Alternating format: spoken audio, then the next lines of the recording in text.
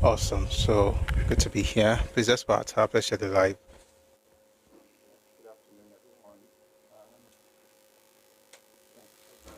Good afternoon, everyone. Thank you for joining. Beautiful day. Excuse me. Hope you had a wonderful weekend. Charlie, Bobuli, Bilakison, good to see you, my brother. Thank you. Do the same. Let's like the live. Let's share it.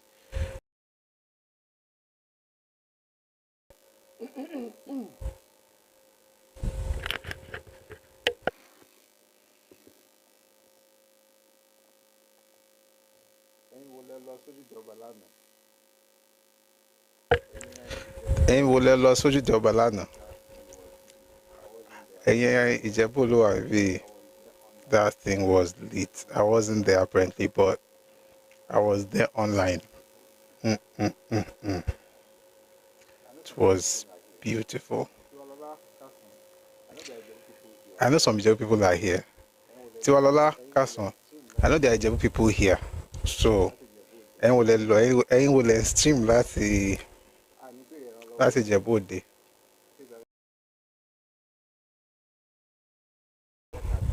In case that fojú pamọ́ torí ẹran. Torí ó yẹ ká bẹ̀rẹ̀ ẹran actually. From Ojuku, I thought it was beautiful. Right? It was colorful. It was everything. Everything was meant to be.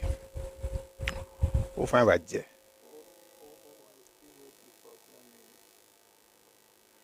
Oh, I see what the problem is. Haters have started hating on it. See one year say, come on, tomorrow. And two by Nero and you'll more yen. I mean, I thought it was beautiful, right? Like the horse riding was good. What's there to eat? Like, but then again, yeah, some people are just like that. But I thought it was beautiful. Okay, so we're live on YouTube as well. Today we're discussing Ojuku's ambition. No, Ojuku's ambition and rebellion.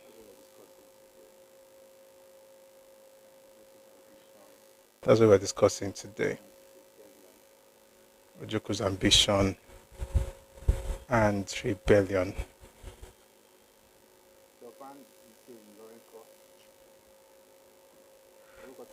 Durban in Lorenco. Orúkọ tó dẹ̀ fi sí yẹn gan kan ti àrùn yẹn ọ̀nù ni. Dọ́ba. Nílẹ̀ Yorùbá. Àṣà máa dúpẹ́. I mean, not like it was bad. I mean, it was good. I just didn't like the comparisons that people were doing. And the crazy part is that the people doing the comparison are people in Ilorin. Like, why would you say, oh, which one do you prefer, Doba or, of course? How would I want to have be? I mean, to be honest, Ilorin is, it's there's a mix of cultures. So I think, I mean, that accounts for the old name and stuff. But it is what it is. May God bless everybody. Even themselves, we choose Ojude. I mean, it's Ojude now. It's Ojude now. It's not today that will now begin to make ourselves feel good. That's not to say that one is not fine, but I don't even like the comparison. So may everybody just hold their side. James Williams, good afternoon on YouTube. Thank you very much for joining us. But I mean, I didn't really follow that one, so I can't say if, I can't say how good or not so good it was. But I did follow Ojude, and I felt proud. I mean, it's bigger than last year's edition. So if you're Jebu, by the way, you should be proud, right? You should be proud. It was good. It was good. sí Akinto gate ó lọ ganu sí ṣé ọmọ Yorùbá ni ṣèbí tí ara lé ọba ṣe kan lè lọ bá ṣe ẹ fa Akinto gate lẹ o ẹ fa Akin lẹ o. I mean, it was good just to see him there, and I'm also happy that he's no longer part of that movement because, nah, that's not a movement for sane people. And it's actually crazy how people are saying all kinds of things about him now. He's doing it for money, he's doing this. So what do we get business for US? We get business for Nigeria. Saying that the high class where they sell for Nigeria, and they bring in money. I'm like, Abba. Just insulting him. This is why I say, every right-thinking person knows exactly what that movement is about. They're still insulting that guy. I'm actually looking at one right now. Person waited for Arthur Anderson and eventually got into working as a contractor in the US. Suddenly the person is only doing politics because one collect money from person will say no shishi. We know they give shishi. Now anybody who likes what's the word? Anybody who likes themselves, they should just know exactly how to exit that ridiculous movement. Remember Aqua? Dr. Kwe, of course.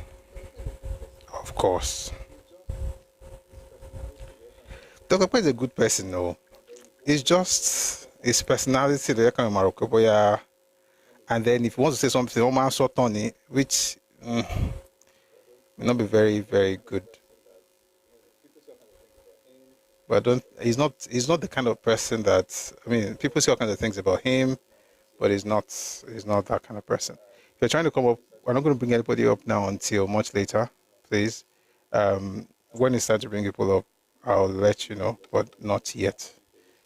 A lot of things happened the last few days, and I think the most important one, well, not the most, one of the most important ones happens to be Ojuku. Fantastic stuff. I don't mind saying it over and over again. I can't carrying pictures and showing you, but even if you went there, you would have Etimagbo. It was beautiful, and I just want to congratulate people. And to now make it interesting, I found some newspaper clippings be 20 years ago and more about Ojuku and how colorful it's always been. It's just so cool, right, to see that. I felt, those are the things that make you proud as a Yoruba person. And one of the good things I see also is the fact that it's something that, two things. Number one, can inspire other Yoruba towns to elevate their, whether it's festivals, tourism actually, whether it's festival or spiritual pilgrimage or tourist sites, whatever it is, there is a lot that we can capitalize on in Yoruba land, and I hope that many towns are looking at that and thinking of possibilities. So that for me was just beautiful, right? And then the second one, of course, is also the way it's spreading. I listened to an interview yesterday with Mr. Oriagba when I was talking about different families getting sponsorships. That was really cool, So I hope that we'll do that. Good afternoon, Prince Ẹkáàbọ. I hope that we also have that in Yoruba, in other Yoruba spaces, and believe it or not, that also helps the economy of the town, right? So this government has its part to play, but I think this shows us that there's a lot that can be done also by the people of the land. So don't be tired. I might mention Ojuku again. Like I'm looking at a picture with Mr. Agba Faruk and Princess Adeshile. Let me show you this one. So I cannot promise you I won't talk about it again, but just feel this one. I like this picture. It goes hard, right? Goes very, very hard. and then there's this pretty one as well.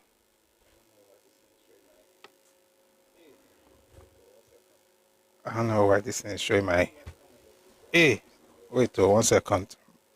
I don't like how my leg they show. I want to make you see how well. Okay. I mean, I thought it was beautiful. The lady with her rambo bar. Aqua said, God, I'm a chocolate. I mean, this is beautiful. And I think I'll see if I can find an interview that you know what, since we are talking about this, so we'll just talk about this one and move on. There's an interview that he granted, let me see if I can find it, where he talked about his son coming home and all of that. And I thought, yeah, makes sense. No. Let me look for it. Emori, I'm also or Ojukwu be a milo concato see other things. So please stay with me.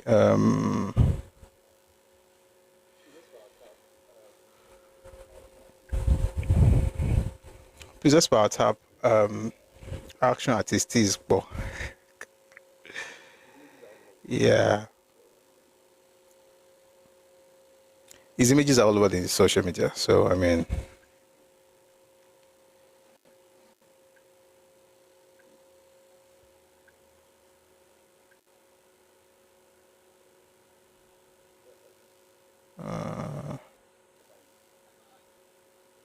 I had the interview.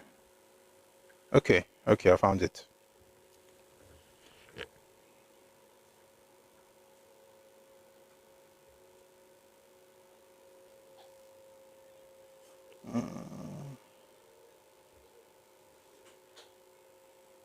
Alright, please take a listen.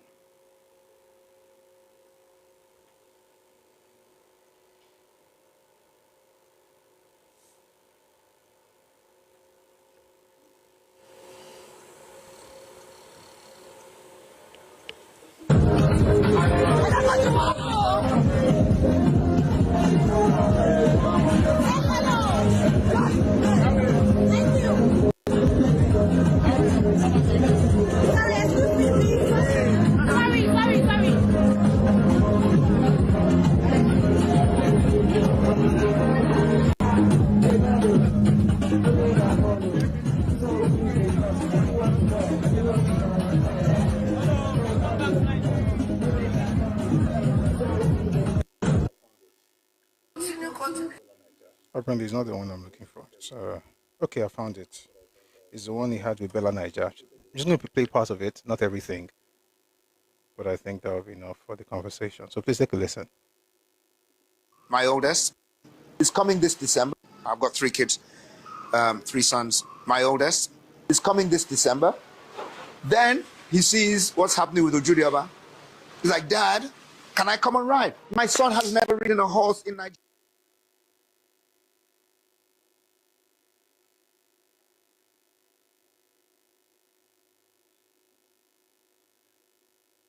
My name is Faruk Aqua.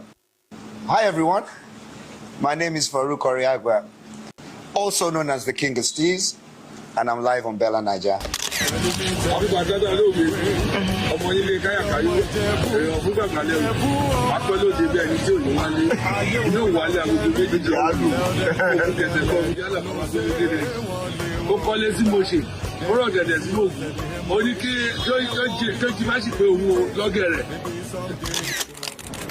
Hello, Mr. Faruk. Hello. Thank you for gracing our seat today. Thanks for having me. Questions to ask you. Shoot. And I know you're ready for us. I'm always ready. All right. So you were dubbed the King of Steez at the Ojuku Festival last year. Yes. And we know that this was definitely not planned. Definitely So not. tell us about all the feelings that you felt from the moment before the festival down to when the moment of virality happened and you knew you were literally trending everywhere. Shoot. Okay. This is going to be my 16th year doing this. So I didn't do anything other than the usual. I did nothing different. And to be honest with you, I didn't know. At one stage, my cousin Yemi said to me, big bro, they say you have gone viral, you've broken the internet. But I'm on horseback.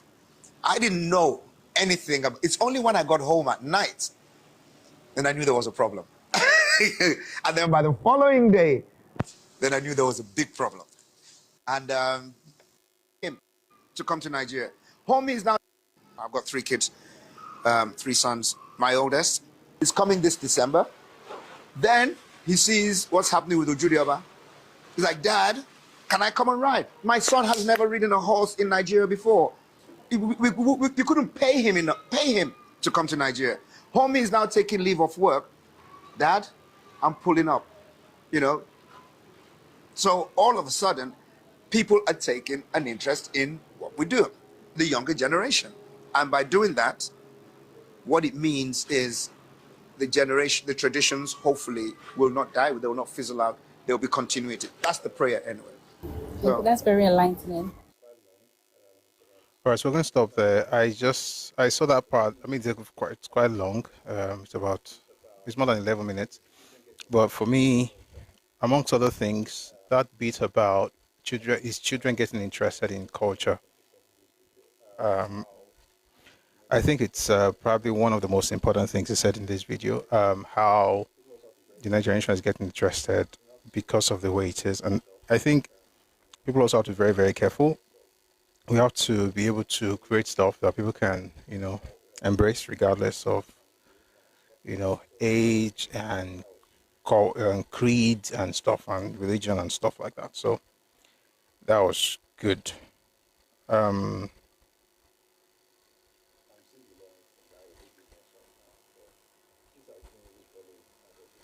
seeing the learning thing that Ayodeji mentioned now, but since I didn't really follow it, I might just leave it like that.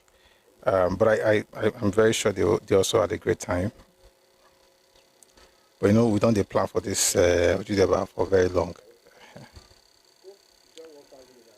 We don't ride horses for Nigeria. Mr. Faruk invite us now.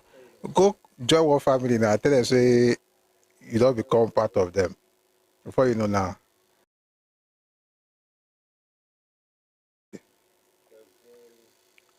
All right, moving on to other things. So there's been a lot of talk about yesterday. I'm just going to play you the interview that Governor Sanwo-Olu granted NTA and what they had to say. So please take a listen.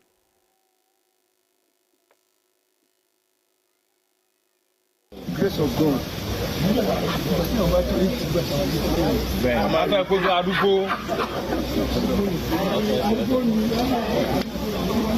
Your Excellency, I'm sure you know some sections of the media reported a case recently alleging a discord between you and the president. What about? Did you see any discord? That's what we need you to clarify. Did you see any? Can't you see when you are smiling, I'm smiling? There's none. There are people that believe that.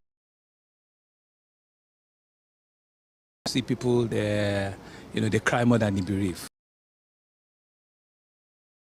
My leader, and we're grateful that he has given us the audience today to come in and say hello to him.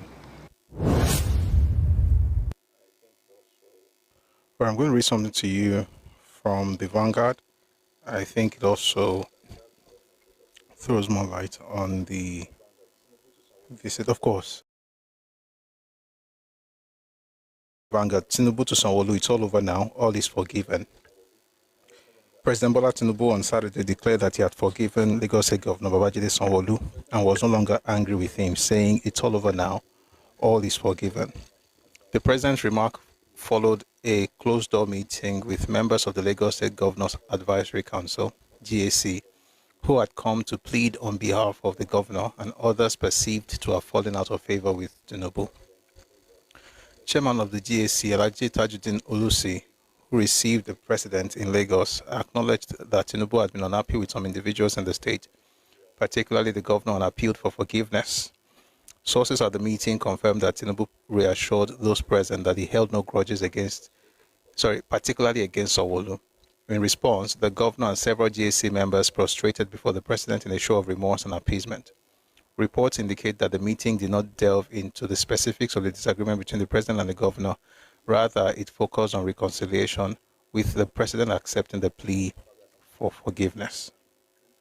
Yeah, so that's that. Probably has something to do with the old, people have speculated, it probably has something to do with the old issue, the rancor at the House of Assembly. But the good thing is that now there is no, everybody's fine. All right, moving on. Boy, Ojuku everywhere. It's most safe, Visha. Ogao. Ojude. And then think, yes, Daddy, which I don't want to play. All right, let's go to other important things.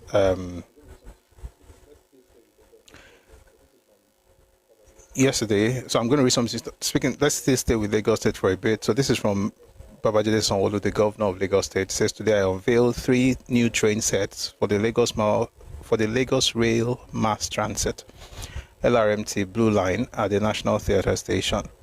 Each set includes 4 cars, and with this addition, we are doubling our current passenger capacity on the Blue Line. This will directly improve the commute for thousands of Lagosians, reducing wait times, speeding up journeys, and making the system more reliable overall. Our goal is to have trains arriving early every 10 minutes.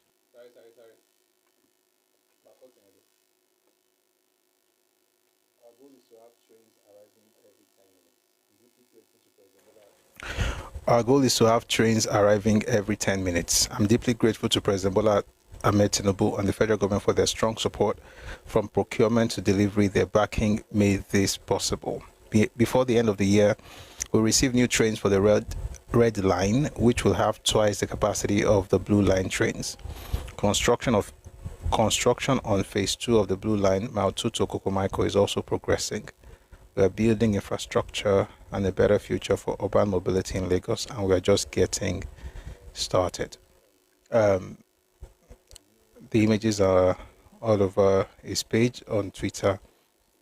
They're new, they're beautiful, and it's just really cool to see the progress being made by the governor of Lagos State. All right.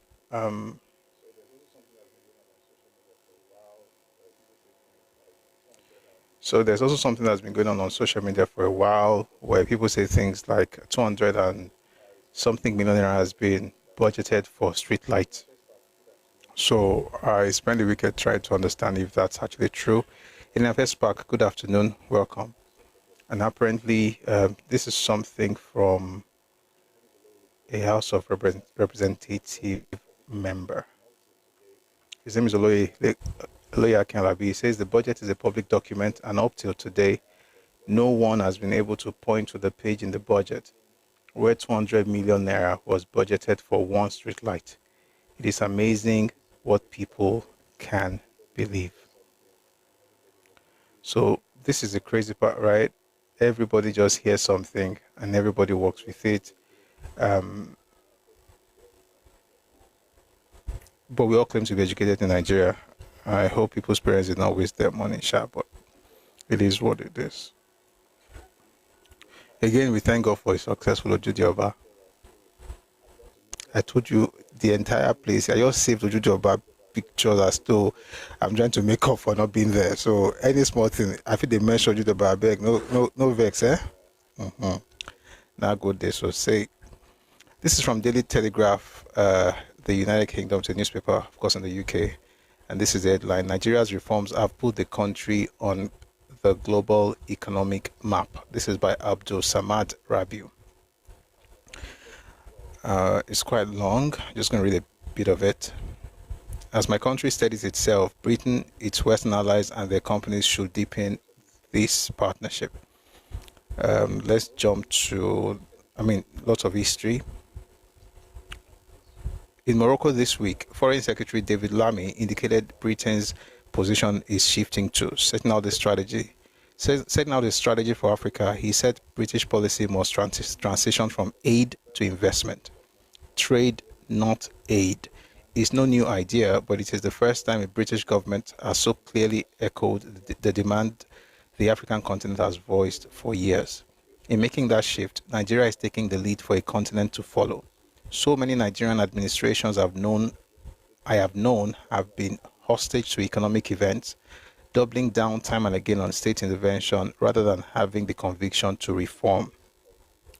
This administration is proving different. After 2 years of difficult reforms, Nigeria, under President Bola Tinubu, is now poised to fulfill the promise of its vast natural resources, rapidly growing population of over 200 million people, and strategic coastal location along the Gulf of Guinea. Lots of good stuff. Officially, fuel consumption in Nigeria has dropped by 40 to 50%. But that is not because Nigeria's petrol use reduced by this amount. In reality, the country was subsidizing the region, with cross-border fuel smugglers profiting from arbitrage. The illegal trade was so blatant that on a visit to neighboring Niger a few years ago, then President Mohamed Bazoum even joked about it, thanking Nigeria for the cheap fuel. Though the move was politically unpopular, the subsidy had become unsustainable. Now, spending is being redirected toward development and infrastructure, laying the foundations for long-term growth. I mean, it's a lot. I'll probably just put it in the Telegram channel, but it's from, of course, Daily Telegraph UK. But there's some other things you mentioned. Let me just read one or two more stuff before we go on, because, of course, we talk about the evils of Nigeria more than we talk about the progress we're making. And so it makes it look as if all of us in Nigeria live inside one dungeon and Satan lives close. It's a lie. At least not to this part of the country. It says, secondly, the country has moved from a fixed to a market-determined exchange rate. Previously, only select groups could access the official rate, especially those with political connections. The rest had to rely on a more expensive parallel informal market determined by supply and demand. But selling dollars at an artificially low rate only entrenched scarcity, a problem compounded by an opaque exchange mechanism that deterred foreign investment. Every 2 weeks, we used to make the 12-hour drive to Abuja to seek dollar allocations for imports, camping out at the central bank for 3 or 4 days. Now, I no longer need to go. I've met the new governor only once in 2 years because I haven't had to. Monetary orthodoxy has finally arrived, bringing with it the liquidity that both domestic and foreign businesses depend on to smooth trade and de-risk investment. Lots of good stuff. For instance, it mentioned that had I not been politically connected, the business would have folded along with the 4,000 jobs it provided. Something that happened in Nigerian Ports Authority from his own perspective. Anyway, just to say that we're on the right track as a country. And it says the last paragraph, for Britain, the enhanced trade and investment partnership with Nigeria was a strategic bet on reform, resilience, and long-term reward. Nigeria is now delivering its part of the bargain. As my country steadies itself, the UK, its Western allies, and their companies should deepen this partnership. This is the kind of news that we should be hearing. I'm not saying that everything is perfect, but I'm glad that somebody's able to highlight the good things that are happening rather than just traveling the world, demarketing the nation in the name of opposition, whatever. So that's about that. 27 years ago today, that was yesterday, General Sani Abacha suddenly died. It's quite interesting. I brought out a book today, but I don't know if I want to read it. Well, let me just recommend the book.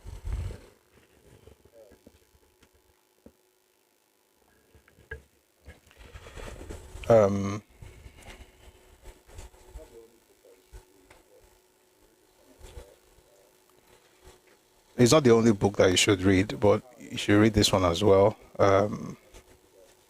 Because it's funny how I went on Twitter and everybody's telling everybody that the best president Nigeria has ever had was Sani Abacha, which of course is just stupidity. For the younger ones who are saying that, I can understand, if you don't understand, if you were not there, so it's okay. But the older ones, who are talking that nonsense, most of them, to be fair, most of them belong to the losing camp. So anything but whatever it is. So let me recommend this book. I was removing the sticker.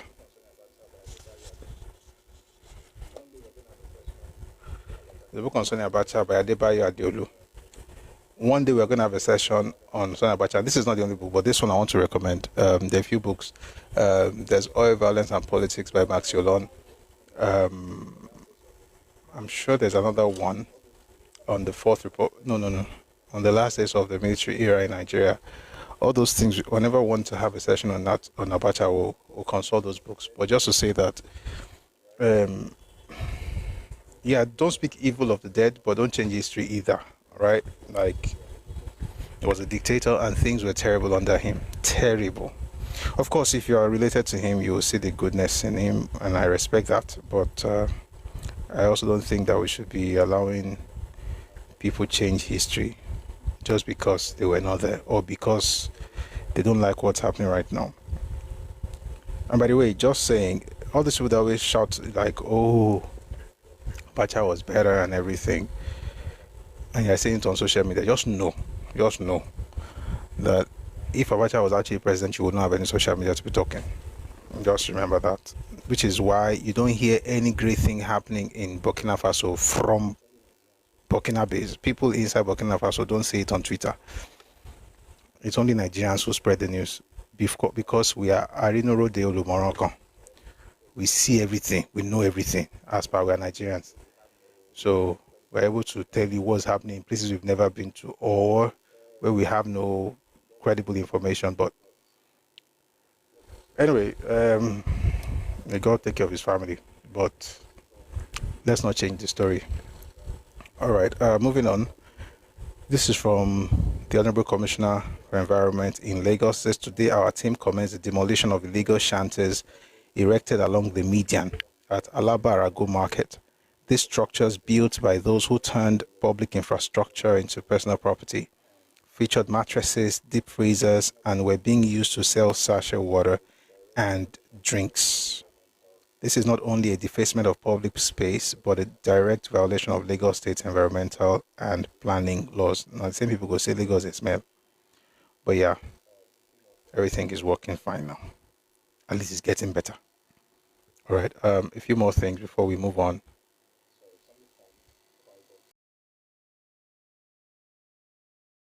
Sorry, something from Aqua State I want to read before we go.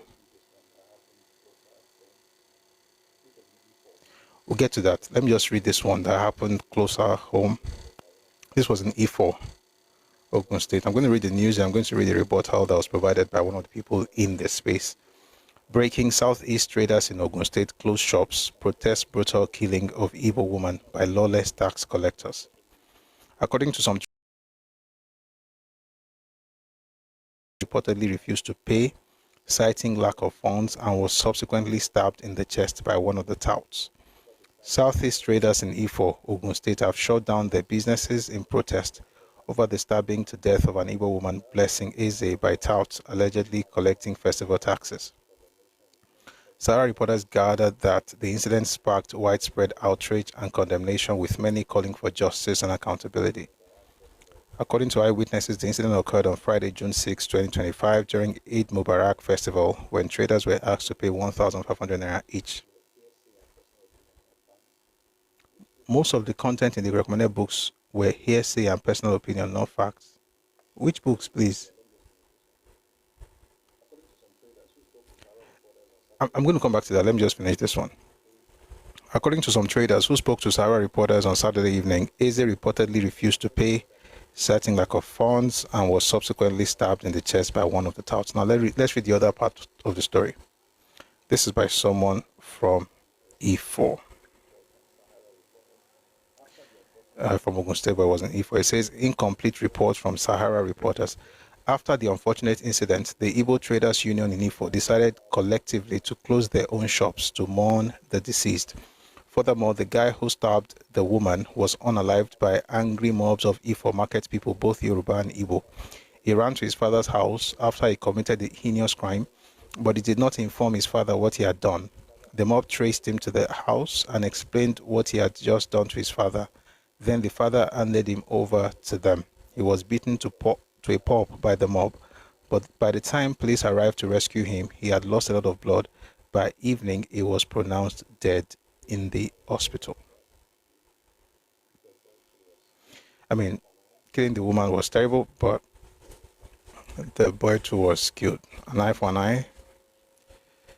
Terrible stuff.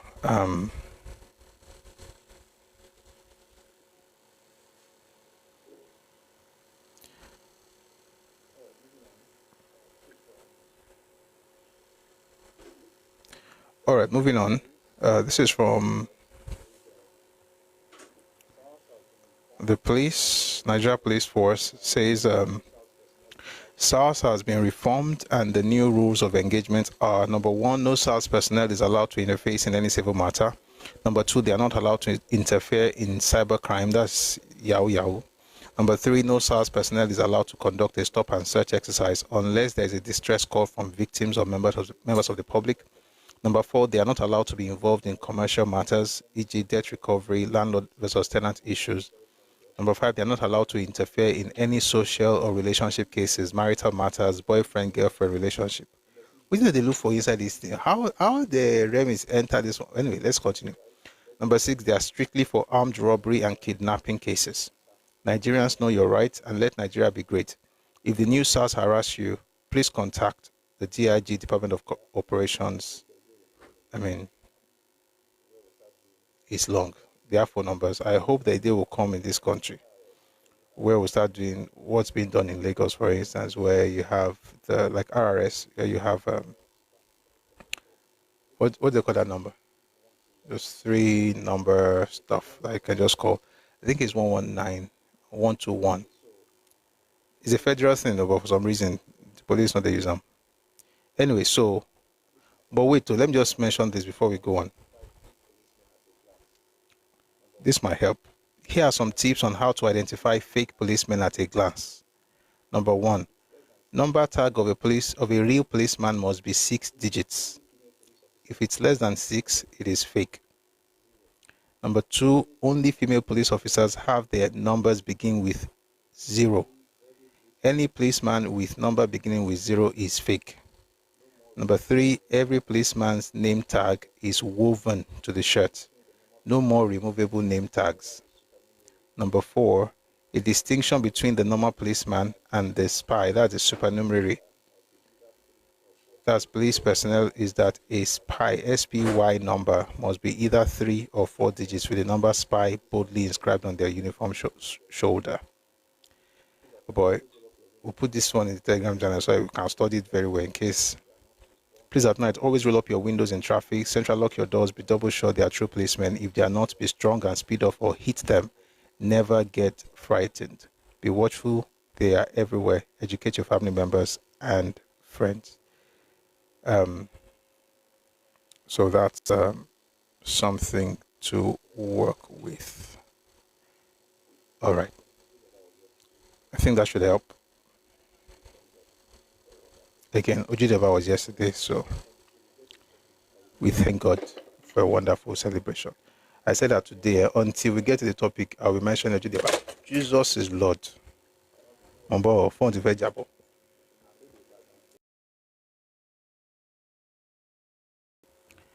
I'm fed about now, Polowo Jebu. Yoruba Dunsha.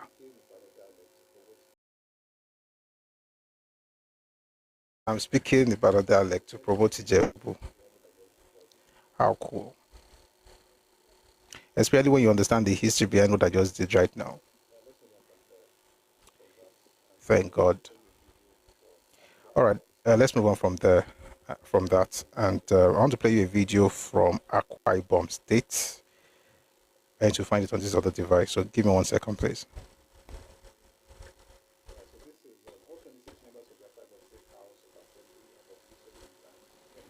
All right, so this is all 26 members of the Aqua State House of Assembly have officially resigned from the PDP and joined the APC alongside Governor Umar Basi Eno. So please take a listen to, should I say, the speech that was given by one of them.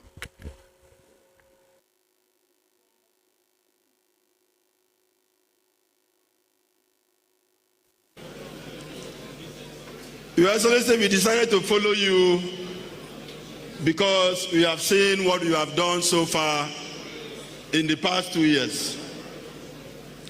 Your Excellency, you are our own leader, and it's you that is having the vision for this state.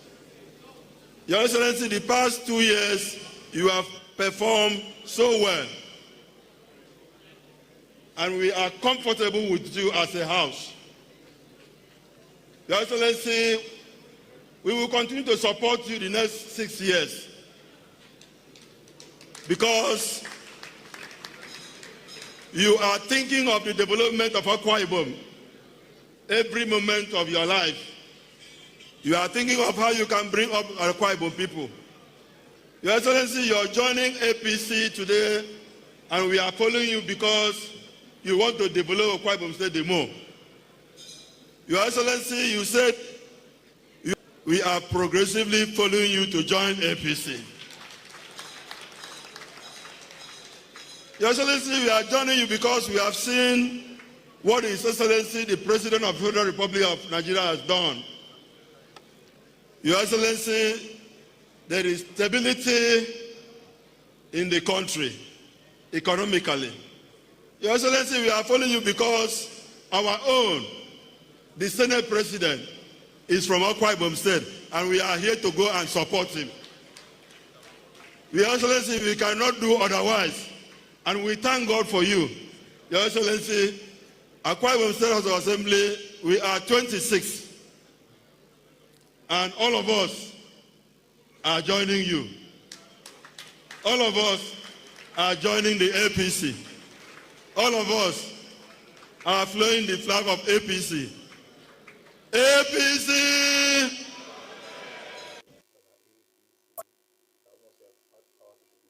I have no idea what they say after that. APC.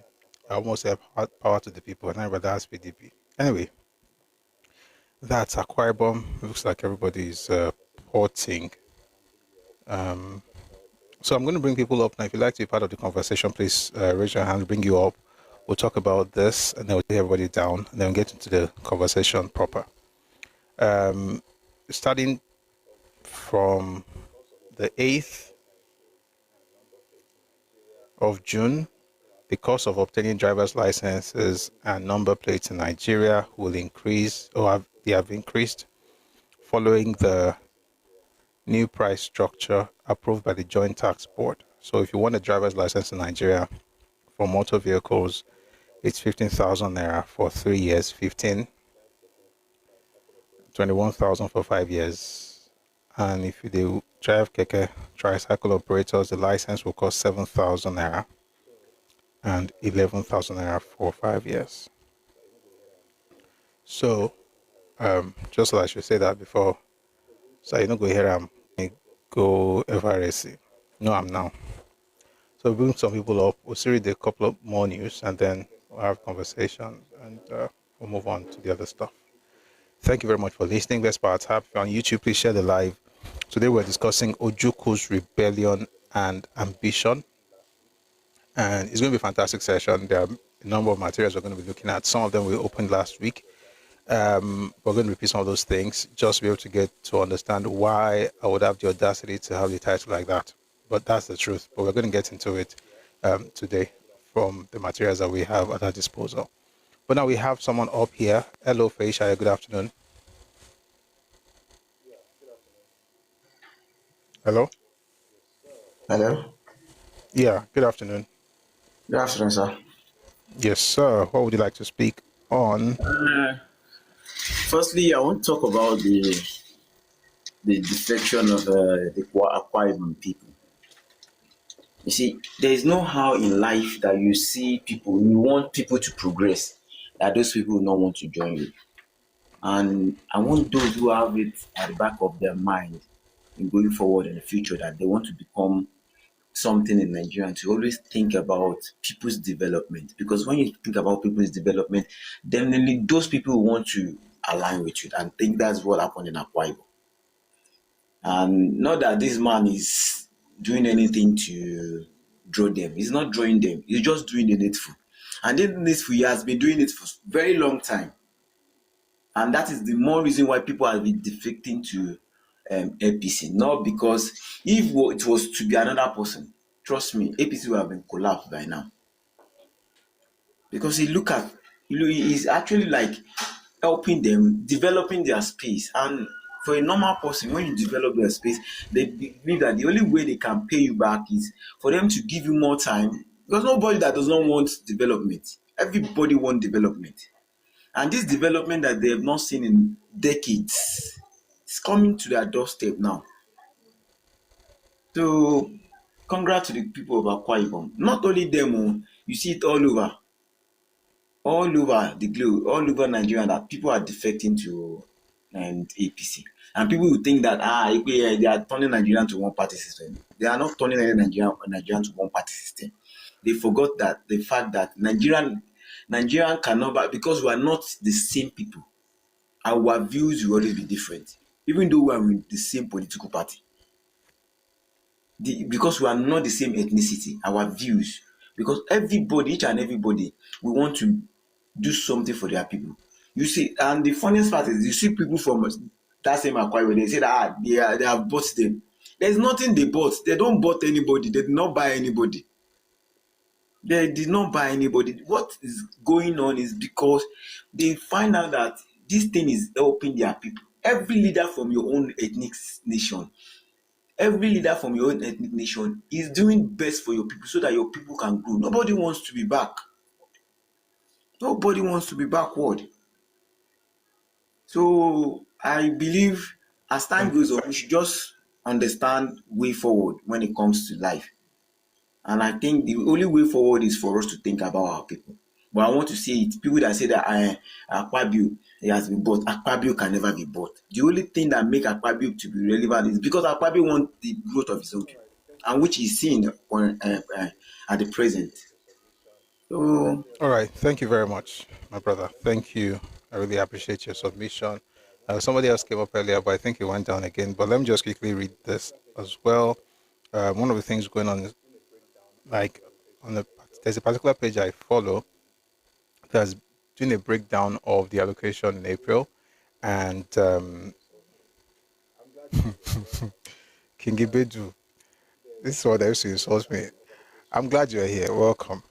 There is a breakdown of allocation state by state, and I'll see if I can find the document itself, so I'll put it in the Telegram channel, just to say that a lot of times we don't talk about what's happening in our states. Allocation to state governments, allocation to local governments. For instance, Kwara State had 10 billion naira in April. That's the state alone. And then the LGAs, so Kwara has 16 LGAs, which means average of 400 million naira multiplied by 16 went to LGAs in Kano. Average between 6 billion and 7 billion distributed within 16 local governments in Kwara State. So you mentioned the states and the breakdown. Anyway, I'm just saying that we should get such documents. If I'm able to lay my hands on it today, I'll put it in the Telegram channel.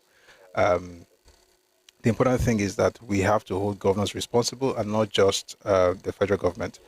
And I'm not saying we shouldn't hold the federal government, accountable as well, but it can't just be one-sided, or else people are just going to do whatever they want to do with all the money that gets to them on a monthly basis. All right. I don't know if I should play this, but you know what? Let me humor our people. It's just that we share different views on things. No, that's fine. So that's the thing, King Ibedu. I don't mind sharing different views. I just take exception to people insulting me because we share different views. That's where that's my own issue. Like, I don't mind. You can be here. You can even disagree with me. It's just that if you disagree with me, at least show proof, right? And don't tell me to go and verify. Like, show me. And then based on that, we can. And by the way, if you bring superior arguments, I'm going to leave whatever position I had before, the presentation of that argument. That's how it works. But if it's just insult, and Leo. All right, so this is an interview with Peter Obi. Just wanted to play this in passing. we're not going to dwell on this, but I saw it online. I felt I should play it. It's recent, and I don't see leadership here, by the way, but just like a spoiler alert. So please take a listen. Then we'll bring somebody up, and then we'll finish all this before 3, and then we'll get into the topic of today. Thank you. Please keep our tapping on TikTok, 12.6K. Let's try and get this thing to 30,000 on TikTok, 30,000 likes on YouTube and Facebook. Please share the live with your contacts. Thank you very, very much. All right, so please take a listen to this.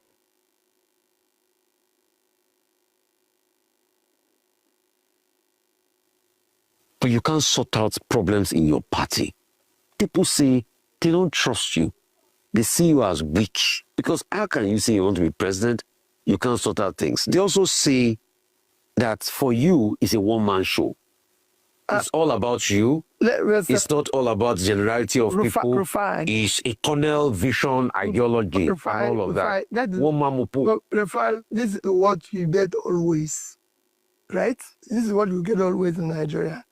Because we now live in a country of propaganda and lies, and they manufacture it.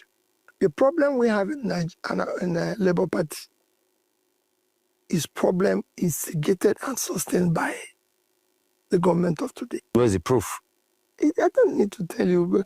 But when you have a party chairman who calls the state governor a dwarf and dwarf thinking, forget about me.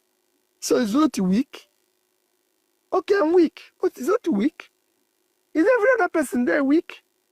So let's all be sincere with ourselves. Before they call you names here, you know it, you speak the truth and you call you names. And we now live in a country of propaganda and lies and trying to put problems everywhere. They won't even put problems in families. Before I've managed, I've built a business locally and internationally, and they're thriving. By the time I left them, I've been chairman of corporations, quoted companies, director, and I've earned my respects. Anybody who has a modicum of sense knows that there's no answer in all of the things that he just, and you're not able to do anything, you're considered to be weak. What are you doing about it? The problem we have in our party is the fault of the federal government. Like, how? We're not asking who caused it. You are a leader there, so what are you doing? Oh no, let me even tell you something. They insult you every time now. We are in a country of propaganda. This is a person. There's no leadership. There's no. By the way, it's just people are just joking in this country called Nigeria. Joking. With all this, I have a dream speeches. Mr. Tai, good to see you. That remains a bad answer. Absolutely, it's a terrible answer. I have companies I have built. What's my business? I say you are in a party. What thing they do there? You say you have company. Shame on you on wash. Let's have Mr. Wale. Good afternoon. Good afternoon, Prof. Welcome, sir. Thank you. It's nice to join you once again. I want to react to one or two things. First thing is the Ojuba thing. Anytime I'm on Twitter and I see the pictures coming through, I am proud to be a Yoruba person. The culture is rich and it doesn't require conquest to transcend, geographical locations. You see it. You see people in El Salvador. You see people in Cuba. You see them make reference that 2026 they will be here. There are things that this is great. That's by the way. Now talking about this issue of somehow related to the defection and what this individual is talking about the problem in Labour Party. I want to call your attention to something you said no, something you read in about Ojukwu. No, not Ojuku. What's this person? Yakubu Gowon. When he submitted like 4 options to the conference, and the last option was the fact that we'll come up with a governance ideology that will be unique only to it will be unique to Nigeria. It will be homegrown. One of the things that I tell people is that we should not be naive about how Africa is, that most of the time, progress that we see comes from great men. You know, there's this thing they call the great men theory. You know, when great men take specific stances and be like, okay, this is what is going to happen. You find people talking about Lee Kuan Yew in Singapore, and they don't realize that for you to make omelets, you've got to break eggs. You know, there are certain things that a great man must do in furtherance of the general objective. It may not appear democratic, but at the end of the day, the objective is the thing. Now, how can you, as a political officer, as a politician in Africa, live in this country and not realize that you came out of an election with 6 million votes? You have a kind of like a fanatical following within that political space, and still you do not realize that your influence alone can do something. You can rally everybody around within that political party. Even this Ojukwu that we're talking about, we had somebody who was a former head of state of Nigeria.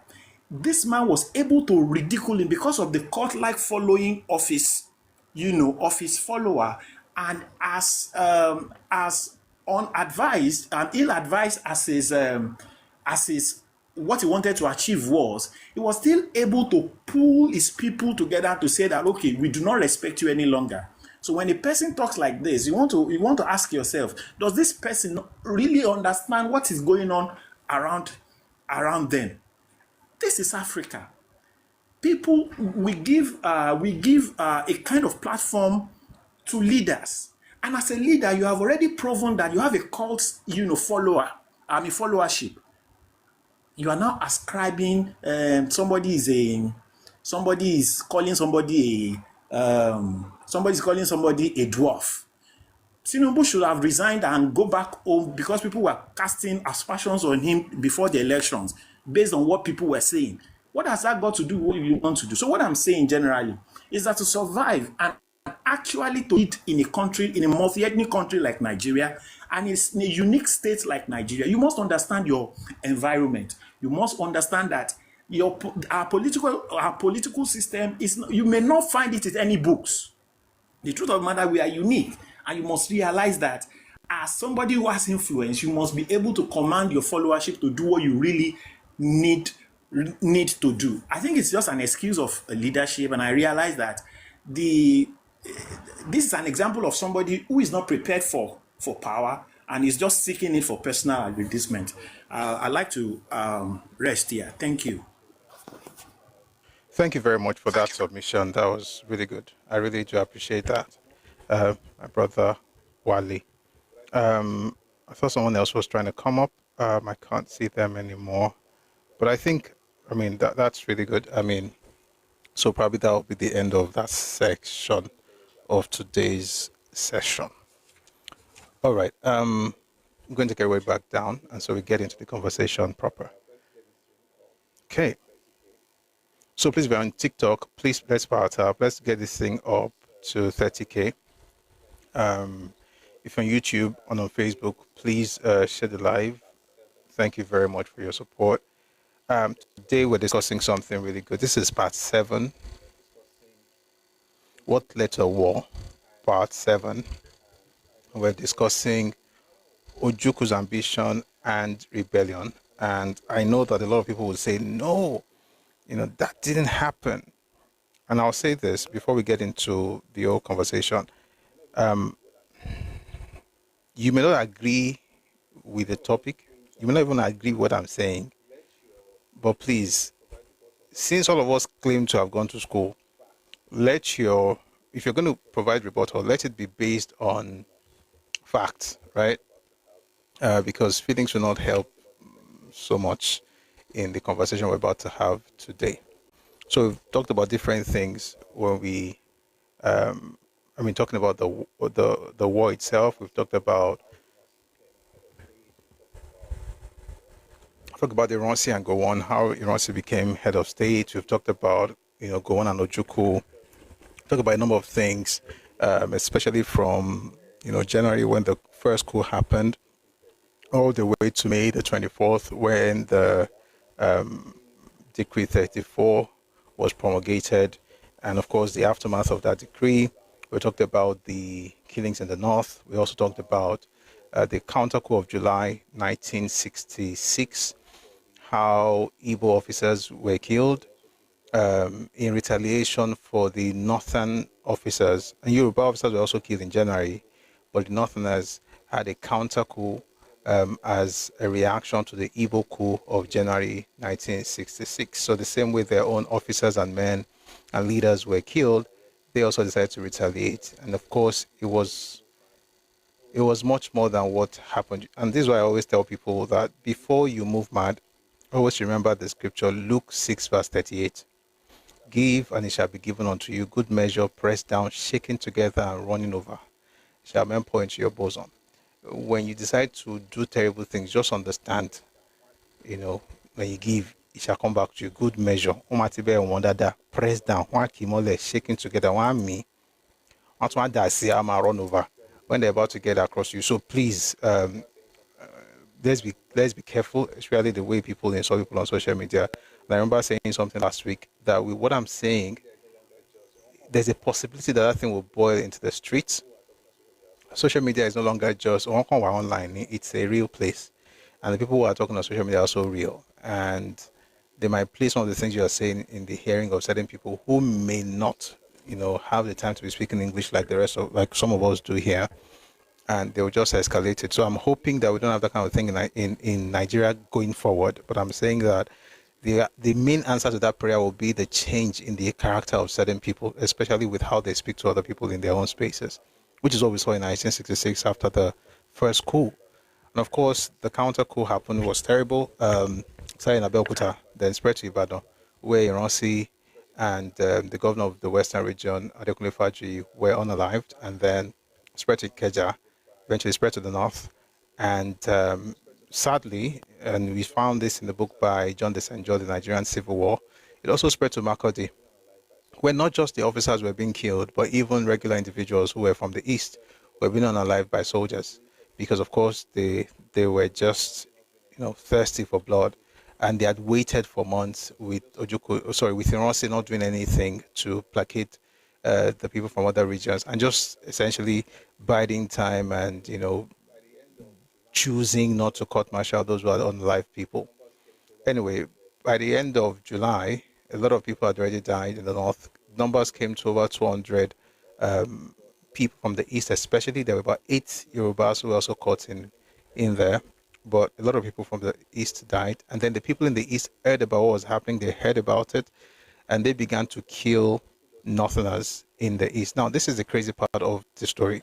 Anytime I talk about this thing, some people just get angry for no sensible reason. Say, oh, we never did anything to anybody in our place. We are not like that. And I'm like, are you okay? It's like people like history to be written just to make themselves to be the only victim. You are not the only victim. So a lot of people died in the east. About 630 people died in Enugu province.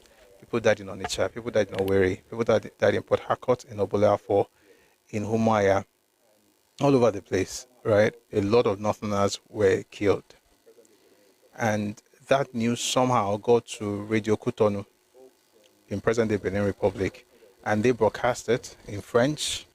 The folks in Kaduna caught wind of it, translated it into English and Hausa, broadcast it over the radio, and the people in Kaduna began to retaliate all over again. And a lot of people were unalived. Again, terrible stuff.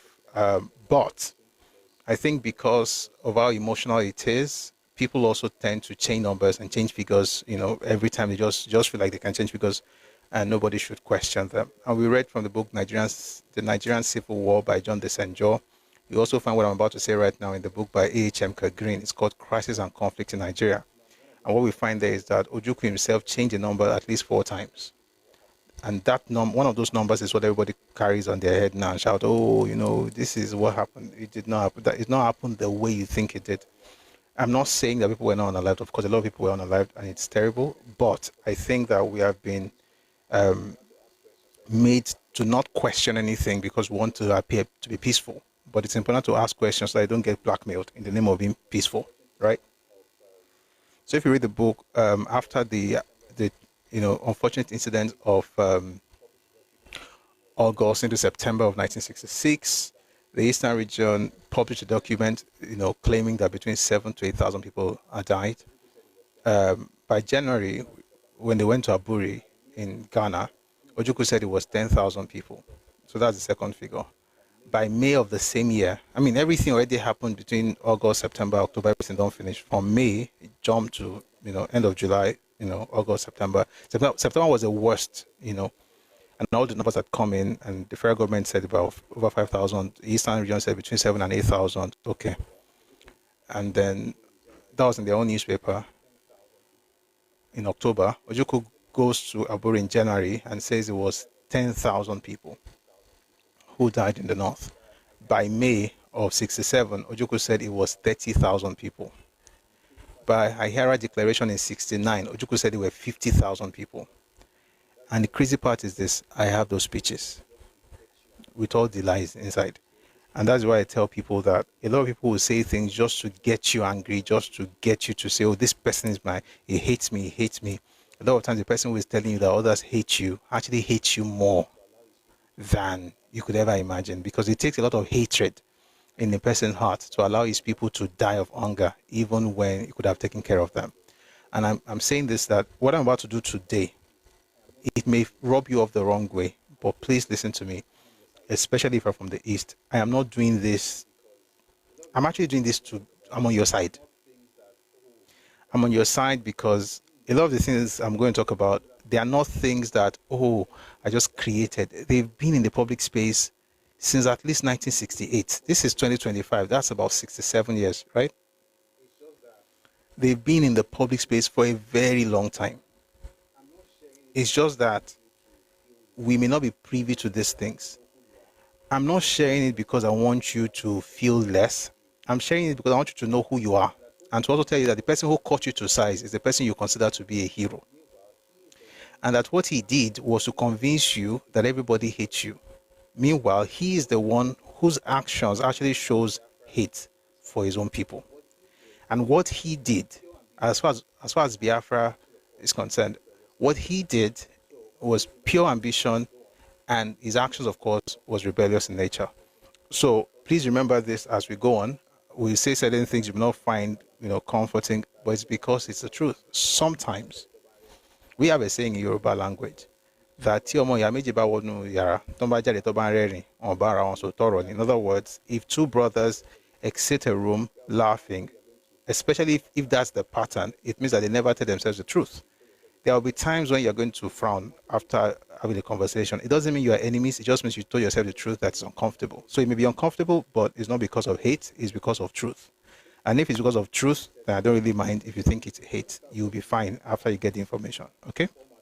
Having said that, let's get into it. So we're going to start with a book by the former Attorney General, or the Attorney General of the Eastern region under Ojukwu. His name is Nebo Graham Douglas, and he wrote a book which is titled Ojuku's Rebellion and World Opinion. This book was published in 1968, and I want to start with that because it gives us an idea. Now, I've read some of the things here before, I think last week, but just to help us with this, with the conversation today.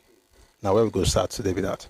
So please, if you're on TikTok, please, 17K is good, but we got to power tap, Ejo. If you're on YouTube, you're on Facebook, please share the live. Thank you very much for your support.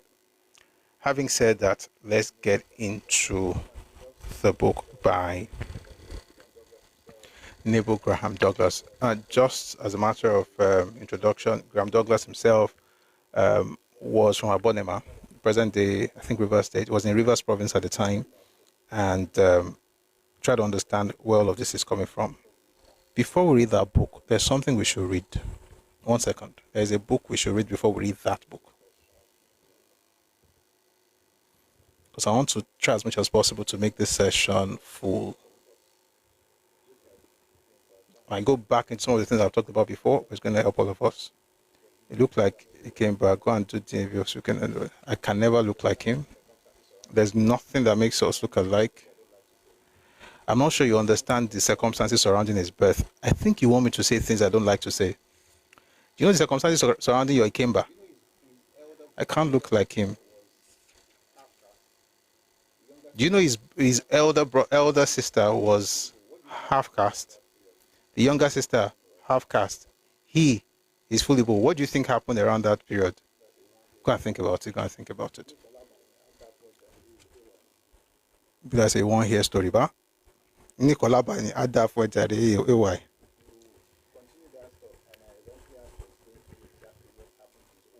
If you continue that stuff, I might eventually have to explain to you exactly what happened to his own DNA.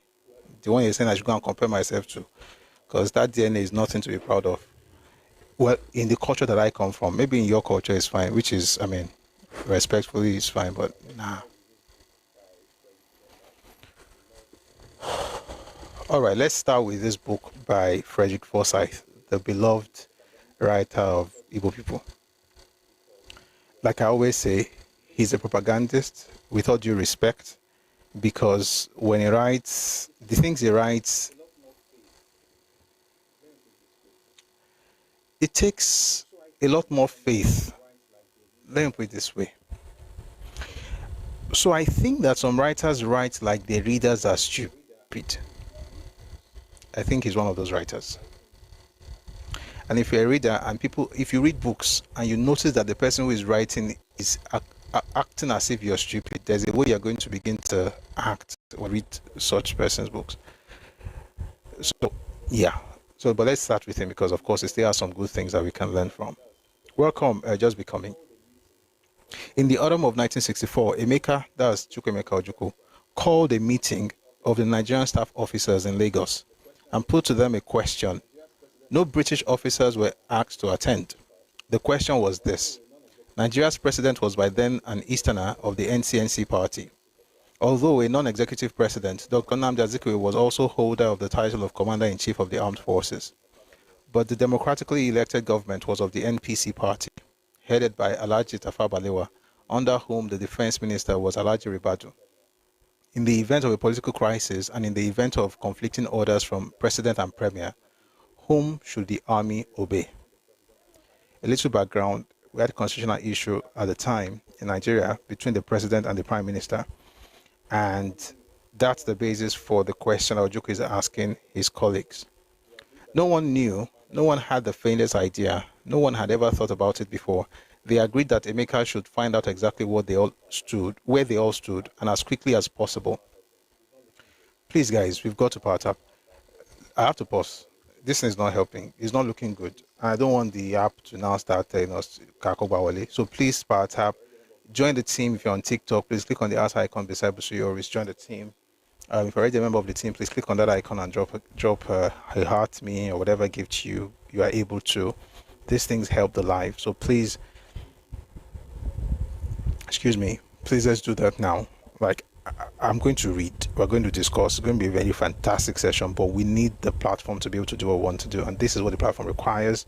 It requires that we power tap, it requires that we share the live. I tapped over 3K in less than 30. Wow. Thank you. Thank you.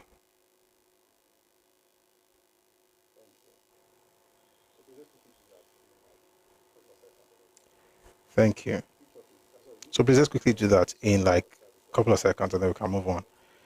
TikTok is, sorry, YouTube is somewhere else. It's something else, because people just talk all kind of things for this place. But most of it no require answer. Jack Nicholson, good morning. All right, so please let's do that as while we continue. So let's get back to the book. So I'm going to start with this book by Frederick Forsyth. From this one, I'm going to go to Forgotten Document of the Nigerian Civil War by Ojuku. So let's start with this one. So let's continue from where we stopped. No one knew what the question that Ojukwu asked. What was the question Ojukwu asked? In the event of a political crisis and in the event of conflicting orders from president and premier, whom should the army obey?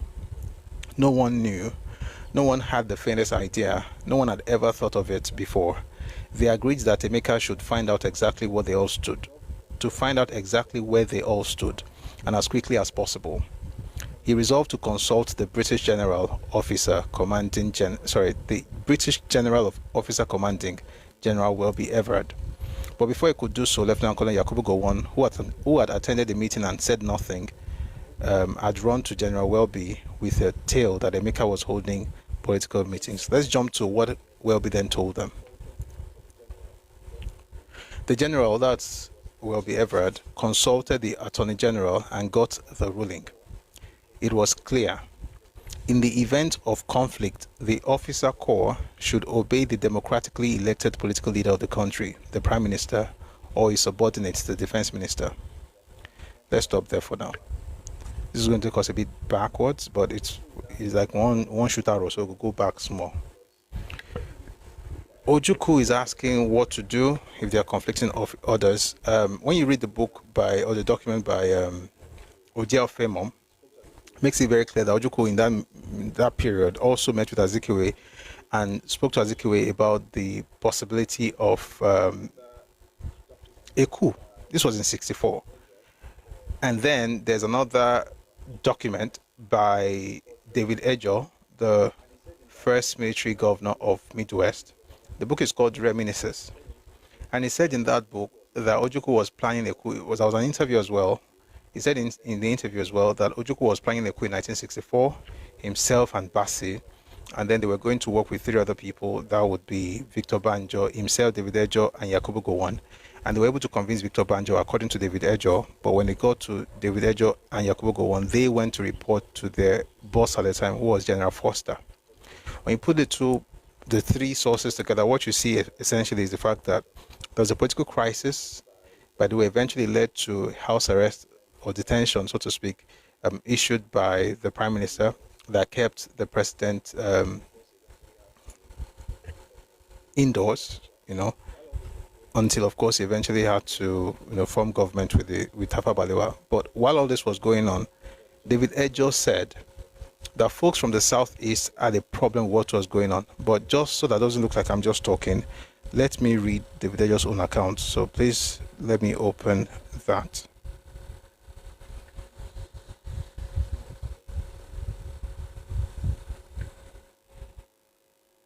Adekomi, good to see you.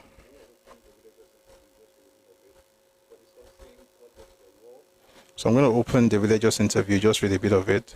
We're discussing what led to the war, and today we're talking about Ojuku's rebellion, Ojuku's ambition and rebellion. I'm just trying to lay the groundwork for it.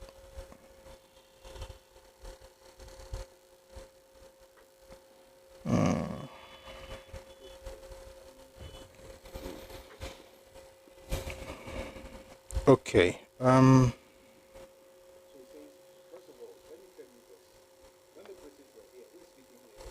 So he says, first of all, let me tell you this. When the British were here, who is speaking here? David Ejo, right? David Ejo, that was the first military governor of Midwest. First of all, let me tell you this. When the British were here, we were the last Nigerian officers to be commanded by the British soldiers. The senior person to me in Nigeria was Bassi. The second was Aguiyi. The Igbos wanted to rule. Why they wanted to rule was that Nnamdi Azikiwe was the then Governor General and Premier, later Premier, and more or less head of state. The constitution did not give any power to Azikiwe, so this annoyed the Igbo people, and they used to say, how can we run a constitution in which the head of state cannot advise the government? The government cannot contact the head of state for any advice. So the answer was, well, to take over since they were already leading, and yet they had no control over the government. That was why the Igbo soldiers decided to organize a coup. This is not the one of 66, so this is 1964. Please stay with me. But at that time, there were 4 major leading officers, which included me, Yakubu Gowon, Bassi, and Ojukwu. Igbo people relied on Ojukwu for the coup, and they were able to convince the Yoruba, which Yoruba, Victor Banjo, you'll see it later on. Ojukwu and Banjo now contacted me and Gowon for a coup, but we refused. Gowon and I refused, and they went on their own, but we then reported that to the European officer, General Foster. I and Gowon reported to him that some people were trying to plan a coup. He called all of us, the Nigerian army officers, and advised us not to organize any military coup. So that gives us an idea of what was happening in 1964. What was happening in 1964? And like I mentioned earlier, if you read the stuff by Ojiafemom, he also mentioned how Ojukwu merged Azikiwe with the possibility of a coup in 1964. So what have we established so far? We've established the fact that the idea of taking over power for Ojukwu did not start with Biafra. It started in 64. But the question is, why 64? Because something actually happened in 63, just before what happened in 64. What happened in 63 really was that there was a census exercise that was conducted. I'm looking here because I want to see if I have the book that talks about that here. By the way, the reason I like to read these things is because I can tell you offhand, but Gobila, I say, person just make things up. I know, even with books, some people will not believe, let alone without books. Some clown went on my page the other day, I think it was over the weekend, said, were you there? We were not even born. I was like, he's reading an anathema for your people. You're not supposed to pick book and read. Do you have to be everywhere? So let's see if it's in this book. If it's not here, then it will be in my command. Anyway, there was a 1 second. Let me see if it's in this one. If it's not here, then it will be in the one by Olusegun Obasanjo. But to be honest, you don't have to be everywhere. Like, not be like that, then they do them. You're supposed to be able to read. I'm not just be shouting, hey. It's in the other book. It's not this one. So I'm looking at The Tragedy of Victory by Alabi Sama. It's like, okay, I've seen something similar.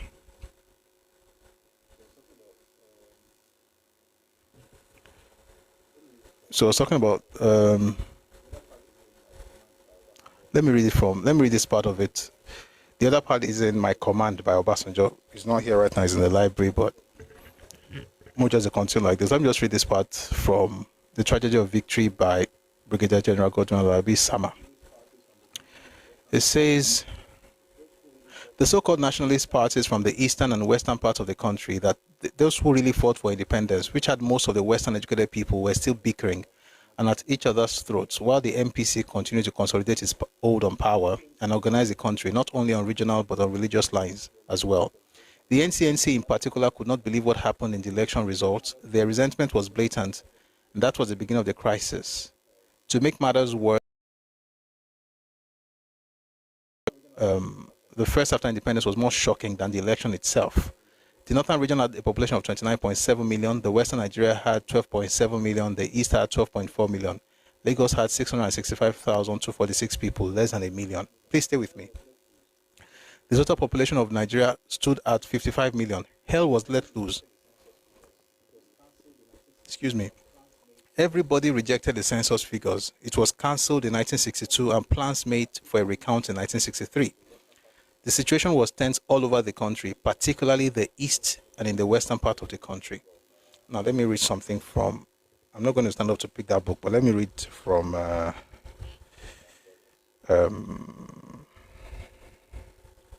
Neil Graham Douglas.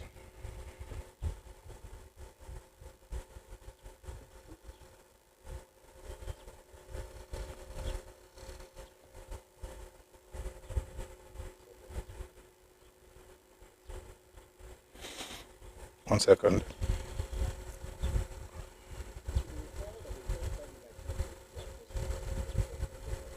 It should be recalled that the first time the Nigerian political atmosphere was dominated by the dark cloud of secession was in 1963. I will soon register in this your voyage of... You don't know your friends.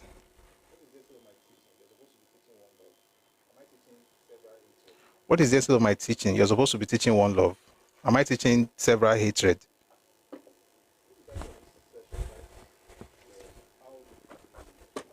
If the title of this session right now was how they marginalize Igbos, you guys will not talk about one love or several hates. You'll be telling me, yes. All I'm doing is to say the lies aren't true, they plenty. More talk true for a minute. That means if it be like 10 years or 20, in fact, it be forever. The truth, we're going to talk to ourselves. Where was I? Let me pause and say something. I'm going to get back to this in a bit. Let me just pause and say something. I said it last week, but just in case you were not here, this is also going to help us. There's a history of secession or a bid for secession in Nigeria, and it did not start with Ojukwu, right? The idea of secession started before Ojukwu, so I'm just trying to put that out there. So let's get back into some of these things. I mentioned it last week. I just said very briefly. Very quickly. Number one, the first time secession was used as a weapon, or that a people proposed to secede, was in 1950. And they were the Northerners, right? They were trying to get, the North wanted to have 50% of the seats in Parliament. The West was against it. And the East was against it. Sorry, Lagos was against it, the West was against it. So at the time, Azikiwe was in Lagos, but the East was for it. And one of the reasons they were for it, of course, was that the North threatened to secede in 1950. If they didn't get 50% of the seats, the East allowed that to happen. I already read that last week. I don't know. Let me just ask. Is anybody, if you're not here when I read the document from Nigeria Legislative Debate of 1950, about how the East, gave the North 50% of the seats. If you were not here, please let me just see you in the comment section. If I have up to 5 people, I'll read it again. If not, we just go on. So let's do that in like the next 5 seconds, please. If you were not here when we talked about that, just write in the comment section, YouTube, anywhere. If I don't have up to 5 people, then that means that we're okay. Yeah, you were not here. Okay. There are a lot of we're not here. Yeah, okay. So let's do it this way so that we can have a more compact. Oh, okay. So we have 5 people already. All right. So let's do this. Let's go to.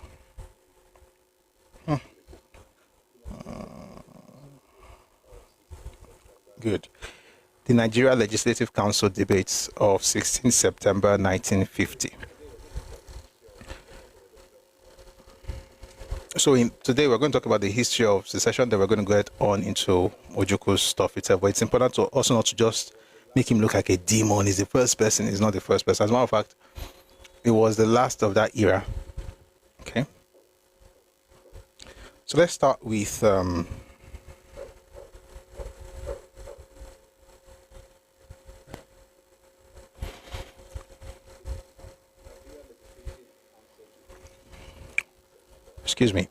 Nigeria Legislative Council debates, 16th September 1950.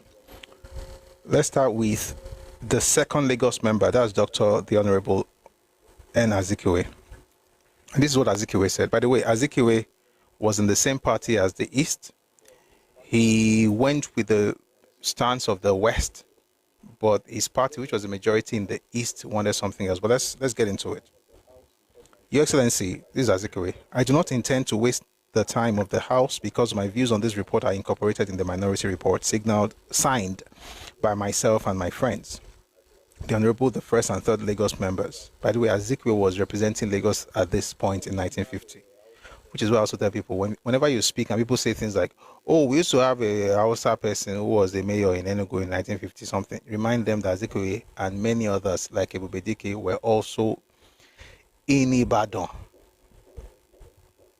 in 1952. This was 1950. Azikiwe was already there, representing Lagos. Let's continue.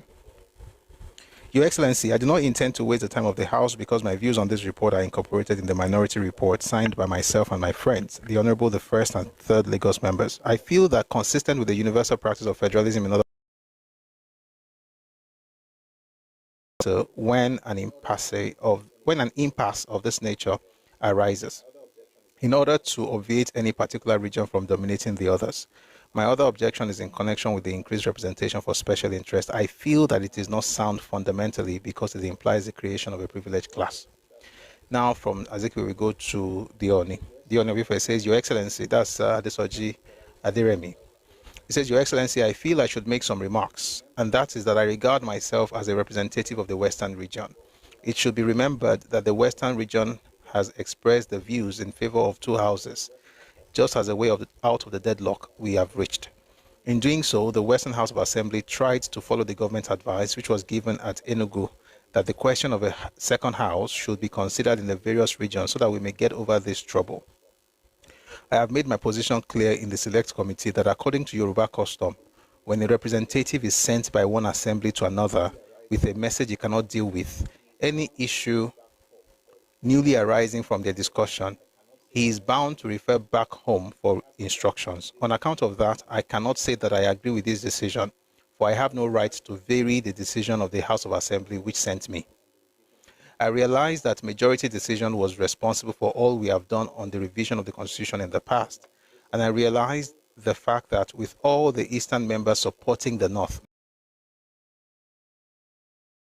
I'll read it just one more time, with all the Eastern members supporting the North in its demand for 50% of the seats at the center, the table is turned, and as usual, the decision that is reached by the majority would prevail. Nevertheless, as we of the West have not dared to vary the decision of our colleagues in the Western region at the Select Committee, we still do not wish to vary it now. I just want to make that clear. Who was speaking? The Oni of Ife, Oba Adesoji Aderemi.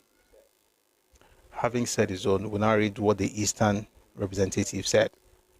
The first member for the Eastern provinces, the Honorable C.D. Oyema, that's Charles Oyema. I'd like to repeat what he said in 45 because it gives you an idea what happened in Nigeria from then on. In 45, he had said, Oyema said, Charles Oyema, just to be clear, he said the Igbo domination of Nigeria is only a matter of time. Just remember that some people were around when he said those things, and some of those people, or the generation after them, are still around. Okay, let's read. This is from C.D. Oyema. Your Excellency, this matter of representation of our central legislature has been a very difficult problem, which has puzzled the minds of many of us since the Ibadan conference. At Ibadan, I was very much against the idea of one region represented in such great numbers as to balance the other two regions put together, but I have given the matter further thought, and the problem as I see it now is whether we propose to have one Nigeria or to have a break between the North and the South. If we all agree, as we appear to have done, that we must have one Nigeria, then we must then consider what sacrifices we have to make to maintain that unity. I think that any student of history will remember that the United States had to fight a civil war in order to maintain its own unity. If all the sacrifice we make in this country is to allow the northern region, which is also part of Nigeria, to have 50% representation and thereby achieve unity, I think we would have got away very lightly indeed.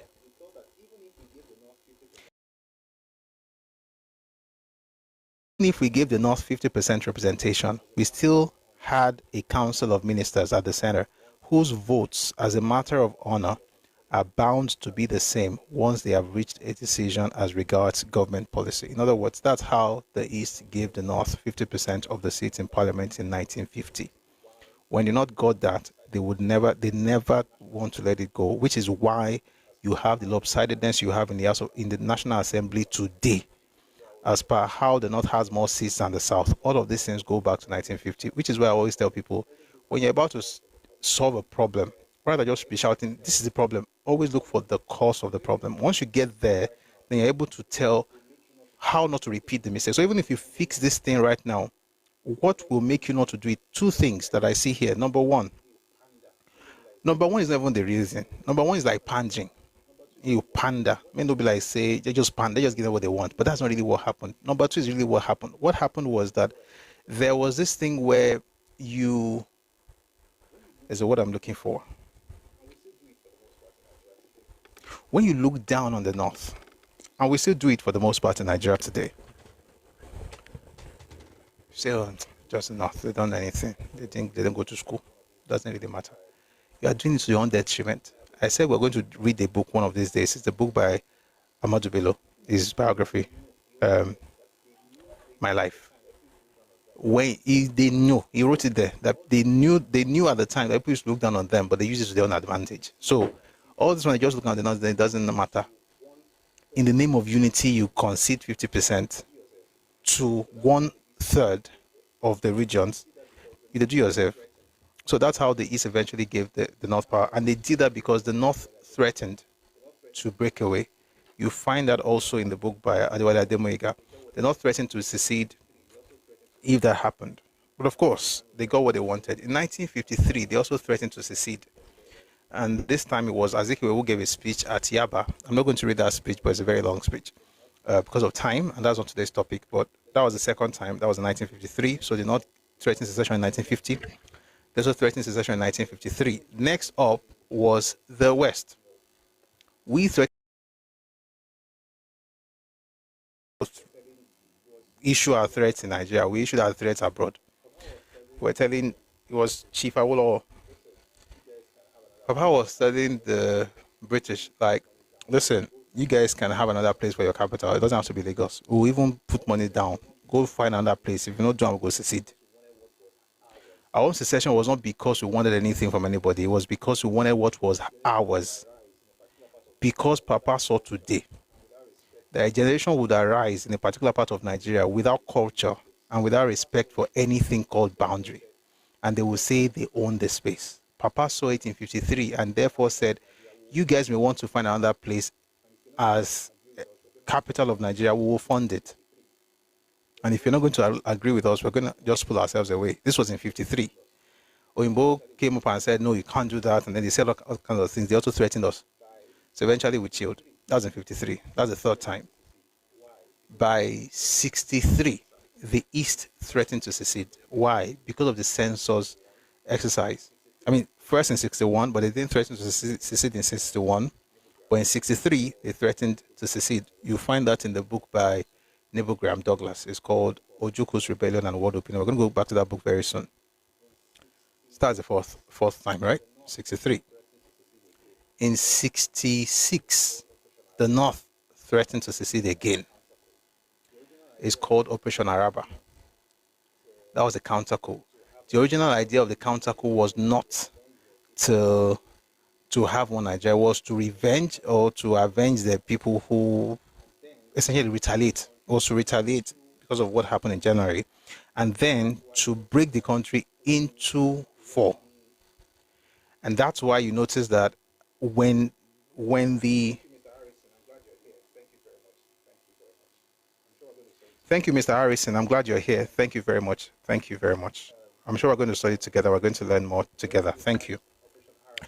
What was I? When they had Operation Araba, the idea really was to break Nigeria and get the North out of Nigeria in 1966, July 29.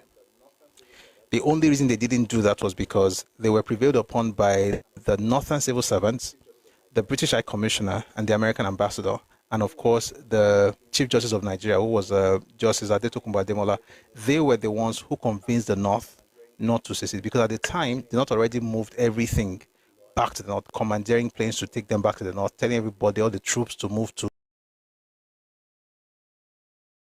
Republic, so to speak. But yeah, they changed their mind, and then of course, they also changed their leader. So instead of the hot-headed, like was described, Murtala Mohammed, they opted for the cool-headed Yakubu Gowon. 66 August 1st. All right, so that was 66. 60... No, before them, before the second count, before the counter coup, Isaac Boro had threatened to also secede, to form his own Niger Delta Republic. Ironsi was still alive then, and Ironsi and Ojukwu dealt with him because he wanted to secede. So we have the North 50, North 1953, East 63, South 66, then the North 66 again, and then the East 67.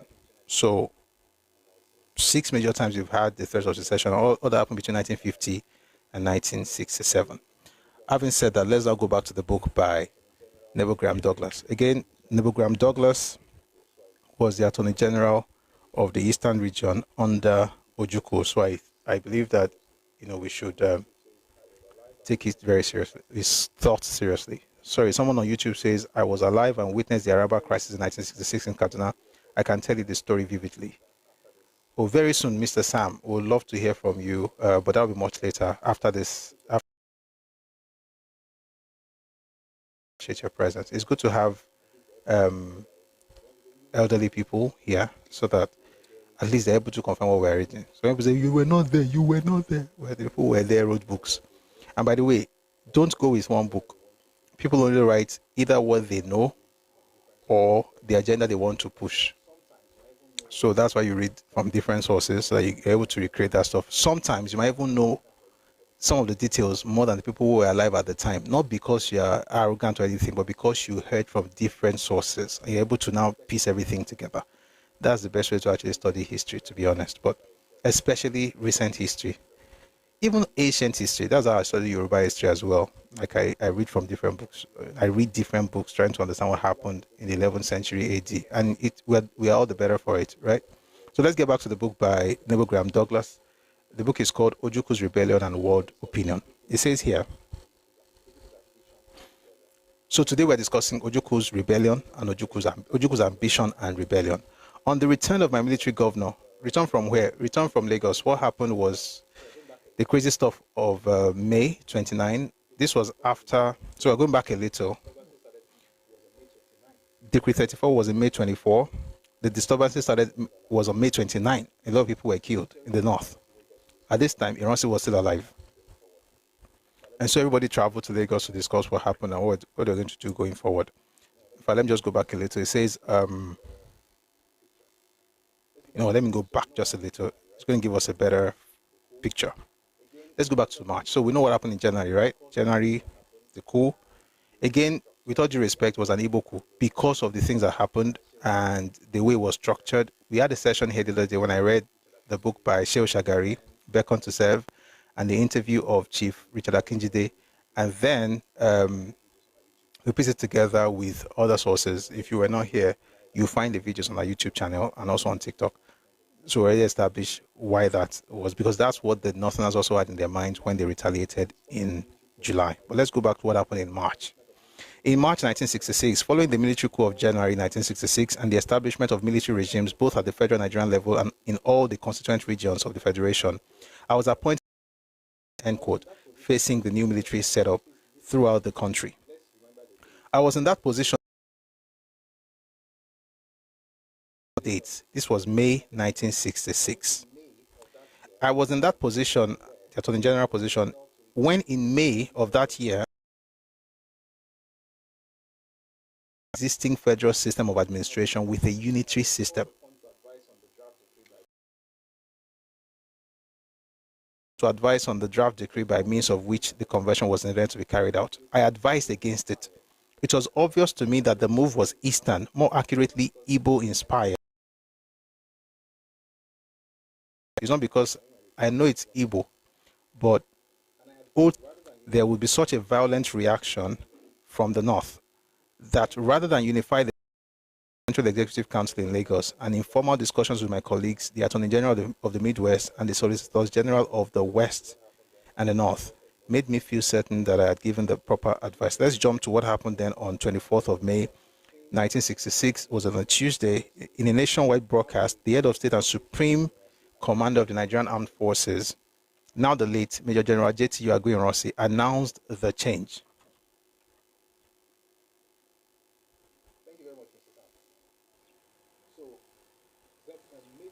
Thank you very much, Mr. Sam. So, May 24, Agui-Ironsi announced the change while I started. So he says, Major General J.T. Agui-Ironsi announced the change, decree number 34 of 1966 had been promulgated. The immediate reaction of the North was I had foreseen.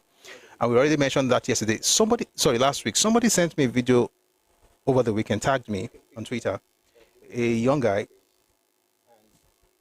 took a picture of decree 34, the first page, and we can't see what's there. Just kept saying, Ironsi did not remove the original system, which is nonsense, by the way. Again, people just, if you want to be stupid, you can be stupid regardless of the facts. Okay, but let's not be like that.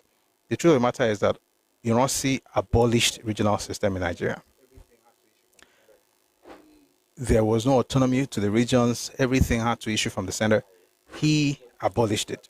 And you'll find that in the document I'm going to read much later by Nauru. But the point is that he did two things that actually spoiled everything. Number one was abolishing regional system. Number two was uniting the civil service. Thank you very much, Mr. Abdul, for the gift. In other words, the civil service now became one. Remember all the stress. Sure that the civil service was, had a lot of Northerners in it. What Ironsi did in May would revert all the gains that Sardauna and the North had since 62 and especially since 64. So what he was doing basically was to say that we are now one, so we can move people anywhere. We can take people from the North and put them in the South. We can move people from the South and put them in the North. Who will they affect the most? The North, because they had less people who already. They had more people than they had in 64, but not as many as the East in the different civil services, whether it was in the Eastern Civil Service, the Midwest Civil Service, and the Federal Civil Service especially. And the North was already working. So all the things that they did, he also came up with something very crazy. I'll talk about that after reading this portion. The immediate reaction of the North was as I had foreseen. On Sunday, 29th May, there were unpleasant incidents in most cosmopolitan areas of northern Nigeria, and eastern, more so Igbo, residents thereof appeared to have come off pretty badly. The nation at once appeared to be facing the grim prospect of disintegration. To stave this off, the head of state held meetings with the representative of northern chiefs and subsequently with the military governors of all the regions. So he was having meetings. And by the way, he also traveled to Ibadan. That was much later. And he was asking them to sing the national anthem. You see it in the interview that was conducted with T.Y. Danjuma and also in the book by Martin Dent. They mentioned how he was telling them to sing national anthem and also telling them that he was going to be transferring kings from one region to another. How that makes sense, I still don't get it, Sha. So if you transfer Oba from Southwest, or before you know, you just have Obi of Lagos. Anyway, everybody that gets anything in politics from the East in the First Republic, they have this crazy idea of just owning everything. I don't think it's gone, because I still see it in the GCC bill that was read this year. It will never pass, by the way, but it was read. The audacity to even read that stuff shows me that spirit never come out. Anyway, so the North was angry. On the return, now we're back to what we're reading now. On the return of my military governor from Lagos, on or about the 7th of June, please stay with me. This is very, very, very, very, very important.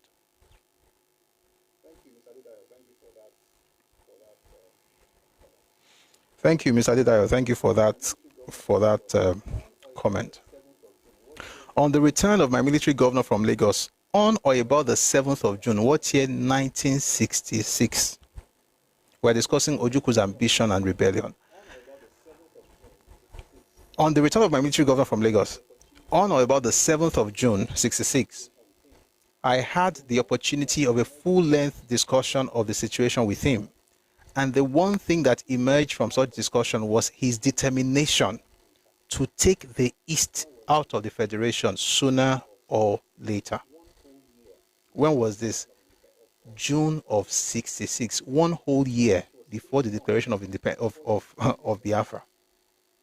And this was 3 months before the killings in the North. What you have heard over time is the fact that Biafra was declared because people were being killed in the North. That's not the whole truth. That's not the whole truth. 1 second. That's not the whole truth. What you've been told is exactly how propaganda works. Either you work with half-truth. In fact, by the way, for your propaganda to work, you cannot lie. You can't give people full-blown lies. It has to be half-truth, spiced up with all kinds of things. For instance, simplify something, a very complex issue, make it very simple, make everything black and white, and then you repeat those things over and over again. You concoct it in such a way that people they can't tell where the lie is. But the real truth is that as at 64, Ojuku wanted to have a coup. Why? Because there was a crisis in 63 when the East threatened to secede, and then in 64 there was another crisis. The one in 63 was because of censors. The one in 64 was between the president and the prime minister, which led to the question that Ojukwu asked that we read in the book by Frederick Forsyth. The book is called The Maker. And we then discovered that Ojukwu actually had a meeting with Azikiwe to have that coup in 64. How do I know this? Read The Forgotten Documents of the Nigerian Civil War by Odia Ofemo. All right. You move from all of that to, oh, there was a coup in 66 and everything happened. But by 66 June, after the events of May, Ojukwu already decided to break Nigeria, Let's continue. We are finished with the federation. It is all that he had hoped to become head of state of the Federation of Nigeria sometime, replacing Major General Aguiyi-Ironsi, the contempt for than the other possibles for the position in due course. The hope was dashed by the northern incident of 29th May, and after an unmistakable expression of resentment of Igbo domination. He wasted no time in planning for himself for the future, and the one answer was to be the head of state of an independent eastern Nigeria. Sorry about this. I think this light.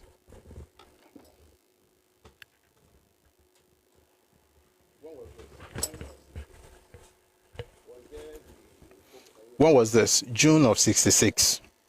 Was there the pogrom? By the way, I don't believe in the idea of a pogrom. Ojukwu called it a pogrom, but I don't call it a pogrom because I can't really say with certainty that it was sponsored by the state. And it has to be sponsored by the state to be called a pogrom. But it was an unfortunate event. People were killed and it was terrible. Let's continue.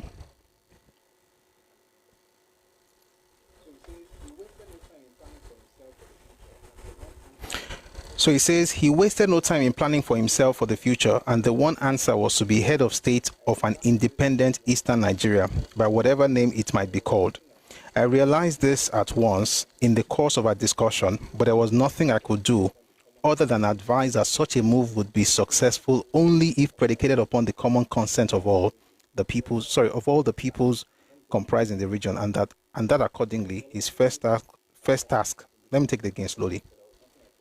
I realized this at once in the course of our discussion, but there was nothing I could do other than advise that such a move would be successful only if predicated upon the common consent of all the peoples comprised in the region, and that accordingly his first task would be to work for the solidarity of the peoples. All of this was in June of 66.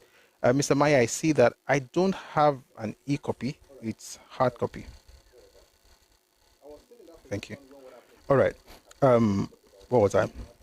I was still in that position when what happened in July 29 happened. We already talked about it. The North wanted to break away, so the East was happy that at least we wanted to even break away or anyway. So we'll go and have our own Republic of Biafra. So it says here, it should be recalled that the first time the Nigerian political atmosphere was dominated by the dark cloud of secession was in 1963. Following the national census enumeration of that year, when the Eastern Nigerian government took the strong position that the Northern-dominated federal government had manipulated the figures so as to give the North an undue numerical advantage over the rest of the country, and particularly to the prejudice of the East. In consequence of that position, the Premier of Eastern Nigeria and his ministers threatened to take the East out of the Federation.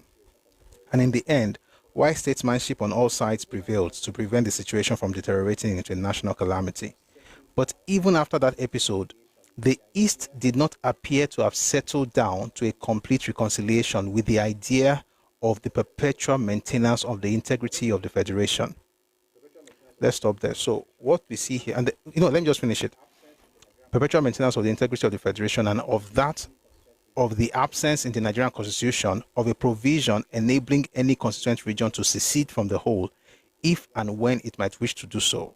By the way, the reason we don't have that provision is Azikiwe. When was that? It was in 1954 Constitutional Conference in London. Azikiwe said, we don't want secession, even when Awo said it. And Ahmadu Bello agreed with Awo Azikwe was shouting his own, and the Oyinbo supported him because Oyinbo didn't want us to break anyway. But now, arising out of an evil thing, a Northern-inspired and executed military coup was the likelihood of the attainment at no distant date of the goal of independence and sovereignty. That is a complete political break with the rest of the Federation, which the East, through its politicians and leaders, had set for itself. Listen up, since crude oil was exported from Port Harcourt in eastern Nigeria in 1958, it was a matter in respect of which they appeared not to have seen any virtue in silence and secrecy. So oil day, one of the reasons for this as well. 1 second, please. I need to mute one of these retards who found his way in here.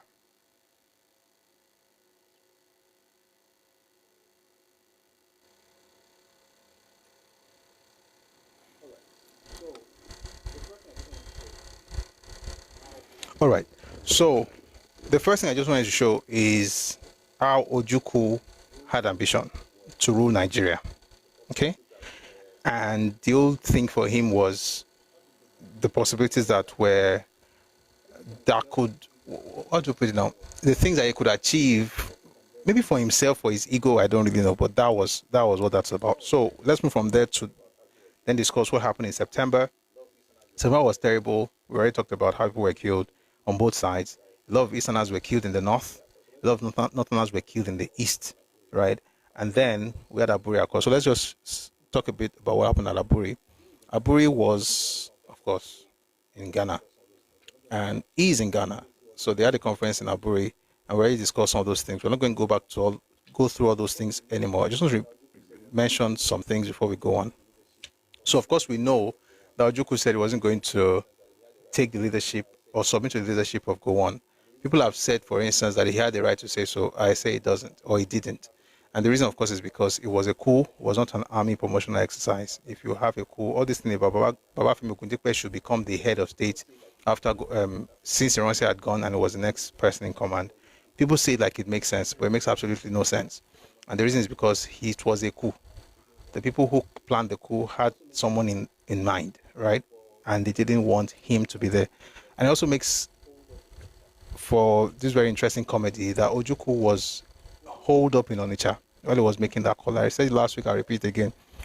Ojuku's career, if there's anything he was prominent for, it was running away. With all due respect to the dead, Ojuku ran away every time. And at least we have 3 records of him running away. He ran away in Kano.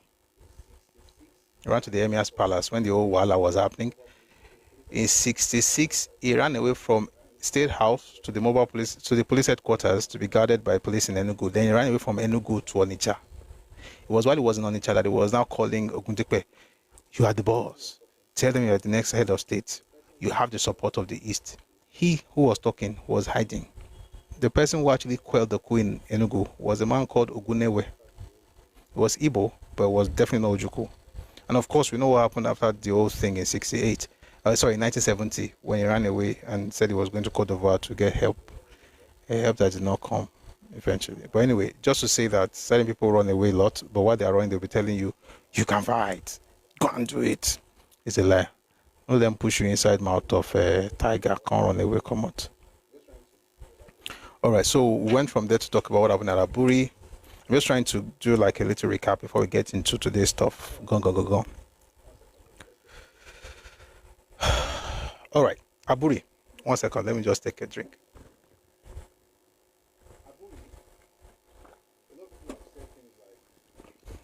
Aburi, a lot of people have said things like, why did the federal government renege on Aburi? And if Gowon had done what it was supposed to do, we're not going to have issues like this. Let me start by saying this. We talked about this last week, but I'll just say it. Last week we read a lot of books, but today I'm going to say it this way. You see, if I were Gowon, I would not even agree to Aburi. Let's start from there. I would not. I'm telling you this as a human being who also has an understanding of military structure and hierarchy. I would not have that. I would say no. Gowon, again, if you read every document about it, as far as Aburi was concerned, Ojukwu was better prepared. And Ojukwu did not go there for camaraderie. He went there on business. Gowon was the one who thought we were just building Nigeria, more they laughed together. Ojukwu wasn't about that, which is a credit to him. But the things he asked for, and I put out a video earlier today, the thing Ojukwu asked for, he didn't expect to get them. Because what he asked for was something that no military administrator or military dictator would offer. For instance, he was trying to essentially weaken the center, which is inconsistent with the idea of military administration. We all know, if you grew up under the military, all the power flows from the center. That is the design that Ironsi gave us. By the way, that was also the dream of Azikiwe, just saying. Azikiwe's original dream was for a unitary system. He moved to federal system, then later went back to unitary system. The man, they move a lot, so you can't really hold him down to an ideology. But originally, and much later, he just wanted the idea of, he liked the idea of unitary system, but of course, he also toyed with federalism. The idea of centralizing power and having a very strong center, and then the power flows from that place. That's how the military works. We all know that. So to come to Aburi to talk about the fact that I want to weaken it, by the way, we have the Aburi document in the Telegram channel. It's called Redomi Global on Telegram. So if you're not there, please join. There are many things you're going to get there. I'll probably just type it down. Type it now. 1 second, guys. Let me just quickly type it and pin it on YouTube. Please, moderators, let me type it on TikTok so that way everybody can have it. And you can just, okay, so it's pinned on YouTube now. I don't know if a moderator is there, but I might as well just type it here. Just come here around. Gowon attended the Aburi because of his love for peace, a fact lost on our people. Mr. Kenny, thank you. Myself and Kenny don't agree on many things, but at least we can be civil. All right, so that's the account on TikTok. So please join the team, join the group on Telegram. You find the document. So what you did see, of course, was that he was asking for something outrageous. But guess what? I mean, because Gowon was a peaceful man, he was just acquiescing to everything. Let me read something to you from this book by J. Isawa Eligu. The book is called Gowon, The Biography of a Soldier Statesman. There was no doubt that Lieutenant Colonel Ojukwu stole the show from his colleagues. Overly enthusiastic about conciliating Lieutenant Colonel Ojukwu, Lieutenant Colonel Gowon and the other military officers on the federal side lost much ground to Ojukwu, consciously or unconsciously. It was no wonder then that Ojukwu asked his secretary, Mr. N.U. Akpan, after the conference, why were those people so jubilant? Do you think they have grasped the full implications of the decisions they have taken? They apparently did not, and it took top federal civil servants to point out that if every letter of the agreement were followed, it would mean Nigeria's disintegration. But Ojukwu did not keep his own side of the bargain on the Aburi arrangement. The military leaders were reported to have agreed among themselves that all civilian advisors, including federal permanent secretaries, were to be kept out of the Aburi meeting. But Ojukwu, contrary to the gentleman's agreement, took with him about 9 permanent secretaries and other senior official advisors to the meeting. A federal permanent secretary, Mr. Edwin Ogbu, who had visited Accra on official business, had reported to Gowon that some permanent secretaries... 1 second, please.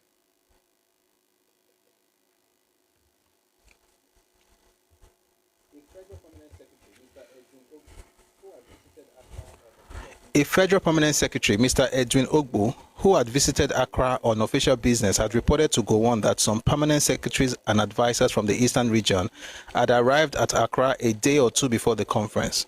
But Gowon refused to break his agreement with Ojukwu, in spite of advice that there was no point adhering to an agreement the terms of which the other party was not keeping. That was Gowon, straightforward and honest in his dealings. This was to be seen throughout his rule. It was a good quality in interpersonal relations which people exploited. Like a typical Shakespearean hero, his admirable qualities were paradoxically his basic weaknesses. We shall return to this later. Gowon was soon to find out that the more he conciliated Ojukwu, the more fastidious the latter became. He mentioned somebody. This writer mentioned somebody. His name is N.U. Akpan. Let's go to his book. NU Akpan, why is it important? Because it was the secretary of the Eastern Region government. He wrote a book, thankfully. The book is called The Struggle for Secession. And he mentions some of the things that happened at that meeting.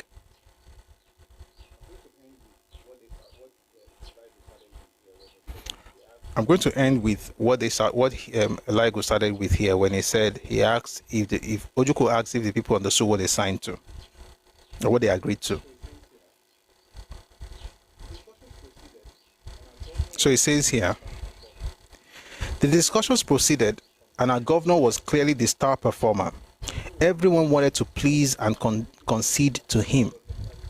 Although on a few occasions, Colonel Hassan, the military governor of the North, and Major Mobolaji Johnson, the administrator of Lagos Territory, threw in some harsh and contrary views. But on the whole, the meeting went on in a most friendly and cordial atmosphere, which made us, the non-military observers, develop a genuine respect and admiration for the military men and their sense of comradeship. Please stay with me. The meeting continued so smoothly and ended so successfully with champagne, lavishly provided by the host government, and toast, that I, for one, became convinced that the military among themselves had their own methods. And it was for this reason that I fervently prayed and wished, even in the midst of war, that they should meet again. We, the Eastern Nigerian Party, left first, and our governor received an ovation as he walked to his plane. The actual decisions of that meeting are well known, for they have been far too long, often quoted in different ways and circumstances. I shall not therefore go into the details here. All I need to say here is that the military governor of Eastern Nigeria carried his points. At this one meeting, he obtained almost all that he wanted to achieve, both at the meeting of the representative of the military governors arranged on August 9th, 1966, and at the abortive ad hoc constitutional conference of the same year. By the way, that constitutional conference was held in September, was in Lagos, September 12. And guess what Ojukwu did? Ojukwu sent his people to bomb the entire place up. In case you have not heard about it, it was September 12, 1966, the night prior, the previous night. And Igbo, we're going to read it again when we get to the document by now. Just, I want to put it out there. So that the conference will not hold, Ojukwu sent someone to blow up the building, and they blew up part of Federal Palace Hotel. At the same time, they blew up the Ore Bridge. Sorry, we always have irritants, so it comes to the territory. So please give me a second. I have to remove this clown.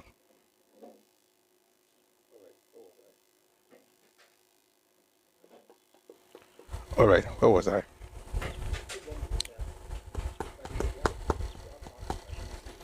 Ojukwu bombed the entire place. By the way, there are plans. There are plans for Kaduna Stadium. There are plans for the electricity company of Nigeria. That's what became NEPA in Kano. They blew up the Ore Bridge. The one from Lagos, the one on the road from Lagos to the east, they blew that one up. They blew up. As a matter of fact, the man who blew up the Federal Palace Hotel eventually blew up himself while he was planning to blow somewhere else. But this one said we are lying. Again, read book, you will not read. You just be drinking Euro beer. Your stomach is big. Your brain is empty. May God bless you. The guy I muted, I hope you can still hear me because you need to hear that. Your stomach is big, full of Euro beer, but your brain is empty.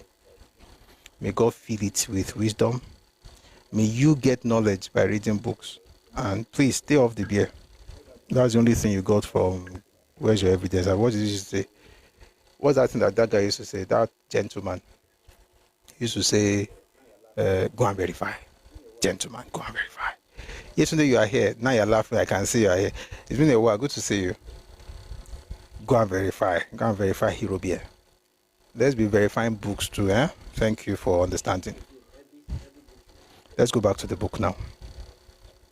So again, every book you read will tell you that Ojuku was a star of Aburi.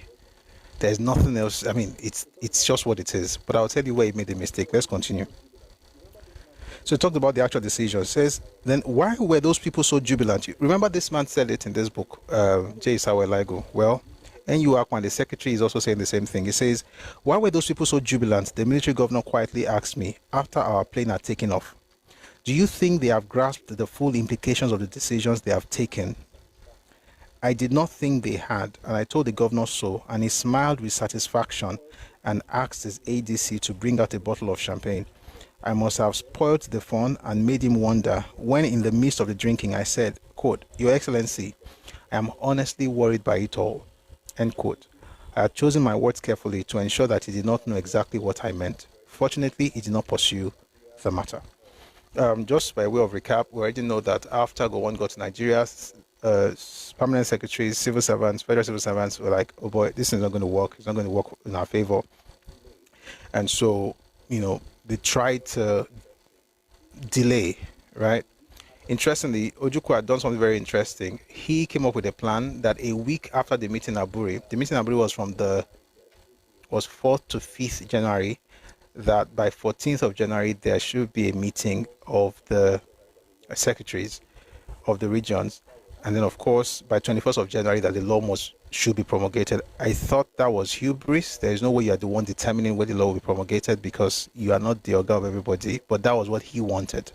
Let's just read a few more things before we get into what then happened to Aburi Accord itself.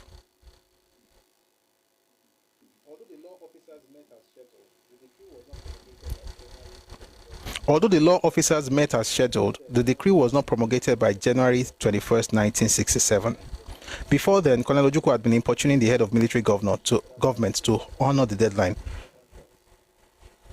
Excuse me. But as we have seen, others were now having second thoughts. Later, a draft decree came from the federal government, but was clearly out of tune with the Aburi recommendations. The East naturally could not accept it. Tension heightened. Arguments and even quarrels broke out and worsened when on January 15th, the federal government launched a vicious pamphlet in answer to several which had been published by the East. The federal pamphlet was entitled Nigeria 66. Colonel Ojukwu claimed that in the true spirit of Aburi, Colonel Gowon had told him in advance about the publication and he had persuaded Colonel Gowon to agree to suspend it. All right, to be fair, Ojukwu had published a lot of terrible stuff about Aburi and put it on radio and vinyl distributed all over the place. So the first time Nigeria was responding, was important. But I want to jump somewhere good. If you read the book by Ibrahim Badamasi Babangida, no, let me read that book. I'm coming back to this book. Just want to read something, and I'm reading that book for one reason and one reason only. It's a book that people from the East used to taunt people and say, have you read IBB's book? That's the reason I'm reading this book. Just saying.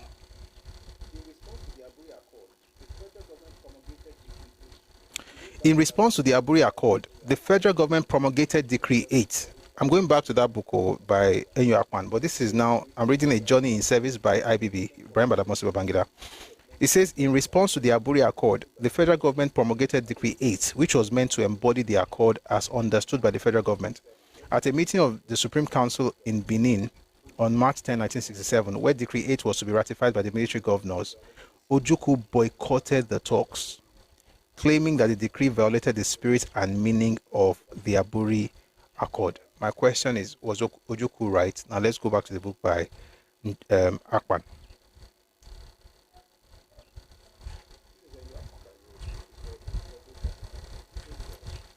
This is Aqua, by the way. The book is called The Struggle for Secession. It says here, the outcome of that meeting, by the way, it was a meeting for the secretaries that was held in February of 1967. The outcome of that meeting was Decree number 8, which in my view faithfully, please, listen, while you're power tapping, please, let's get this to 50K on TikTok. We're going to 200K today, so please, let's get it to 60K. I've subscribed to your channel and tapped the screen twice. Good job and kudos on your research. Thank you very much, Mr. Sam Onyekwere. You are Igbo, and you are thanking me for, wow, thank you. Thank you. So please, let's like the live, let's share the live. Thank you. Please just stay with me. Remember what, by the way, let me say something respectfully. When you read the book by IBB, just understand the fact that you are being played. The entire book reeks of somebody who is trying to go forward and backward at the same time.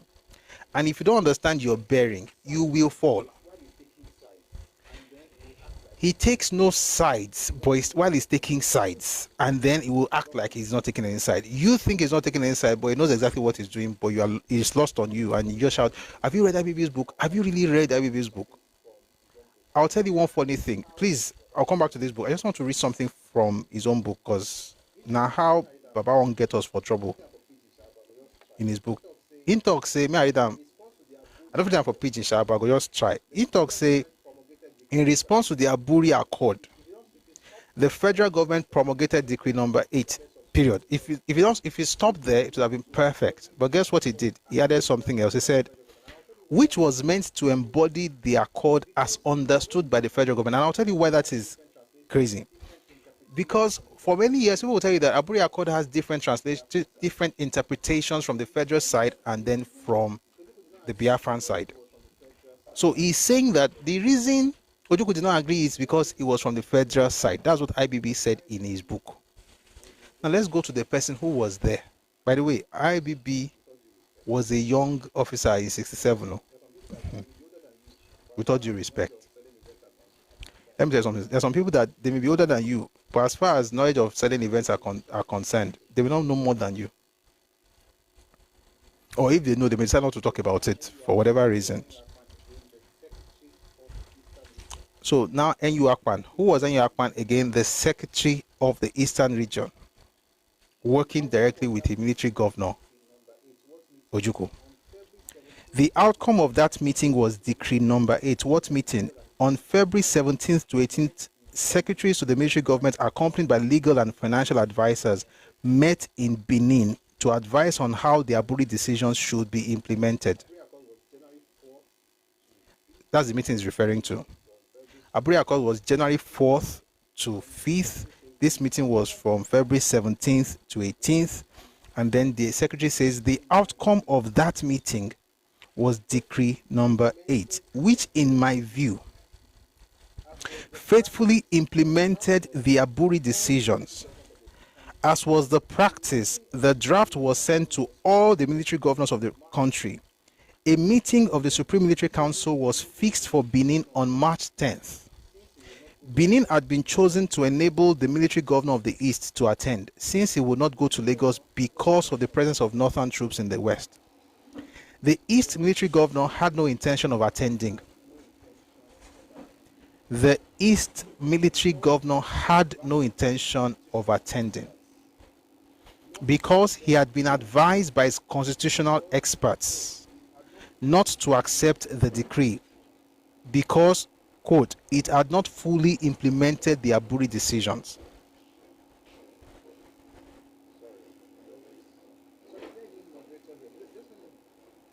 Sorry, is there any moderator here? Just let me remove these clowns, I beg.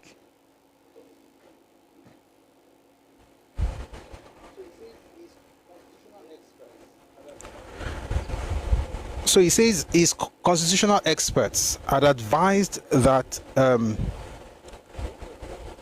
decree had not fully implemented the Aburi decisions. What was more, the military governor had received reliable information that he would be kidnapped or arrested once he reached Benin. The federal government had in fact done, by the way, this person is on the eastern side though. The federal government had in fact done everything to ensure the security of all attending. The world press was present. How could one believe, I asked, that with all the glare and attention and interest of the whole world focused on what was going on, the federal government would be so reckless and mean as to arrange the kidnapping of the East military governor whilst attending a legitimate meeting arranged by the federal government to resolve Nigerian crisis? I incurred much displeasure with such an impertinent question and also earned further suspicion and distrust. Let's move on from all this. Anyway, if you speak against whatever they were doing, then you will be called a sabo, which is what they still call people today. You are sabo. Your friends are sabo. Your enemies are heroes. Congratulations. Do I know what was contained in the rest of the accord that wasn't implemented? It's just one thing. It's not even long. It's just one thing that was not implemented. I'm going to get to it very soon. Let's jump.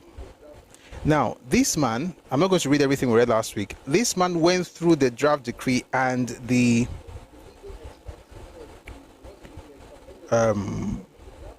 legal experts. So what the legal expert, let me just read the introduction. The draft decree had gone to the governor first, and he had handed it to the legal experts to examine. I keep wondering why he puts inverted commas on these legal experts. Maybe they're not so legal after all.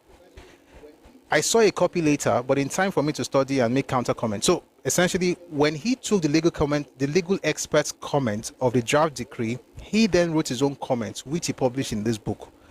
It's long. We read part of it last week. I'm not going to read everything. I just want to mention one part of it, and then I'll go to Ojuku's book. He says here, I have this morning received a copy of the comments by the lawyers. In considering the comments of the lawyers, I submit that Your Excellency be guided by the following considerations. A, the fact that this draft decree, or decree number 8, why is it important? It's the implementation of the Aburi Accord. So he says, the fact that I submit that Your Excellency be guided by the following considerations. A, the fact that this draft decree presents a major victory for Your Excellency's stand and principles. I assess the success to be at least 95%. In other words, decree number 8 would give Ojukwu 95% of what he asked for in Aburi. What does that mean? Let me read just a bit of it so we understand. Number 1, they were restoring the powers of the regional governments which had been suppressed by decree number 1 following the army takeover in 1966. Like we always say, Iransi abolished the regions. You will find it also in our 1968 speech. You will find it in this book by Aqua. You will find it in Gowon's book. You find it everywhere but the mouths of certain revisionists from the southeast. It was not Gowon that abolished the regional system. It was Iransi. And he did it with decree number 1. Sorry, he did it with decree number 34. Right? Which was promulgated on May 24, 1966. But what they are saying here is this: with this decree number 8, we are reversing everything Iransi did. We are going back to the way we were before. And by the way, it was even better than how we were before Iransi. But let me just read a few of those things. It said, number 1, the restoration of the powers of the regional governments which had been suppressed or depressed by decree number 1 following the army takeover in 1966. Number 2, the vesting in the Supreme Military Council all the powers which used to belong to the federal government prior to January 16th, with the proviso that any decision of the Supreme Military Council which affected the whole country must receive the concurrence of the military governors. In other words, insofar as those matters were concerned, the military governors had powers of veto. What does that mean? All that English, what does it mean? Let me explain. It means that the executive powers will be in the Supreme Military Council. Also, the legislative power will be in the Supreme Military Council. The Oga, the head of state, could not just wake up and say, decree this, decree that. He had to work with the SMC. And on certain matters, they will also have veto. It wasn't just this. And that's why I said that there's no way you're going to be a military dictator and you would agree to decree and you agree to Aburi Accord. It doesn't make sense. And that's why I say everybody who insults Gowon, or who looks down on Gowon, or who just says all this nonsense, it's either you don't know what you're talking about or you're daft. And I mean it. No apologies. If you don't know it, that's fine. All of us are, we've all been ignorant of anything. You can always learn. But if you choose, you know it too, but you still call him bad names, you are daft. Because the concessions that he made, no military ruler will allow that kind of thing. What you're saying that I am the military head of state of this nation, but guess what? If I want to make decision, the governors will have to tell me and agree to it or not. And if they say no, then we're not going to do it. What then makes you the military administrator or the military? What makes you the dictator? Literally, you're not dictating anything. You are having to wait for your governors to veto whatever. So that's what he chose to do, to have all the power reside in the SMC rather than in him as an individual, which is what military head of state would do.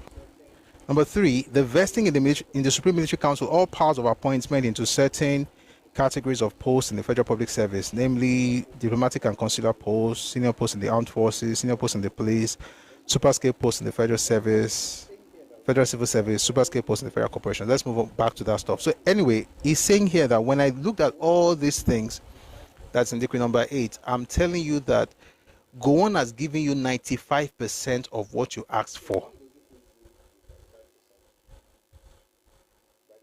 So what did Ojuku do with 95%? By the way, before I tell you what was just is 95%, let me first read something to you from Hilary Njoku. Who is Hilary Njoku and why should we take him serious? He's not just a human being. He was a human being, but was also the head of Biafra military. So we should take him seriously. Where is that page? The book is called A Tragedy Without Heroes. So remember what N.U. Akpan said. N.U. Akpan said Ojukwu got 95% of what he asked for at Aburi in decree number 8 of March 1967. And please, I know General Gowon is still alive. Somebody said something, I think it was on Twitter, I was there last week, and someone said, General Gowon needs to speak up about stuff. And I said, he spoke already. He's inside his book. This is his biography. He was interviewed. He said a lot of things in this book. He spoke. The question is, do you want to listen? So N.U. Akpan, the secretary to the government, said 95% was what the oath, the decree number 8 gave Ojukwu 95% of what he wanted. Let's read down that person and what they thought about that. So we're reading this book called A Tragedy Without Heroes by Hilary Njoku. And here's what he says. This is page 118, by the way. One morning, about 10th March 1967, I got to the governor's office at the State House. There were smiles on every face. Mr. N.U. Akpan, the secretary to the military government, was the first person of note I met. He greeted me with the expression, quote, "Shake my hand, we have made it, end quote. I asked what? Gowon has issued the right decree on Aburi, he replied. I later walked across to the office of the governor's private secretary, Mr. Don Egbe. He confirmed the news.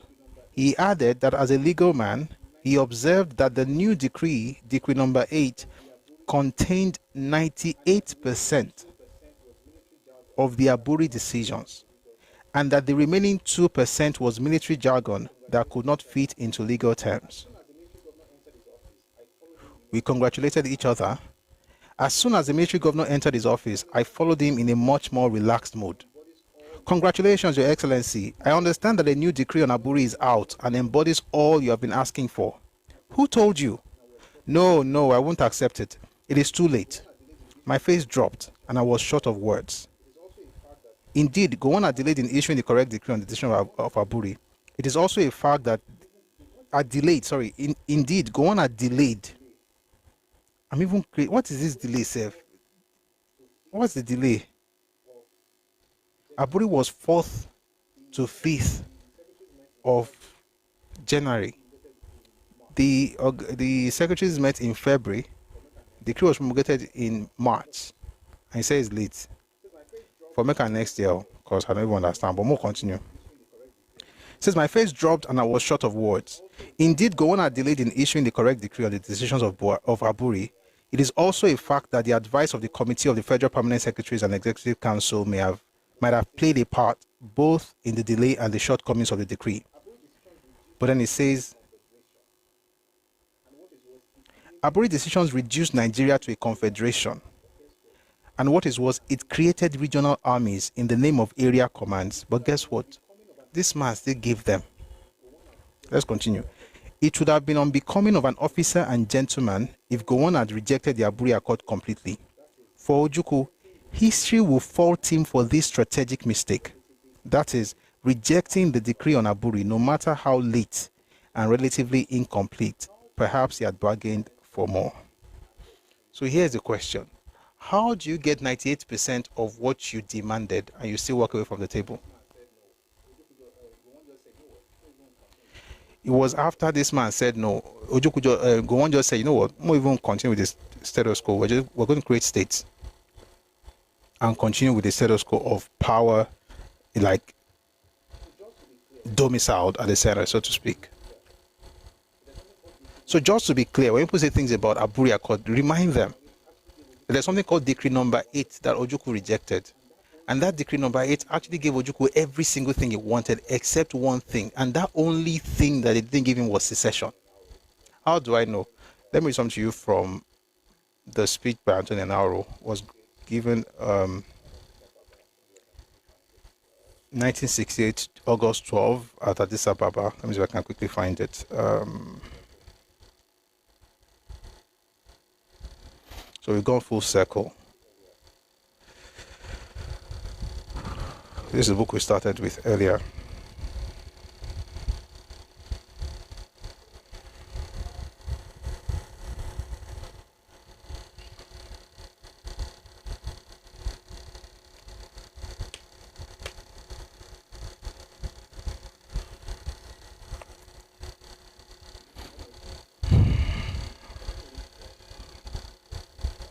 Let me read something to you.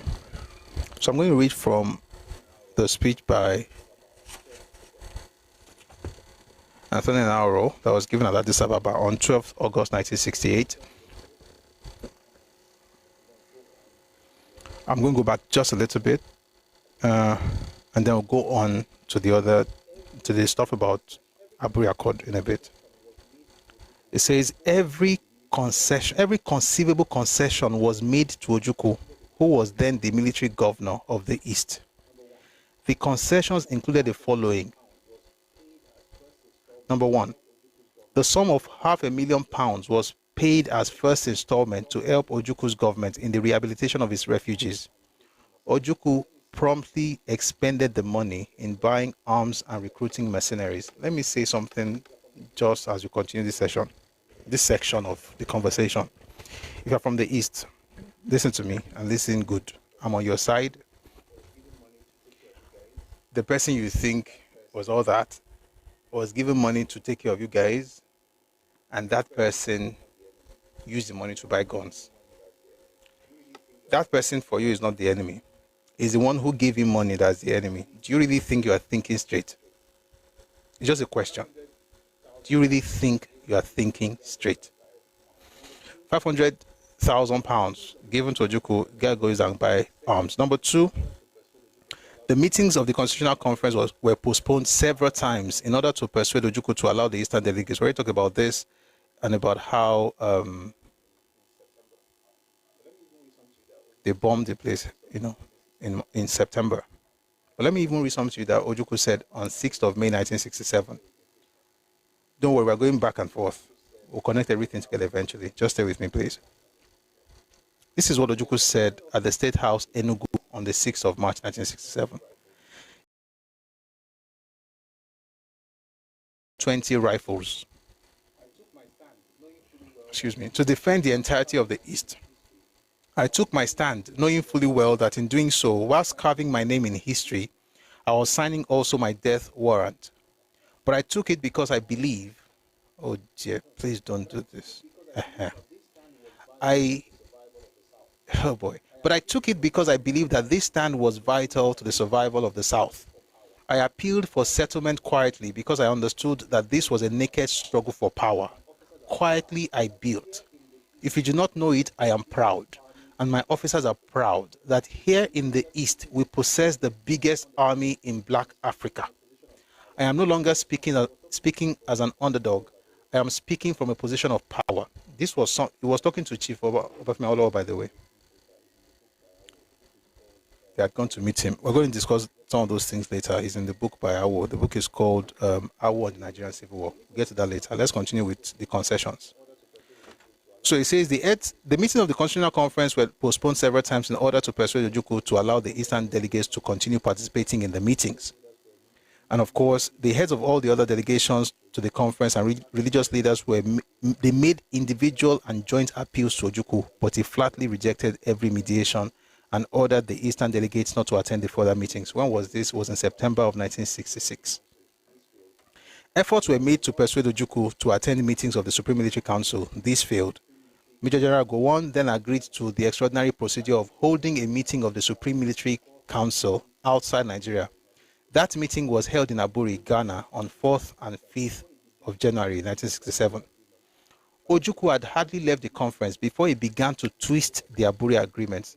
By the way, if you don't believe this book, read The Struggle for Secession. Aqua mentioned similar things.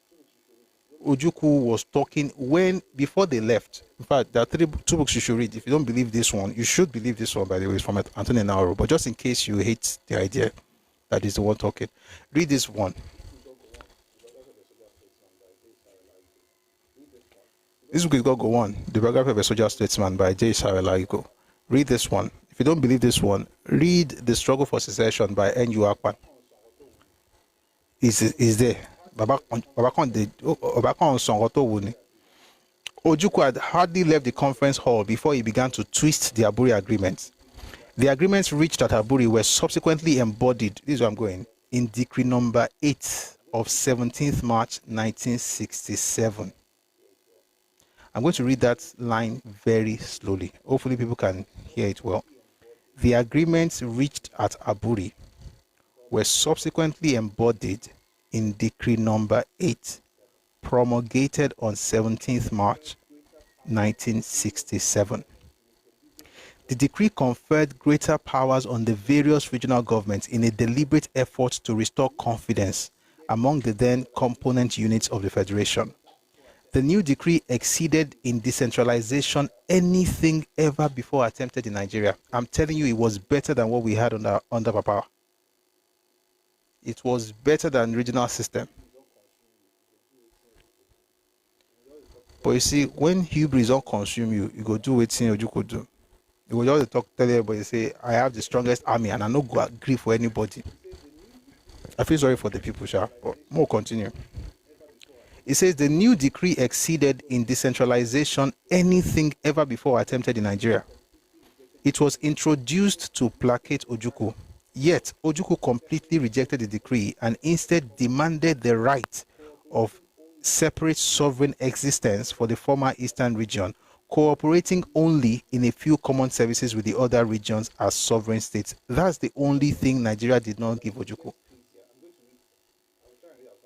In other words, by the way, it gets crazier. I'm going to read, I will try and read as much as possible today from this document. It gets crazier.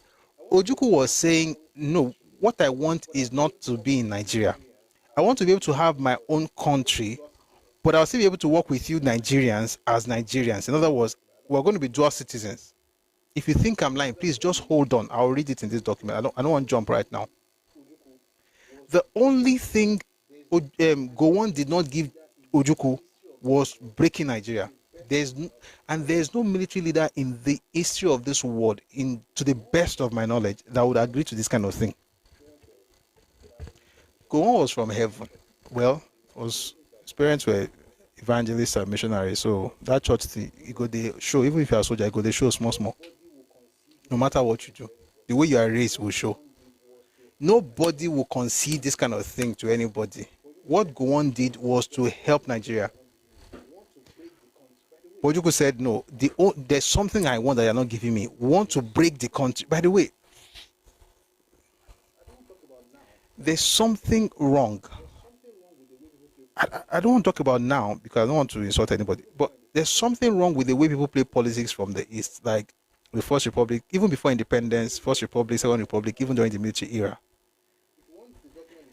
Can you read the document? What document? I've already read it. If you want the document itself, it's in the Telegram channel. Please avail yourself of the opportunity, please.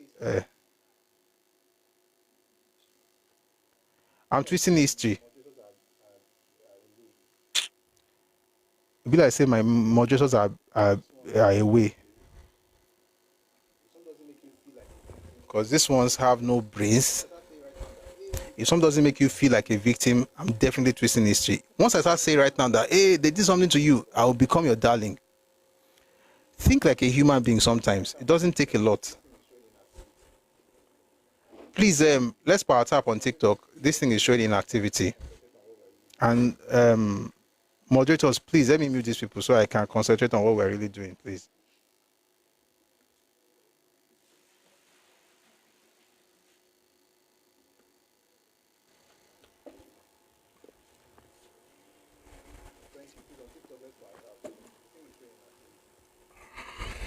Thank you. Please, on TikTok, let's power tap. The thing is showing inactivity. And it's going to affect what we're doing. So please.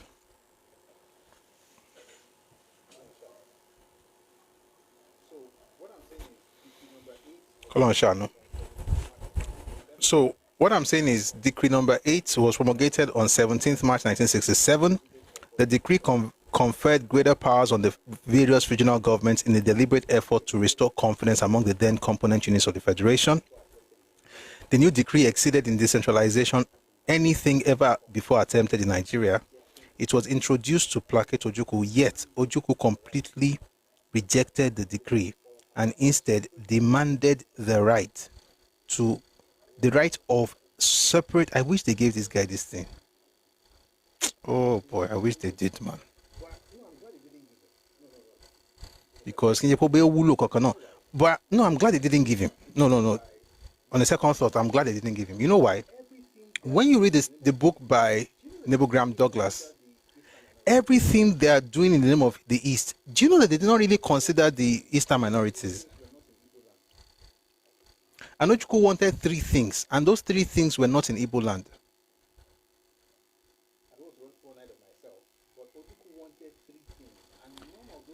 I don't want to run ahead of myself, but Ojuku wanted 3 things, and none of those 3 things existed in Igbo land.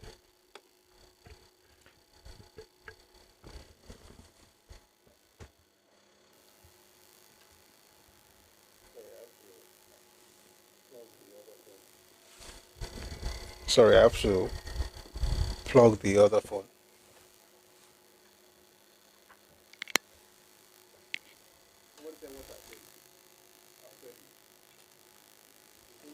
Somebody said, what are they? I'll tell you. The things that Ojuku wanted. Number 1 was land. 50% of the land in Eastern region at the time was in the minority areas, and they were actually the fertile land. Even back then, most of the food came from Ogoja province. There was no agriculture, was not anything like that as far as the Igbo land itself was concerned, which became the East Central State. So they wanted the land. So land for agriculture and also for building, you will find in the Eastern minority areas. We're going to read it in this document, by the way. Number 2 thing he wanted was that he wanted oil. Oil had been discovered in commercial quantity in 1956. I've said it before that the first place oil was discovered in Nigeria was Nararomi in Ondo State in 1908. It was by a German company, 1908, before the First World War. But the first place where it was discovered in commercial quantity was in Oloibiri, which is in Bayelsa State. That was in 1956. 58 was when oil started taking out oil. And if you look at the book by Neil Graham Douglas, he had mentioned that they were talking a lot about that oil, like it's going to be the mainstay of their economy, and they did not even shy away from. They didn't hide it, according to Neil Graham Douglas. They didn't hide it. They talked about the oil a lot, but that oil was not in their place. It was in Rivers Province at the time. Excuse me, present-day Bayelsa State.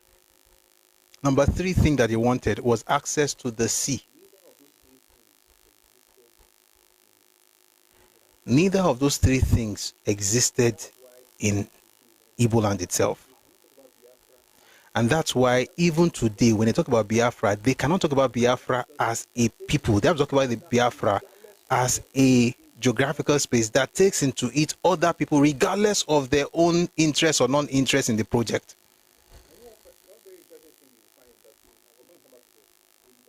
I know one very interesting thing you will find in that. We're going to come back to this in the book Ojuku's Rebellion and World Opinion.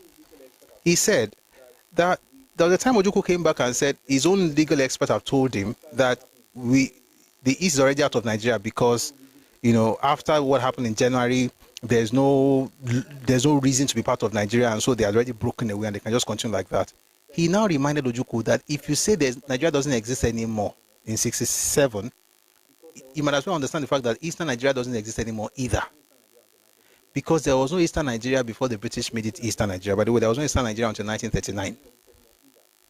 So if you say Nigeria doesn't exist anymore, then the East doesn't exist anymore either. And we have to go back to what we used to be. And to make it even worse, if you study, there's a book by the one we read last week, On a Darkling Plain by Ken Saro-Wiwa, where the Eastern Consultative Forum, which a lot of people talk about today, was a rubber stamp approving body for anything Ojukwu and his minions wanted. And when they talk about his minions, that's the name they had for them. They called them Ojukwu and the Nnewi clique. His family members and people from Nnewi were the ones in that caucus. They made all the decisions. Talk about nepotism. By the way, he even appointed his father to the board of many organizations in the Eastern region at the time, to the chagrin of Dr. Nnamdi Azikiwe, whom, by the way, he disrespected at every turn. And so the idea of Biafra was to take over people's spaces. And I said something in the video I put out the other day, that Ojuku's dream was really not Biafra. The ultimate dream was not Biafra as per Eastern Nigeria. No, of course. Why would you want Eastern Nigeria when you could get more? And somebody say, oh, where would he get the power? Where did he get the weapons to do the one he did? No, when we are done with this thing, okay, it's not even about what we are done. As we go on with this thing, we'll talk about what happened in the Midwest when the time comes. The man wanted the East, he wanted the Midwest, he wanted the West and Lagos, the capital. Not Lagos State, there was no Lagos State at the time. Well, there was Lagos State afterwards, but Lagos in his own mindset was Lagos the capital for the entire Western region. And then, according to documents from their own Biafra secret whatever, according to that document, the idea was to now unite the unite the South and then take the North. So that the dream that he had from the beginning, that we read in the book by Nabogram Douglas, would be fulfilled, which was what? To lead Nigeria. If you think that's what unity means, you are dumb. But that's what unity means to Ojukwu and his crew. Taking over people's spaces and we're shouting, we are all one Nigeria. I don't want to be one with you. We'll never be one, if that's what oneness means. In Jesus' name, amen. Let's continue. On 15th April 1967, a group of eminent Nigerians formed a national... So, I hope I answered the question somebody asked earlier. What did the government not give him? Why did they keep saying 95%, 98%? By the way, why do you need 100% to change? Why do you need 100% to change your stance? Like, if you go to a negotiation table and every sensible human being, whoever negotiated anything, understand that you may lose something and you gain something. Like, there has to be concessions, right? Like, if you go there and you have 100 items, you must be ready to, most likely you probably get like 70, 80 if you are very good at negotiations. If not, if you get 50-50, Bosha don't want to get any less than 50. So maybe like 70, 60 will be considered success. This guy got 98%.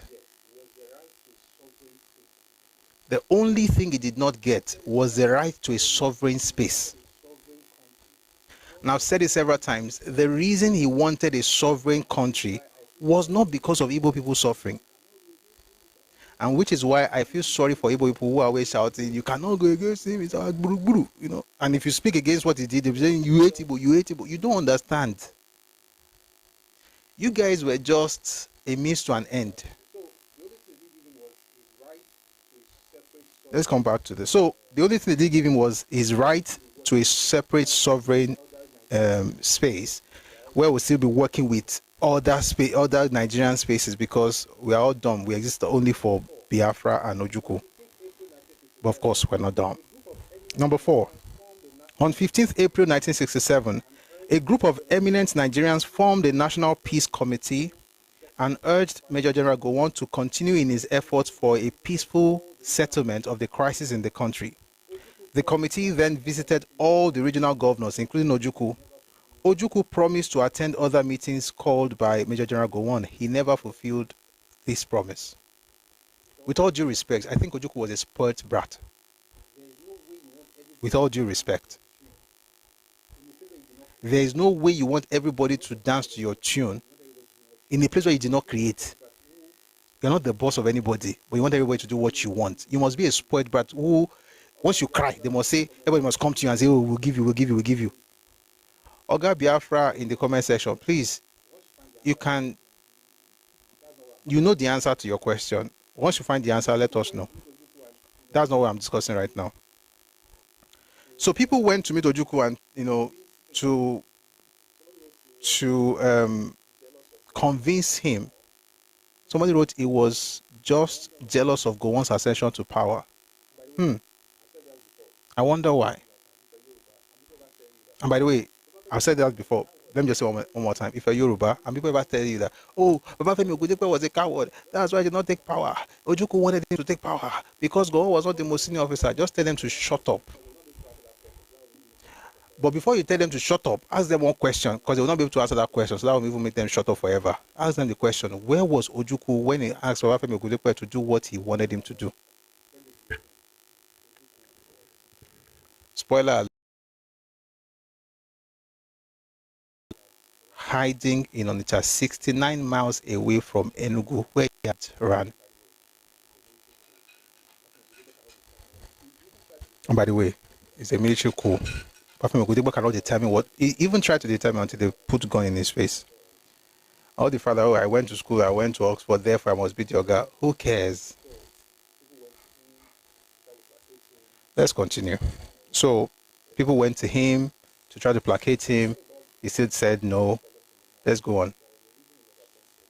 What about the Igbos having problems in the north? There was a reason he was appointed. What was the reason he was appointed? Oga just agree on YouTube. Ojukwu was appointed before the tragic events that happened in the north. Ojukwu was not appointed because of the crisis for the Igbos. Ojukwu took advantage of the crisis that the Igbos had found themselves in. That's the definition of. That's what it means to be an opportunist. Zanzibar, don't worry. It's not my parents that died of kwashiorkor. Don't worry.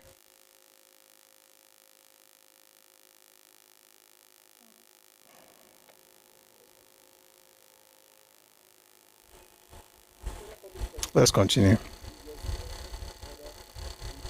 The Federal Public Service rescinded a previous directive in order to enable Igbo officers to continue after 15th October 1966 to enjoy the rights and benefits of the Federal Civil Service, including their remunerations, while in fact they had deserted the service to the eastern region from other parts of Nigeria.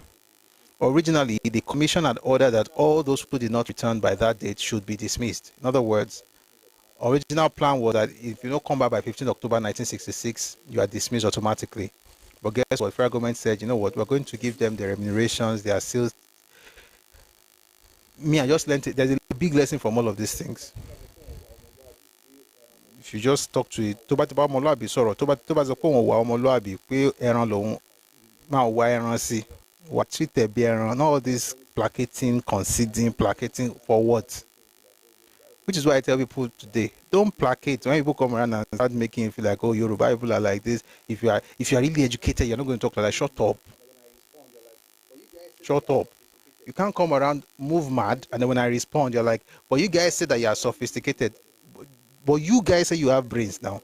If you have brains, why are you moving the way you are moving? Don't let anybody gaslight you or blackmail you with, if you are really a one Nigeria person, you'll not be talking like this. I'm talking like this because I believe in one Nigeria. You don't. And it's enough. It's enough. All this blackmail is enough. If you see me stopping to talk, it's because Okamilara. Number 5. We already read that about, Federal Public Service giving money back to people, which they should never have done, because, so what did we get from all of that? The person was still stuck in his ways. Let's go on. A group of 6 leading Obas from the former Western region went on a peace mission to all the regional governors and the head of the federal military government. They met Ojukwu in Enugu and urged him to seek a peaceful settlement of the Nigerian crisis by attending the meetings of the Supreme Military Council. Ojukwu rejected the advice after making false promises to the delegation in Enugu. Who were those Obas? Let me just quickly tell you who they were. It was Oni of Ife, Alaafin of Oyo, Alakegba land, Oba of Lagos, Olowo of Owo, and Awujale of Ijebu. 6 first-class Obas went to Enugu to talk to Ojukwu, but no respect. I mean, you already saw how he talked about Azikiwe. Nobody respect. Whatever makes you to compare Azikiwe to an old goat. In fact, no, not compare. To call Azikiwe an old goat. Right, tells me that my own leaders, you cannot respect it because Lagbanli. I mean, talking about Ojuku specifically. Number 7. Another committee, the National Conciliation Committee, was set up to make yet another effort. The Chief Justice of the Federation, Sir Adeotokunbo Ademola, Chief Obafemi Awolowo, and Chief Geronton Marere. Now we have gotten to that book now. 1 second, let me bring out the book up it here.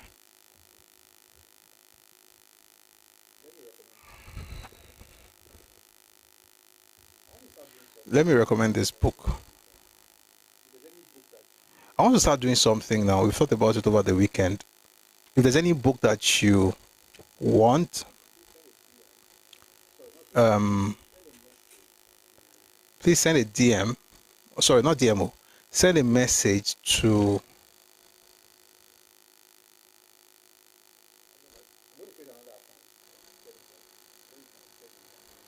I don't know, but I'm going to create another account on Telegram where you can send a message. Then you mention the book, where you are, how the book can get to you. I don't know if we can do outside Nigeria at the moment, but we should be able to get started with that before the end of this month. So, but let me just recommend this book. I think it's a very fantastic book. You'll like it. This contains the minutes of the meetings that Papa and the other people in the Constitution Committee had with Ojuku.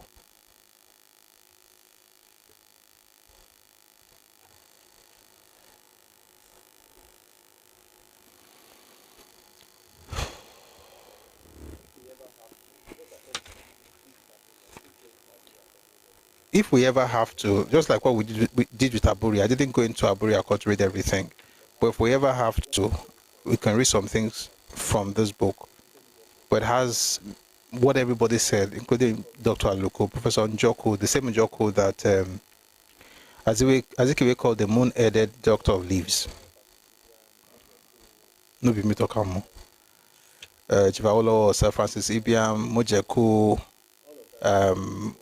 Ojuku himself, Marere, all of that is inside this book. So if you ever have to refer to it, we'll read this one. But for now, let's just go on with this because it has some of the things distilled from here in here. And they always lie that Awolowo betrayed them. Awolowo did not betray anybody. By the way, that Awolowo betrayed people, I did a video on it on YouTube, so please look out for that. It's on YouTube on the channel Busui Oris. Please look out for, or just search for, did Awolowo betray the Igbos? Awolowo did not make any promise he didn't keep to the Igbos. He didn't make them any promise that he did not keep. The promise he made, he kept.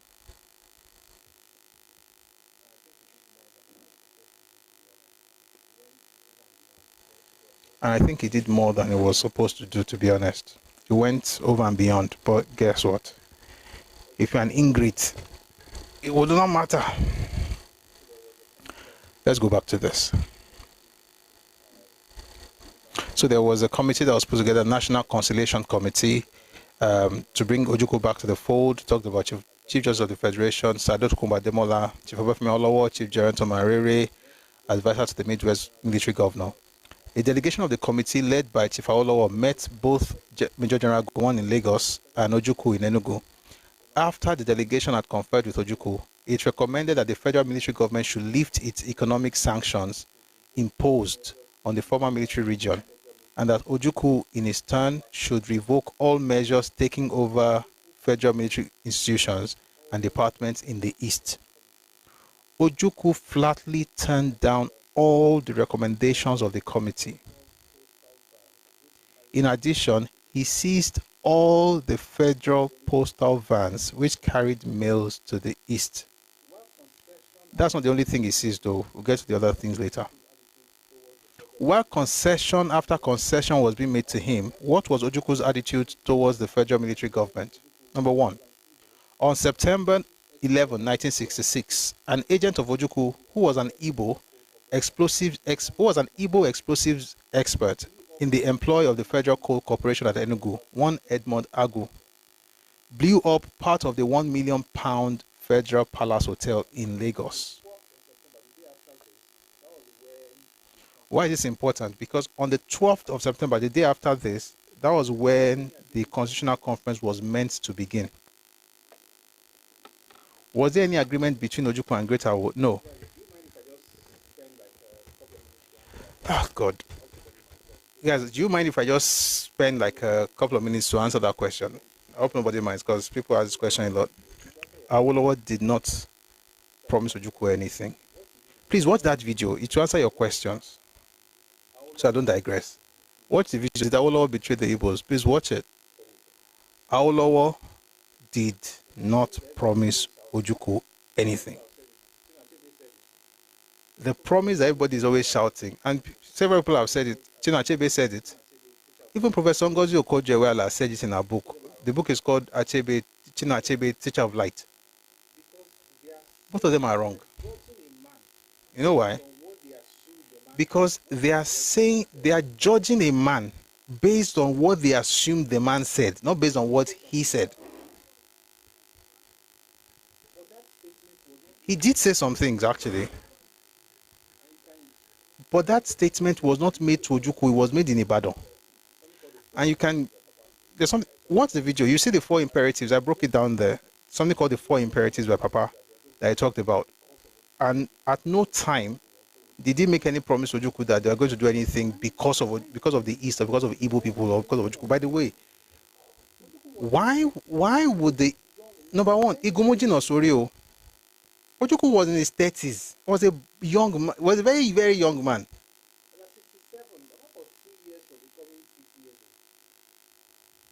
At 67, Baba was 2 years from becoming 60 years old. Then number 2, what exactly is it that would make the West do anything because of Igbo people? What is it? Like, what's the incentive? What do we have to gain from doing something? Because we were, like, what is it? Nothing. So please watch that video. Let me not, change the topic. Just take your time, watch the video, you enjoy. There's nothing, no, I'm just making inferences. Watch the video, read a book.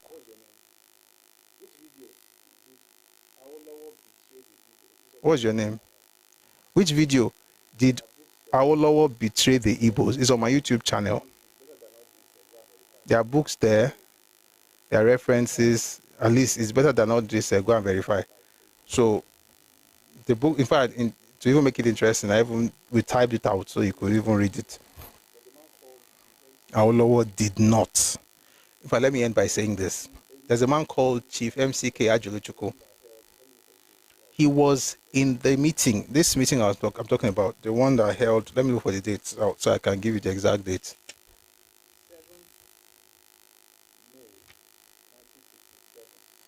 Seventh May 1967. Memoranda of the meeting between His Excellency Lieutenant Colonel Ojukwu and a delegation of the National Conciliation Committee led by Chief Obafemi Awolowo. First day session was 7th May 1967. May 7. Ojukwu was there. To make matters worse, the transcript of the meeting is available to the world. It's in this book. If you have not read these things, please don't become unfortunate in your destiny by insulting Papa or by saying that you agreed to something. It just means you want to be unfortunate in your life. So please, may you not be unfortunate in Jesus' name.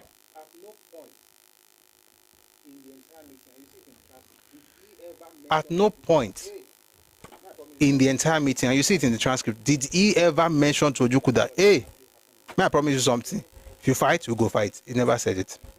That conversation actually happened in Ibadan, and it was not because of them. It was to the federal government. And this is what he said, by the way. There are 4 imperatives. Let me mention the third one. This should clear the air. If you don't get it, please watch the full video. It's on YouTube. It says here, if the eastern region is allowed by any act of omission or commission to break away from Nigeria, the Western region and Lagos would also follow suit. That's what Papa said. If the Eastern region is allowed by any acts of omission or commission to secede from Nigeria or to break away from Nigeria, the Western region and Lagos would also follow suit. It had nothing to do with if the Eastern region left Nigeria. It said if they were allowed to go. That conversation has nothing to do with me talking to the East or promising them anything. It was not a promise to the East. It's actually caution to the federal government. The question is this: was the East allowed? The answer is no. And that nonsense that was written in There Was a Country by General Achebe, which was also repeated in the book by, it was even worse in the book by Ngozi Okonjo-Iweala. I mean, these are fantastic human beings, great intellectuals in their field, but in history they should just take several seats, because unlike them they write. And because once somebody weaponizes victimhood, nobody questions anything. All of us just say, oh, okay, may nobody like say we are bad people. May nobody like say we are bad people. No, we're not bad people, but we have to be careful. Do you know what it means to constantly denigrate Awo? I'll say this: in the last 100 years, that's the best we've produced in Yoruba land, as far as politics is concerned. Let's say 100, 200 years. As far as in the last Nigeria year, whatever it is, Baba was born in 1909. That's the best we've produced. And I'll say this: on the continent of this place, or this continent, on the continent of Africa, is the best as far as politics is concerned. I spent the weekend studying. I like studying Lekoyu. I just love the man. This weekend, I just spent some time just doing a bit more study. And I was like, what he did was what Papa was trying to do. And it's painful. It's painful. So what people do is this: they know they don't have his type. And I'll say this: all these things of founding fathers, we must take one from the north, from the east, from the west, we now compare them, is nonsense. There is no comparison. What Ojukwu, for instance, did to Azikiwe, there's nobody that is born of a human being that would have done that to Papa in his lifetime. Wow. That person would die due to unforeseen circumstances. You will not know the cause of death. The person is gone. And I'll tell you why. Only who are one see. You now look at him and say, I don't listen to the bleating of an old goat. That was Ojukwu talking to Azikiwe, a 33-year-old man talking to a 60-something-year-old person, 63. 30-year gap. You say that you don't have people that you honor. So what you do, you look at the people and you go for the ones they honor. You go for the heroes. You have no heroes. You attack the heroes of others. And those ones too, because we are all one Nigeria, they are just like, oh, okay. In comedy, they will throw it. In they say it's just banter. They'll drop it. You are cowards, they'll drop it. The person who says you are a coward has no history of bravery. Not one hero can be pointed out in their region, but they say you are coward. It used to be like, we are all Nigerians. It's just playing. You're not just playing. If you come to me like that, you will collect. You will collect. Your parents will collect. Your entire lineage will collect. Your entire ethnic group will collect. By the time I'm done with you, you will have a meeting with your leaders in your Apex Sociocultural Group and discuss the thing I've said. We've got to stop this nonsense in Yoruba land specifically. People castigate your elders. They castigate. And by the way, look at social media. You can talk anyhow about Papa Adeboye. You can say whatever you want about Kumuyi, about Shoyinka, about Awolowo. Anybody that's Yoruba is just free for all. And the funny thing is that look through their history. You cannot find anything to compare with the people that they're denigrating. But you are a Yoruba person. You are one Nigeria. You don't want to be seen as a bad person. So when they insult your elders, you're like, I understand. I'm Yoruba, but I get you are insane. That's not how you honor your home, because you can't be quiet when people are denigrating your elders. And this is the crazy part. These folks just say something about where they come from. The smoke will be coming out of their ears. They'll be shouting, and they don't even have.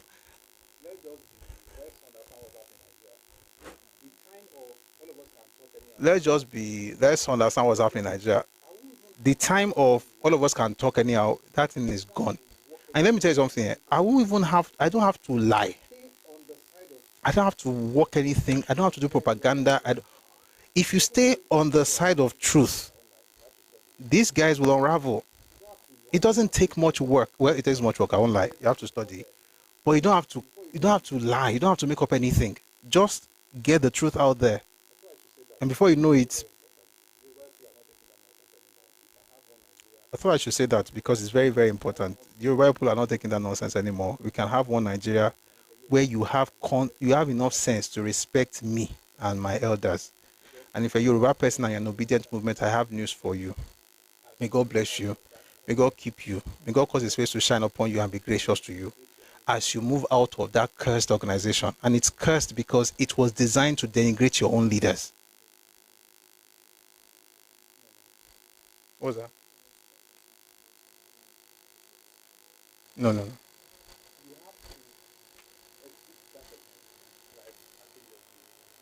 You have to exit that organization like Akin just did. And I'll tell you why it's important. Because if a group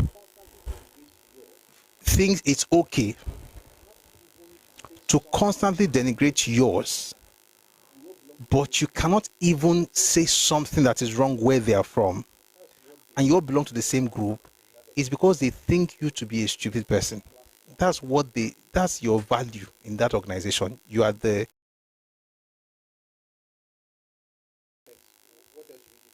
So we can all pile on your people. Tinubu is the president now. So what next? What else should we give to Yoruba people? Just talk anything you want. If you do it now, you collect. And you collect in every way possible. Okay? You collect online. If you go offline and do it, you will still collect. I will not be there to give you that offline one, but I can assure you there is a department that is meant for that. All this nonsense that people are doing on social media, I've said this several times. I hope it doesn't go off because it looks like it's going to go off. And when it does, there are people that will be angry. We speak English. If they don't hear, if you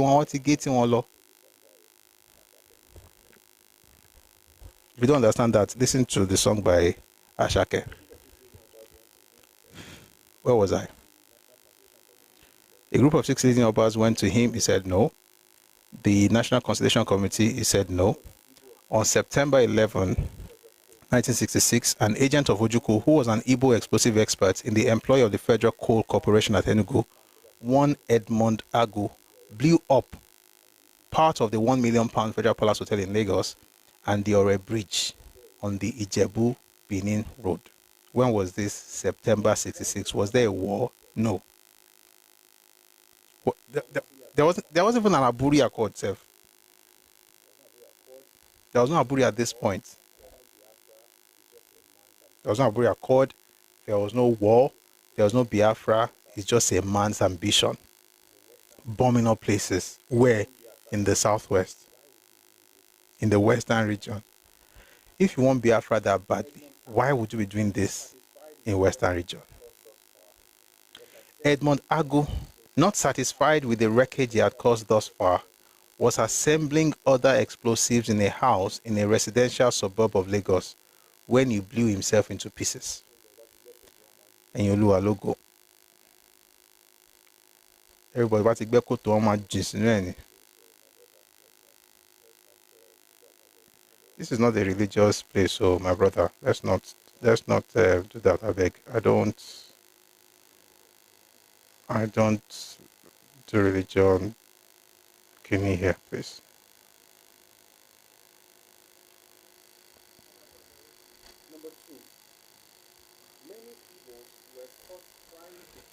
Number two, many Igbos were caught trying to plant explosives at certain public places in the former northern region. These places included the bridge linking Kaduna North with Kaduna South, the Amdala Hotel in Kaduna, the Kaduna Stadium, the main post office at Jos, and the waterworks in Kano. So this is the person who wants to have a greater country. It says flying explosives all over the place. Kaduna, Kaduna North, Kaduna South, Amdala in Kaduna, Kaduna Stadium, Jos, waterworks in Kano. Other acts of sabotage were perpetrated by Igbo engineers at the post office and the Electricity Corporation of Nigeria in the north. When was this happening? 1966. Consignment of arms and ammunition from the east to Igbos in the north, including some of the head of the Eastern Students' Union of the Ahmadu Bello University in Nigeria, were intercepted. In other words, they were transporting arms and ammunition from the east to the Igbos who were in the north. You know that was not to be doing praise and worship. And by the way, war had not started at this point. Maybe they were trying to defend themselves. I don't know. But within the nation, all mass media under Ojuku's control in the former Eastern region mounted a campaign of 8 against the rest of Nigeria. They called the head of the military government dirty names, libeled and blackmailed senior government officials in the Federal Public Service. Ojuku himself indulged in the crudest abuse of Major General Gowon and other members of the Supreme Military Council.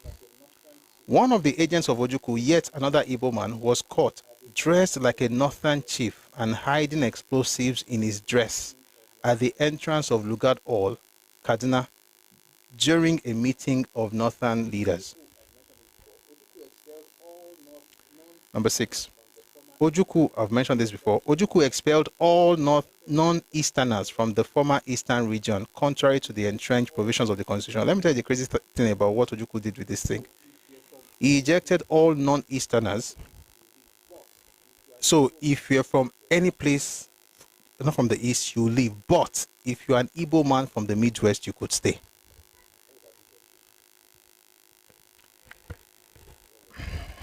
Talk about bigotry. Where were we? In January 1967, that was the same month of Aburi. This was after Aburi, by the way. 1 second.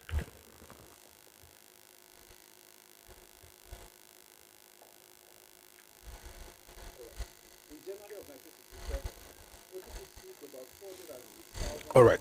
In January of 1967, Ojuku seized about 206,000 pounds worth of produce belonging to the Northern Nigeria Marketing Board, awaiting shipment overseas at Port Harcourt. What happened to the properties of the people expelled from the East? It was taken over. It was taken over. This man mentioned it in his book, Neville Graham Douglas. Even the jobs, even their businesses was taken over by the Easterners who were returning.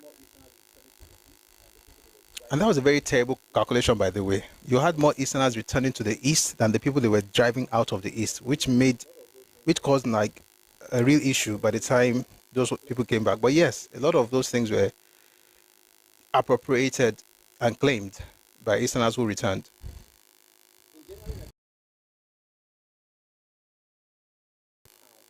In January 1967, Ojuku seized about 206,000 pounds worth of produce belonging to the Northern Nigerian Marketing Board, awaiting shipment overseas at Port Harcourt. Also, in January 1967, I know that's where you are going, but I'm glad you wrote it yourself, Prof. Ew. Prof, well done.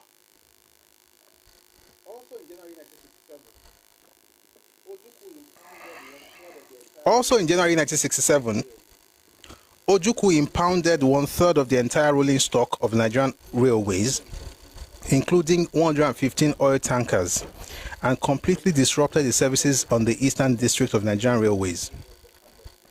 Number 9, Ojuku's government disrupted the supply of oil products from the refinery near Port Harcourt to the northern region, although the refinery is owned jointly by the federal government and all the former regional governments.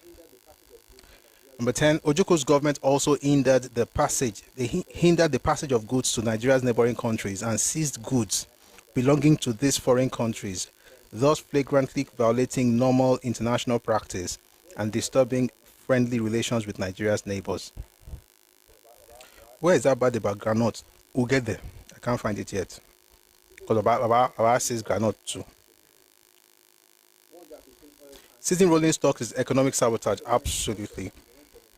115 oil tankers, which were not meant just for the East, were meant for the entire nation, was seized. A third of what Nigeria owned at the time was seized and kept in the eastern region. Why? He was trying to build his own nation. On 30th March 1967, Ojukwu published an edict seizing all revenue payable in the East to the military government. In addition, he seized all federal installations in the region. This included harbors, the Federal Broadcasting Corporation, and the Federal Coal Corporation.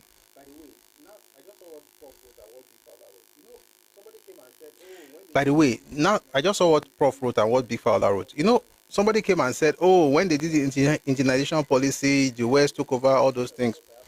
Just understand that, Bible says that the thoughts I have for you are good, not of evil. The thoughts Ojukwu had for Nigeria were evil, not of good, to destroy the possibility of anything good working in this country. Which is why, even when he came back, the elders amongst the Igbo people, they knew. They didn't vote for him. Is this whether it was in 83 or it was in 99? They did not vote. That's why he never won anything, because they knew exactly what he did. But in case you did not know, just stay with us, we'll get into it. So we're discussing Ojukwu's ambition and rebellion, and we're looking at what led to the war. So these are the things that Ojukwu was just commandeering and, claiming because he could. On 5th April 1967, this was after he had said no to Decree number 8. A Nigerian Airways DC-3 aircraft, which left Lagos Airport earlier in the day, was seized at Port Harcourt on Ojukwu's instruction.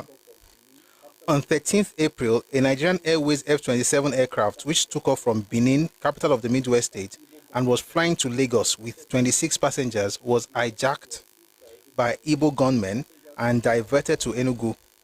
The aircraft was seized by Ojukwu in Enugu and the passengers sent off by road. Ojukwu's agents attempted to hijack another Nigerian Airways aircraft flying to Lagos from Ghana. Their plans leaked and the attempt was foiled by security men at the Accra airport. Please don't stop our tapping.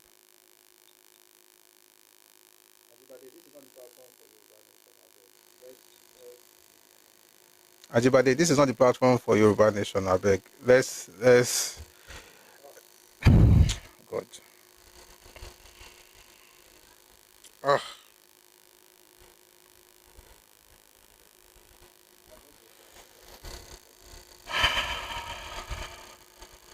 I love Yoruba Nation, by the way, Ajibade. I would love to have it.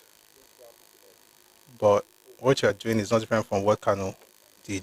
Just rile people up with hope, with no substance. Don't do that. It's dangerous. It's dangerous.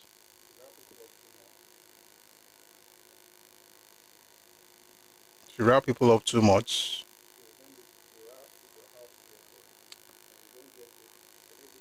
they will ask you for how to get it. And if they don't get it, if you're not able to give them based on your timelines, you may end up with what you have in the Southeast. Those people are disillusioned. They wanted to have a different nation. They wanted to break out. They've been told they will have paradise once they break out. They've been told that thing over and over again is the only solution. I'm very careful of people who provide a single solution to a complex problem. It's not that easy. You may have an ultimate solution, but this thing about the only thing, if you don't do this now, this thing will destroy a jaw.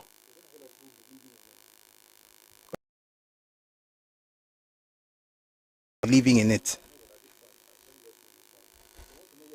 But the question is that once you say it enough, you know what, at this point, let me just mute this one. If you want to know where Ojukwu got his weapon from, find a way to get to his graveyard and spend some time with him. He will tell you. Stop disturbing me.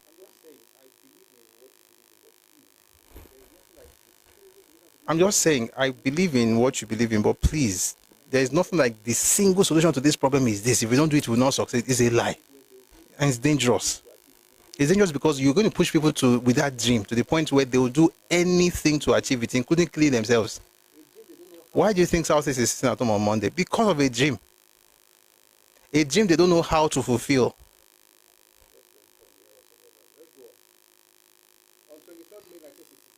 Let's learn from the errors of others. Let's go on. On 23rd May 1967, Ojukwu rejected the proposal of the National Conciliation Committee for a negotiated settlement of the Nigerian crisis. On 30th May 1967, Ojukwu declared the illegal secession of the former Eastern region from the Federation. By the way, the regions were broken, or states were created on 27th of May.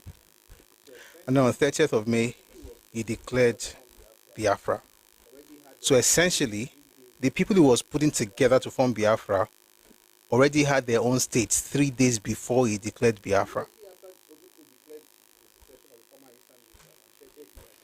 Immediately after Ojukwu declared the secession of the former Eastern region on 30th May 1967, the head of the federal military government and commander-in-chief of the armed forces, Major General Yakubu Gowon, described the secession as an act of rebellion, which must be crushed. Major General Gowon ordered general mobilization. 3 eastern states would suffer considerable hardship and possible loss of life as a result of Ojuku's rebellion. 3 eastern states resident in Lagos asked them to feel free to go about their normal business. He warned that anyone molesting them will be dealt with on the spot by the army and the police. Major General Gowon emphasized that the 3 eastern states remain an integral part of the Federal Republic of Nigeria. He warned all countries and international organizations to respect the territorial integrity of Nigeria and to refrain from giving any support whatsoever to Ojuku's rebel group. Major eastern states, which had been lifted in the spirit of conciliation. Other sanctions were also imposed. This included a ban on the importation and exportation of Nigerian currency notes, the tightening of foreign exchange control, and the stoppage of bank transfers from the eastern states payable in other parts of the republic. Any new currency notes issued in the eastern states would be illegal tender. The federal government pointed out that the measures were not punitive but were aimed at safeguarding the stability of the Nigerian pound. On 31st May 1967, the federal government suspended public telecommunication services and postal services with the 3 eastern states. The government, however, allowed existing private teleprinter services and private fixed radio services for which licenses had been granted to continue to operate as long as these services were used for the purpose for which the licenses were granted. Ojuku illegally ordered oil revenues and royalties payable to the federal government to be paid to his illegal regime in Enugu. Is it fair to say of the 2 leaders, one was better in using personnel and taking advice?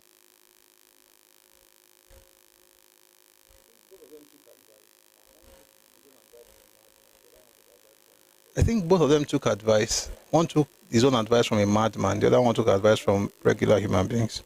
You know who took from madman. Let's continue. On 3rd June 1967, the federal government replied by instructing all oil tankers proceeding to the oil terminal at Bonny to call first in Lagos for clearance from the Nigerian Navy. By the way, war never started at this point though. Naval commanders were ordered to intercept any tankers proceeding to the prohibited zone in the 3 eastern states without prior clearance at Lagos. On 10th June 1967, Ojuku's agents planted quantities of explosives and accessories at a bulk oil installation in Apapa, Lagos. The explosive included cases of gelignite cortex fuses, battery packs, 36 electrical fuses, time relay packs. The federal government further tightened security measures in all public buildings and places in and around Lagos. Movement of vehicles into Lagos between 7 p.m. and 6 a.m. was prohibited. On 22nd June 1967, Ojuku tried his hands at piracy. This is the place I was looking for, Granite.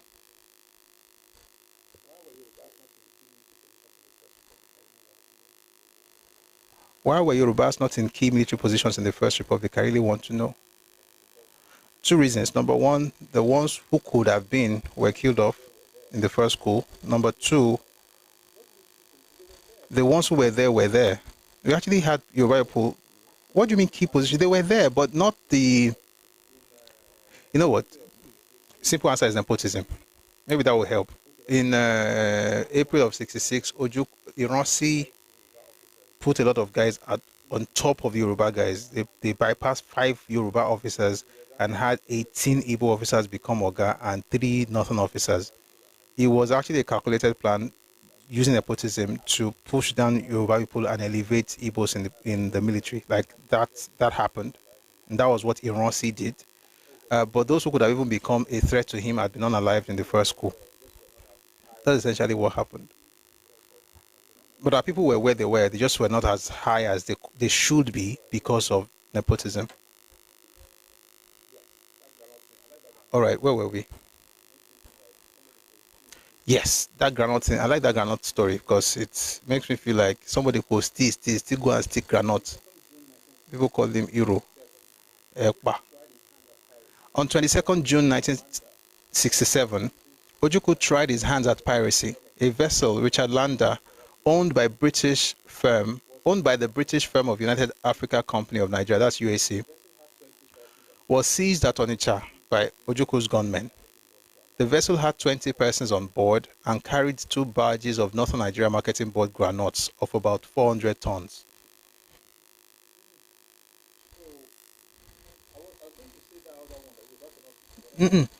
So I was going to say that other one that Yorubas were not joining the military, but he's not asking about. The thing is, even the ones who were there at the time could have ascended or gone higher in the ranks, but for Ironsi. So yes, it is true that Yoruba were not so many in the military. That's true, which is the third reason I didn't even say that. But even the ones who were there at the time were either killed off or intentionally subjugated by Ironsi. Let us read the West White. We already read it. We read it a while back. We just, we have there's a flow. No. You're not going to find that in the white paper. The white paper has nothing to do with military. That one is about federal civil service. But that's basically what happened. And by the way, if you want to get a bit of that, please read. It's in Adewale Ademoyega's book, Why We Struck. It's also in this one I'm reading by Nauro. Let's get back into this.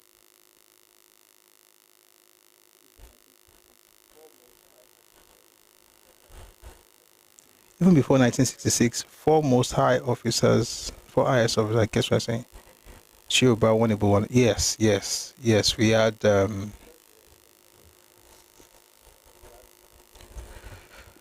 I'm trying to rest because we had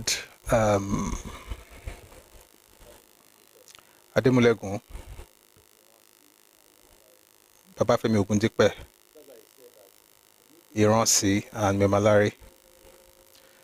That's why I said that. I know people will say that we don't have a lot of officers, which is true. But even the ones we had, because in the beginning, number 1 was actually supposed to be Ademulegun, not even Iransi. But so we had 4 senior officers. One was in Kaduna, was Yoruba. 1 was in Lagos, was Northerner. 1 was abroad. That's the only reason he did not die. And that was Babafemi Ogundipe. Adebayo too was not around. That's why he did not die. Everybody that could be a threat to Iransi was killed, including Shodainde. Did Ojuku give any account of the civil war? I've never even read the book, and that's the reason I didn't read the book. I went to read a review of the book, and they say it mentioned nothing about the war. So I was like, why else would I want to read? I want to know who gave it to you. I already know that one. Like, what was the in the book after reading the review? And I've read other reviews as well, saying he didn't mention that thing. Ogundipe and Ademulegun were Everest number 1 and 2. Thank you, Prof. All right, let's get back to this. So yes, they seized 400 tons of Aqua. We just put that one there. So they stole 400 tons of granules. Ojuku neither returned the vessel nor the granules. despite protests by the United African Company to the federal military government. On 24th June 1967, several Igbos, agents of Ojukwu, were arrested in a village near the University of Ibadan in the western state for planting 10 packages of explosives near the university. By the way, welcome UIG. Good to see you, sir. Ancestor UIG. Let me tell you one funny thing about this. If you read the book by Ken Saro-Wiwa, On a Darkling Plain, he mentioned how in Nsukka they were planning how they were going to bomb University of Ibadan. So it makes sense that NRO is saying here that in June of 67, 10 packages of explosives near the university. It's, again, there's no war yet. University of Ibadan. And so what they're doing right now is just carrying out the threat. Premier University, yes, evangelist, yes. You know why? Because so having moved to Nsukka, most of them moved to University of Nsukka, they now began to say, okay, see, Kakuma Jesse, I'm out of shower that no more on bomb Google, but the jet time quarter, you tell me, they just destroy everything.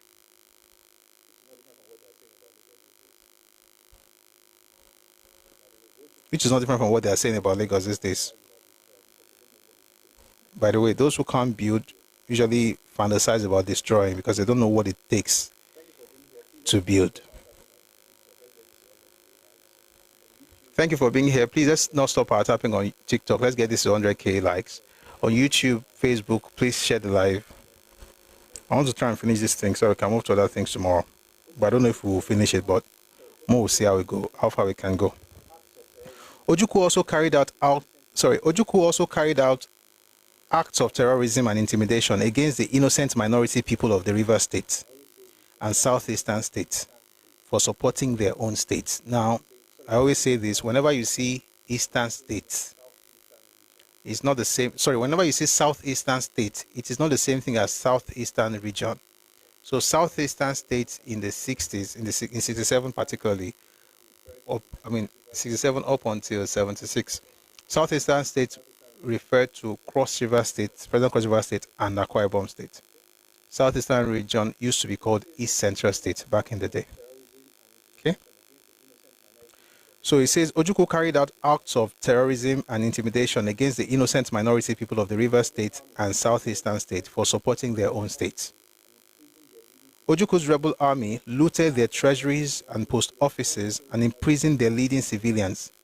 These acts of terrorism also included wholesale murders, pillage, arson, and seizure of personal properties of the citizens of the rivers and southeastern states.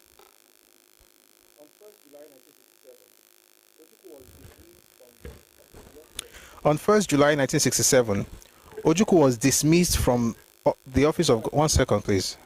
One second, Ejo.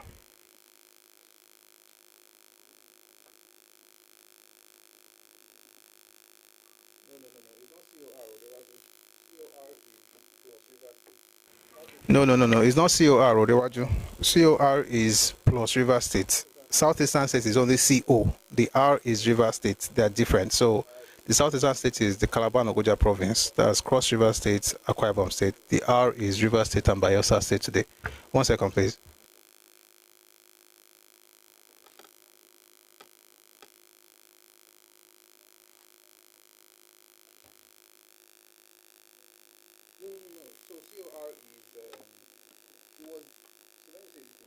No. So COR is it was.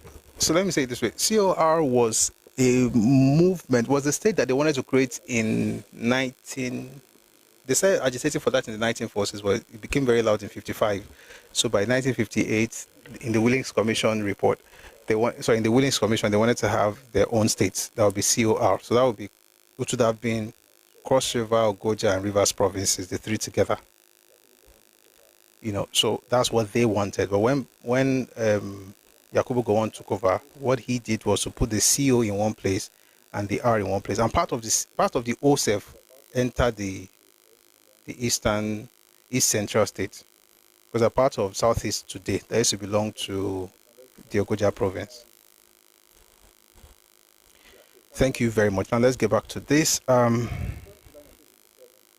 Yeah, so he carried out terrorist acts. On 1st July 1967, Ojukwu was dismissed from the office of governor, East Central State, and from the Nigerian Army with ignominy by the federal government and the Army Council.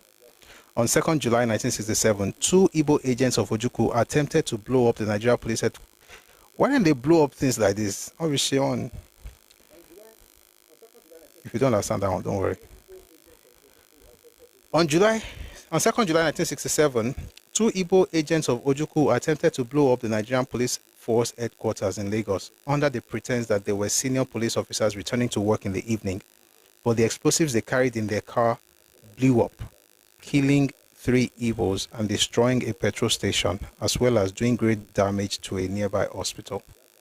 Almost simultaneously, there was another explosion at a petrol station in Yaba on the Lagos mainland. Several people were injured. There was no war yet, though. There was no war yet, though. Nigeria has not declared any war.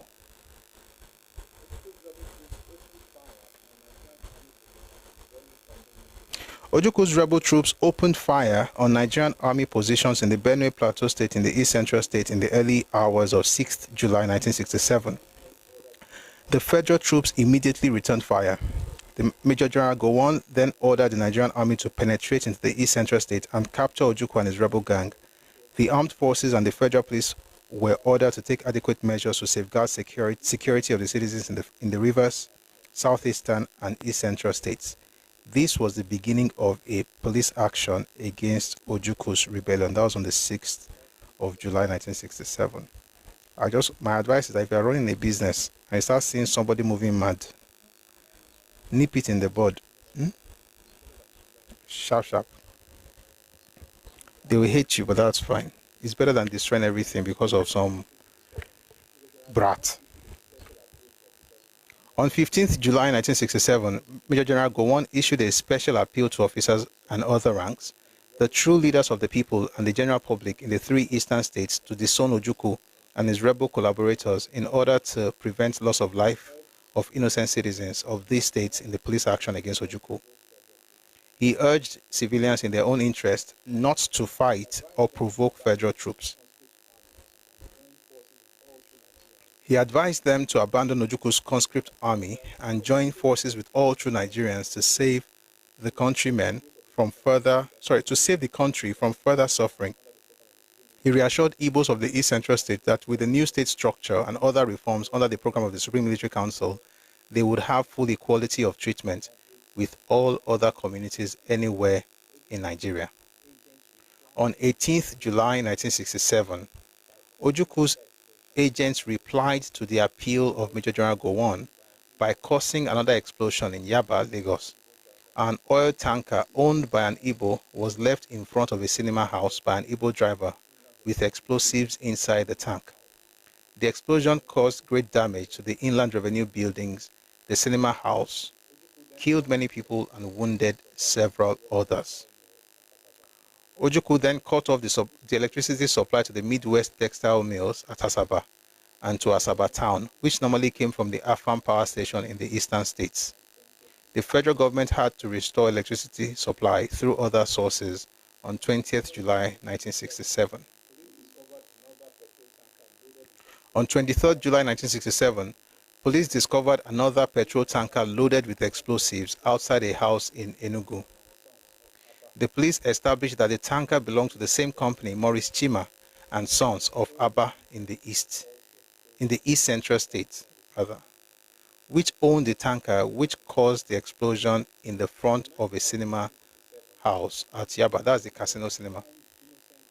On 9th August 1967, Ojuku's rebel planes bombed innocent and defenseless civilian population in Lagos, Kaduna, Kano, and Lokoja. By the way, this is the person that wanted Eastern region to secede. He doesn't really care about that. We just our place. So he says August 9th, 1967, Ojuku's rebel planes bombed innocent and defenseless civilian population in Lagos, Kaduna, Kano, Lokoja, and raided on a Sunday when people were at church and several towns in the northern states. Also on 9th August 1967, Ojuku's rebel soldiers infiltrated into the Midwest states and in collaboration with Igbo officers of the army in the state, staged a coup against the legitimate governor of the Midwest. This coup enabled rebel infiltrators to occupy the state from 9th August to 20th September 1967. The rebel soldiers during the occupation of the Midwest state looted the treasuries and the central bank, despoiled markets, and killed many innocent civilians. I'm going to stop here now, and we're going to spend some time on the Midwest. So like I said, what we're going to do is, this is our main source, but we'll be going into other documents. So I want to read something from Uswan Lele. Let's try and understand what happened in the Midwest. What time is it? 5:34. Let's see what we can do. Before I read that one, let me first read something from Alabi Sama's book. 1 second, guys.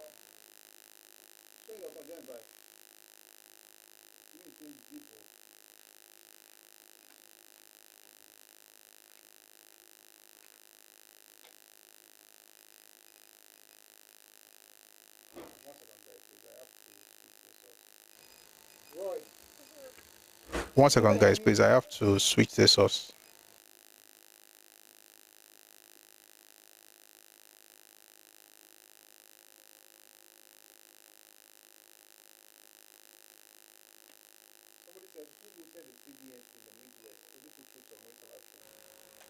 Somebody said, who looted the CBN in the Midwest? Ojuku troops or Murtala troops?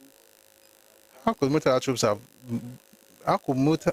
troops loot a bank that was already looted by Ojuku's people, even when Banjo decided not to do it? I'm sure you got the answer from all of that thing I just said.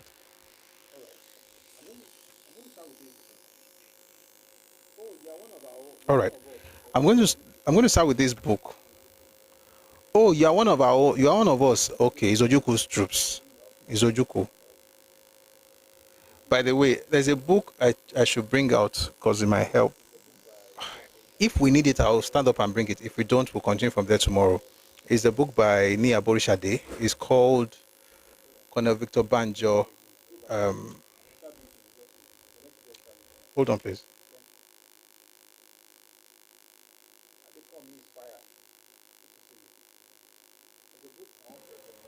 They call me Inspire. Good to see you. There's a book I want to recommend. We might read it. If I have to get up to pick it, I'll do so. But if not, we'll continue. We'll use it tomorrow. One of the things I'm trying to do is I'm trying not to just talk about what led to the war and just get to, like, if we get to a particular place and there's a story there, we'll stay there for a bit and just explore that topic using different sources. So the book is called Colonel Victor Banjo, Revolutionary Betrayed. It's by Niyi Aburi. And there's another book, A Break in the Silence, by Adeton Ogunsheye.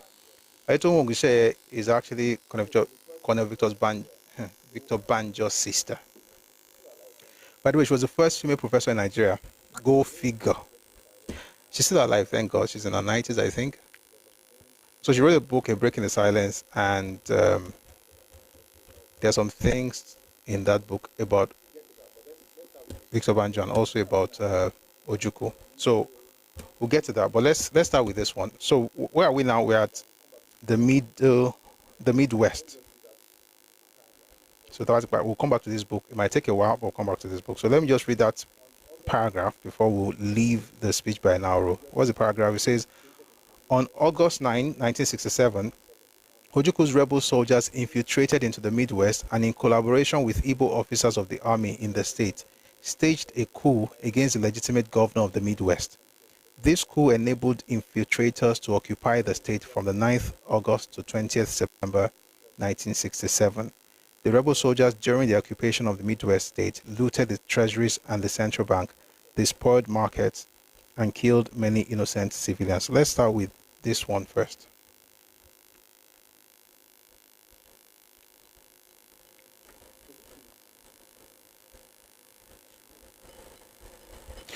So this is, I want to borrow it. Sorry, guys.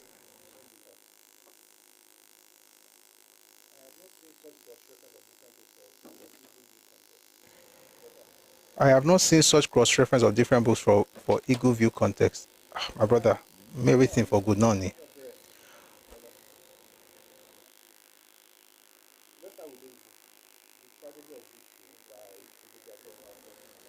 So let's start with this book, The Tragedy of Victory by Brigadier General Godwin Alabi Sama.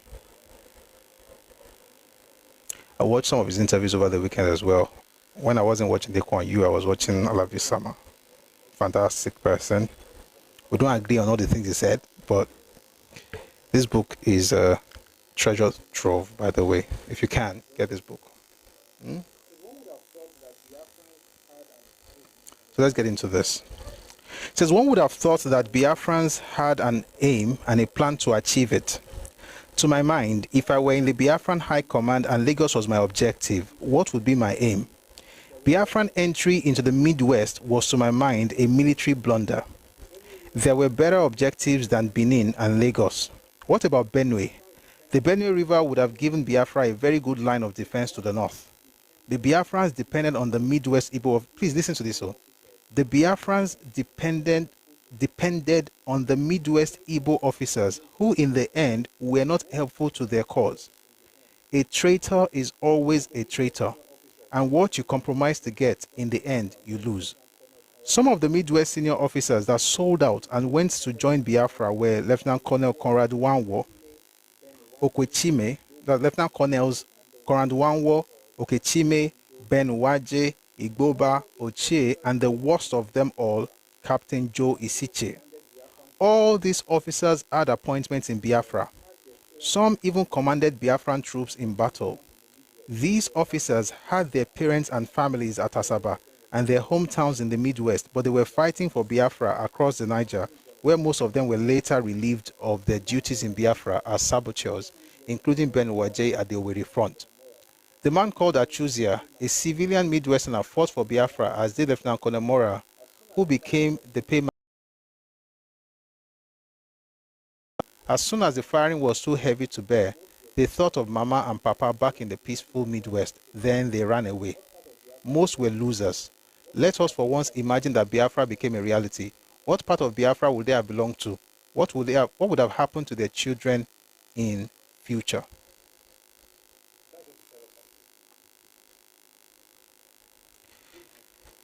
That's just to tell us something. This book, we'll be referring to the book as we go on. But there's something you discover from this book, right?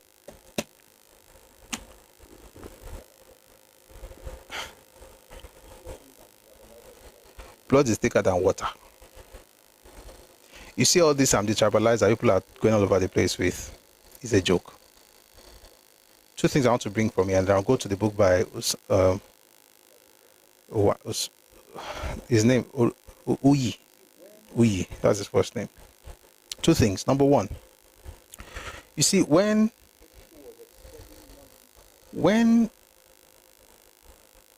Ojuku was expelling non-Easterners, he was careful to ensure that Igbos from the Midwest were not expelled. When he was trying to get into the Midwest, it was also the Igbos who were in the Midwest who worked with him. And so, despite the fact that they were not in the East, that ethnicity was still something that meant something to them. Which is why I say that I don't believe in a detribalized Nigerian. I think it's a joke. I think it's a lie. And I think only two groups of people use that word, detribalized. One group is a naive group that thinks that the way they think is how the world thinks, because you have a church mind. I'm a child of God.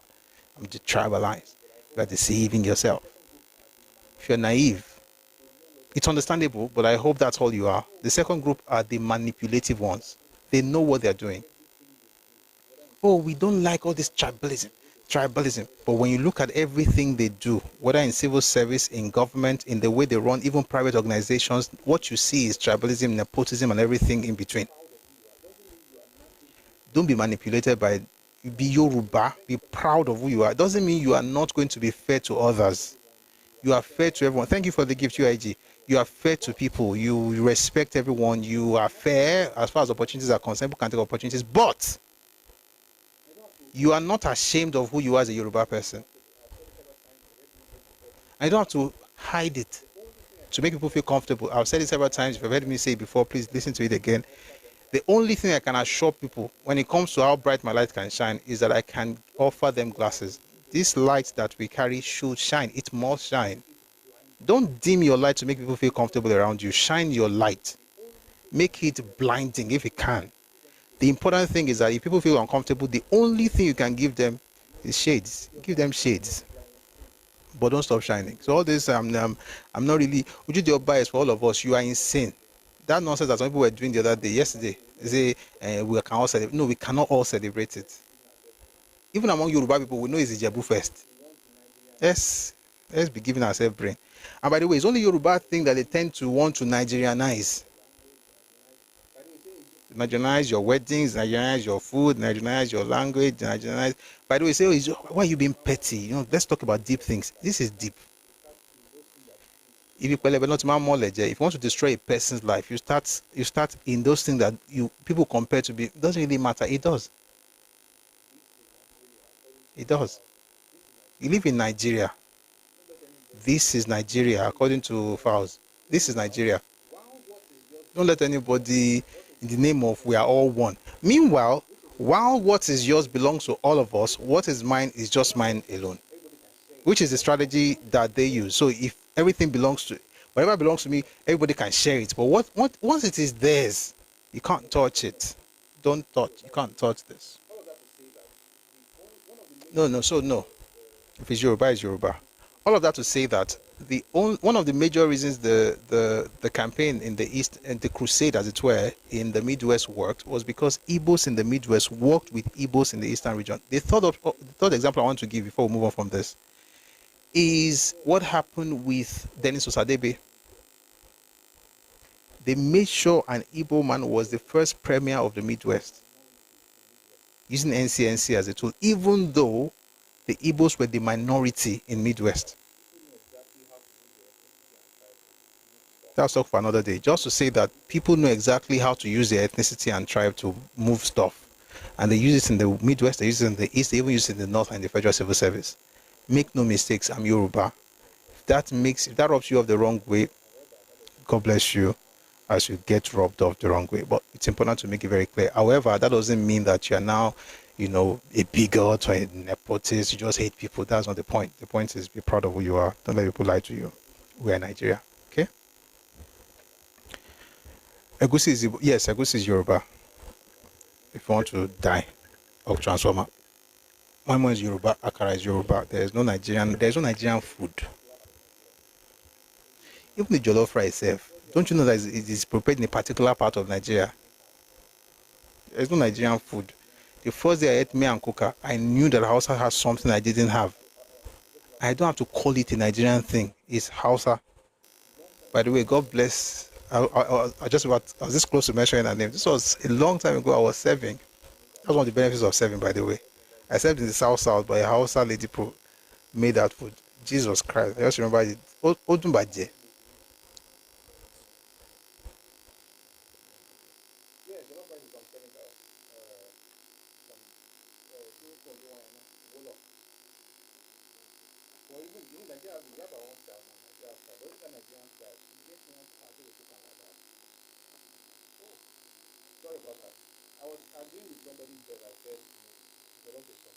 Sorry about that. I was agreeing with somebody there that said, jollof is from Senegal. Yes, Wolof. But we have Nigerian jollof now. But even that one, it gets one part of Nigeria where they cook them like that. If you say that is tribalism, let it be. Let it be. Akara is Yoruba, and Akara is not bean cake. Akara is Yoruba. Mama is Yoruba. Egusi is Yoruba. Amala is Yoruba. Is Yoruba. Just as if I see Oha, I don't call it Nigerian. It's Igbo, as it should be, because that's what it is. This inferiority complex is nauseating. if you see Afang, Afang is not Afang. Do you know? Let me tell you what.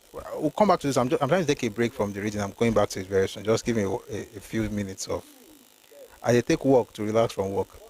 You know, when I served, the first place in my life that I see people cultivating water leaf was Aqua. Water leaf in Yoruba land, bure is weed. Like they grow on your own. But guess what? Spinach tete is weed in Aqua Ibom. Wọ́n gbin tete. Tete kan wu bó ṣe wù kiri ni. So if I see Afang or Edikaikong, I won't call it a Nigerian soup. It has a place of origin. And people should be comfortable in acknowledging when they borrow things.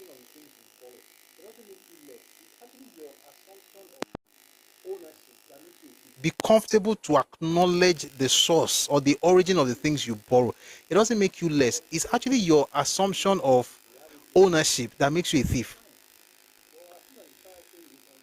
That makes you a thief. But to say, okay, it's from here, we have it here now, it's fine. But as soon as the Tara say is Ngunzi,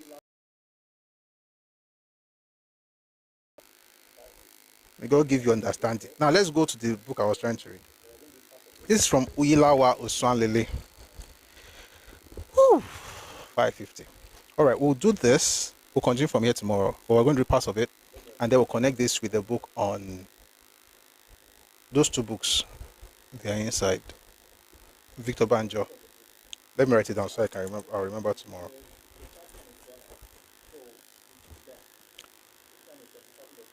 What's the title of the book?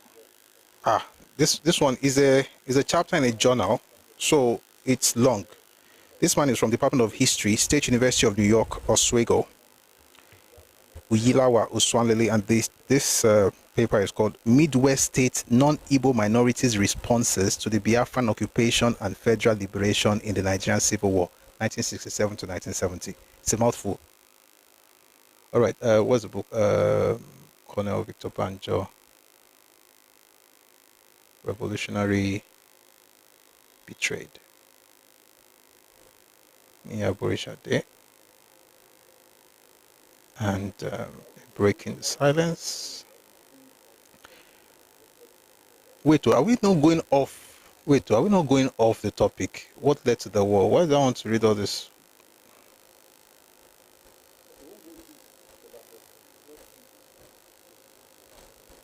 Okay, we won't go deep into Victor Banjo's story. We'll just read his role if we have to. So we don't change the topic. The topic is still what led to the war. But while we're talking about what led to the war, we might as well talk about what happened in the war. The short form is Midwest States Non-Igbo Minorities Response.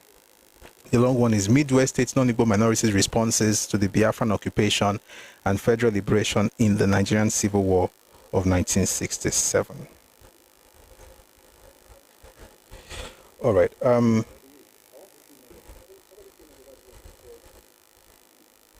By the way, I want to quickly mention something. Somebody came in the other day and said that the Igbos were the majority in the eastern region. I answered the person, but I didn't give them figures. So let me give you figures from this document. When I was talking about Dennis Osadebe, Enauro is a paper you find in the book by A.H.M.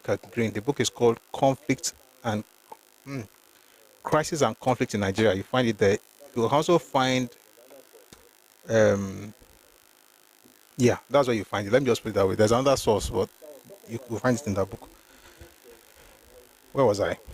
Yeah. So I was talking about how the Igbos were a minority in the Midwest at the time, and they were able to have Dennis Osadebe become the premier of the Midwest. And somebody came here and said, oh, they have 27,000 local governments in Delta State, therefore they are not a minority. So let me just read something. It's not today's topic, but may I just read them sharp. The Midwest region was a misnomer in Nigerian post-independence regional politics. Contrary to the convention, where majority ethnic groups ruled and dominated the minority ethnic groups in their regions, the Midwest was ruled by an Igbo minority group. The Igbo population in the Midwest amounted to 342,503, compared with the majority Edo, Benin, Afemai, and Ishan, which is 688,404. Urubu and Isoko, 323,315. Ijo, 82,284. And Ishekiri, 54,284.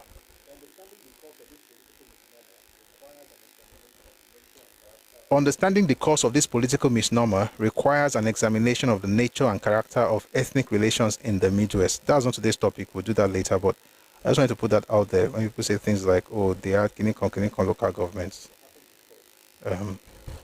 was a misnomer. It happened because, when the Oba of Benin, it thinks they do Yoruba people. And AG was warning them. So, where is this page? Oh, sorry.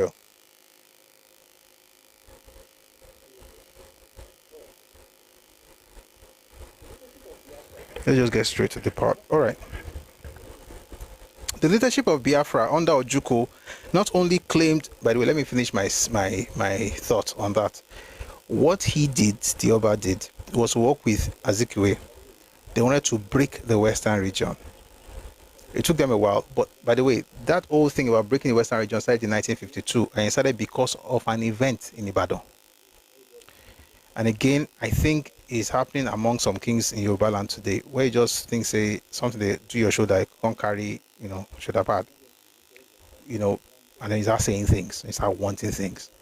I'll not go into the details, but the point is he wanted to have a own space where it would be the Kinikon. Okay, the only thing he got out of the arrangement was that he got the capital of Nigeria. Sorry, capital of the Midwest was Benin. Political power went straight to Azikiwe's people in the Midwest. We'll talk about that another time. Interesting is in this book as well, but we'll talk about it some other time. So let's get into Biafran occupation and Midwest state. The leadership of Biafra under Ojukwu not only claimed the right to self-defense, but went further in assigning itself the task of liberating southern Nigeria from the feudal Muslim northern forces that it alleged controlled Nigeria. Let me stop and quickly say something. As I'm reading, I would explain. You see when people say things like, Fulani are your problem. They've said it before. They said it in 64. They said it in 66. And even during the first school was in 66. You see that in the book by Ben Bule. Nigeria's 5 majors. Fulani, Hausa, Northerner, Muslim, Islamization. I'm not saying the North doesn't have Islamization plan. I don't know if they do. The point is just that the person who is telling you that somebody else wants to dominate you actually wants to do the exact same thing.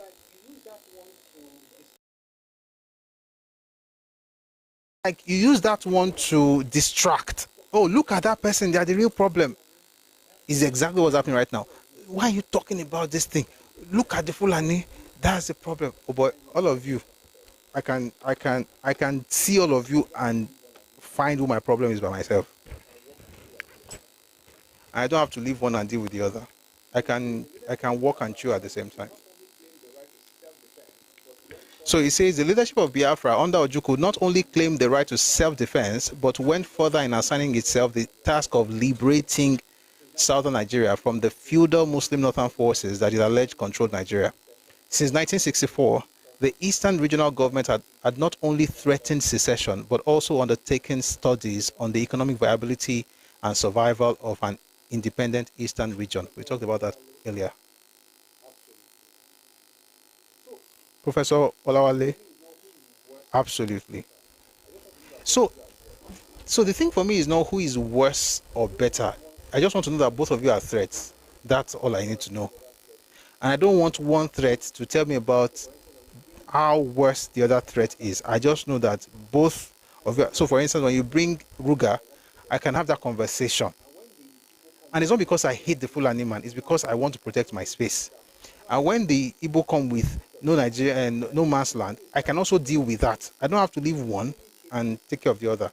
By the way, the one who is carrying guns that you are seeing, in many cases, this is my own stuff, especially as far as, oh, thank you, UIG. let me finish this thought before I tell you what we actually did. This is my own thing. When people talk about, oh, people are carrying guns, some people are carrying words. Do you see how young Yoruba people move? When people tell them they are cowards and their elders are cowards, they can deflate who you are and just talk down on you and just reduce your person in your land, and you'll be stupid enough to say we are just Yoruba, but it is as dangerous as the person carrying gun. That's all I want to say. But thank you very much for that gift, UIG. If you are here on TikTok, please click on the treasure box here. Where is it? Here. Okay, it's here. The treasure box up here. If you're on TikTok, please click on it and then you can access it. There's 40 more seconds. So everybody can get some coins from there. Thank you for that gift, UIG. I really appreciate that. All right, so let's get back into this. One study showed that an independent Eastern region survivor will be dependent on the vast oil resources. Guys, I was saying it earlier, it's still in the other book by A.H.M. Green, but stay with me. But that NRO speech is still there inside, but just stay with me. So the Eastern region conducted an independent study to see if the Eastern region could survive on its own around 64. And one of those studies shows that an independent Eastern region survivor will be dependent on the vast oil resources of the minority areas. That's 57.1%. Since the Igbo areas had only 5.8% oil and a large population suffering from land hunger and declining agricultural productivity. But undergirding Biafran liberationist war, but undergirding Biafran liberationist war aims, but undergirding Biafran liberationist war aims was the control of the resource riches of the minority areas. In other words, what undergirded this whole idea of liberating Biafra was a desire or a need or a plan to even Zik was against the idea of creation of state, of breaking the Eastern region until 67, 66, 67, when he mentioned it in the parliament, and then Ojukwu and his minions were against him. So the whole idea of Biafra in reality was to control the resources of because there was no resources, there were no resources, and there is still no resources that you want to hone up to, or you want to tebati. What's the English for that, please? There's no resources that you want to tebati in the East Central states, like southeastern part of Nigeria. You have to corner other people's spaces and get their resources to be able to have a nation and call it Biafra. If you are really a good person, just call, like me now, if I want to have a nation, if I really want to have a nation apart from Nigeria, I'll be asking for Yoruba nation. Yoruba nation. If I wanted to say something, why say stuff like this? I'm reading a book, King Ibedu. See, let me tell you something. Young Igbo people, it's not your fault that this thing happened. You don't stop holding brief for people that destroyed your elders and your families. You don't get this. It's not about you. I'm trying to help you. You did not do this. Maybe you have this heart like, oh, I just want Nigeria, I don't care about. You may be that person, but the point is, it actually is about our history. It's not just your history, it's also what these guys are doing right now with IPOB. Talking about go to Uroboland and have a referendum. For what? Number one, Uroboland was never part of Eastern Nigeria. Number two, even if it was part of Eastern Nigeria, they said, the people in the Eastern area said they were never part of this whole thing. Do you know what it means to mess with the tribe's history? You don't understand. I'm not messing with your history. I'm telling you your history as it is. You've been lied to. Talking about it and telling the main Easterners that what they know are lies. But they are lies.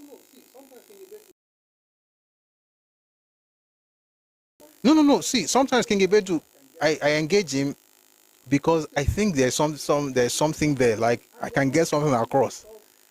Listen, what you believe are lies, and they are not truth because it doesn't become truth because a billion people believes in it.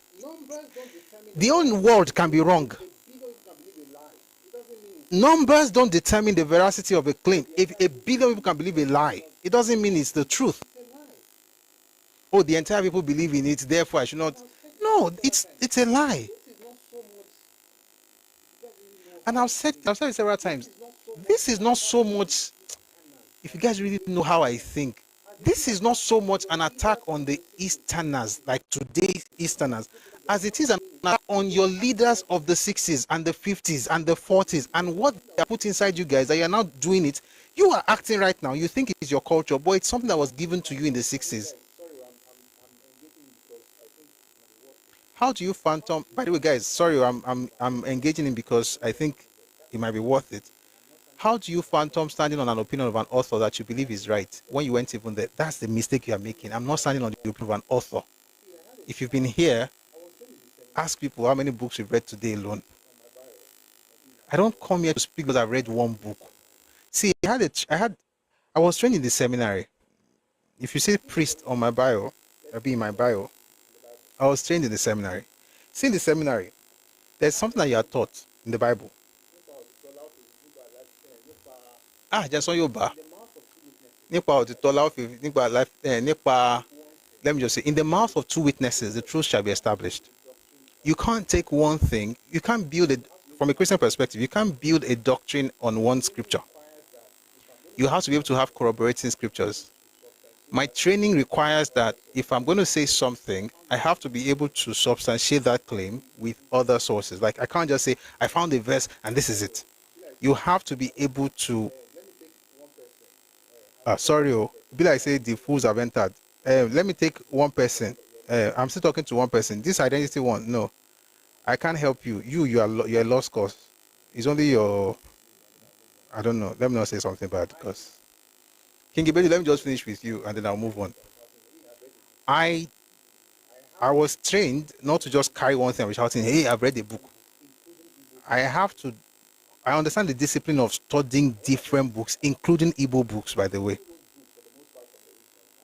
And what I've noticed is that the people who wrote books, for the most part from your region, are people who enjoy the propaganda they dished out during the war.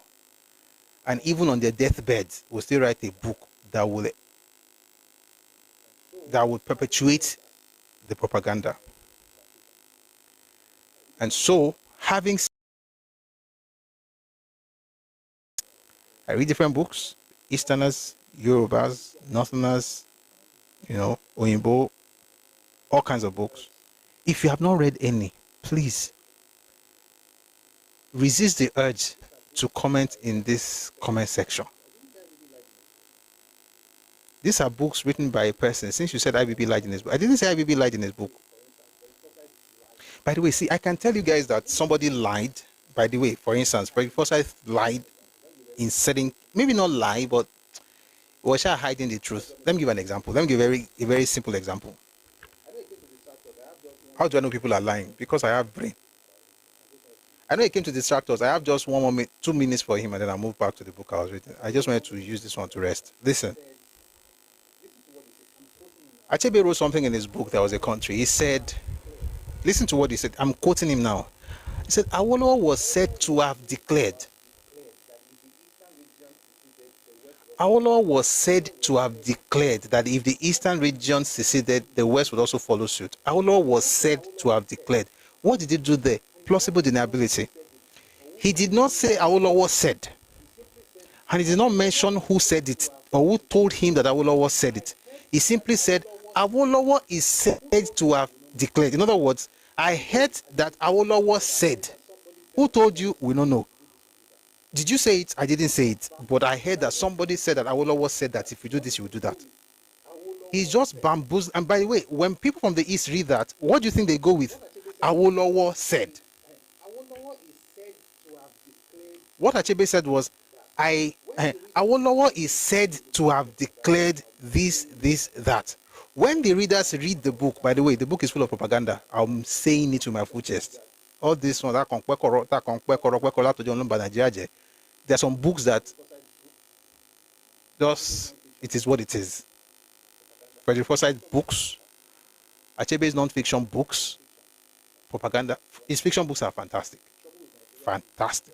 The fictions, fantastic. But when it comes to non-fiction, the trouble with Nigeria is just his own mind. He's writing that Igbo people in a burst of energy were able to catch up with Yoruba people in a lie.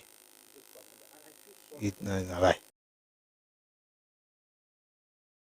And I feel sorry for people from the East because you really read these books and think you are reading history. Awolowo is said to have declared. An Igbo person reads that and says, Awolowo said there's going to do something. You know why I know that an Igbo people thinks that way? Because of the book by Ngozi Okonjo-Iweala, who is not your regular Jane. She is educated, she is exposed, she's an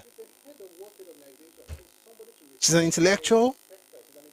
She's the head of World Trade Organization. She's somebody to respect. I respect her. She's an economist par excellence. But guess what? History that she wrote, absolutely ridiculous. She wrote in her book that Awolowo actually said it. If she could become a victim of that narrative, what do you think would happen to the girl on the street selling pop-off?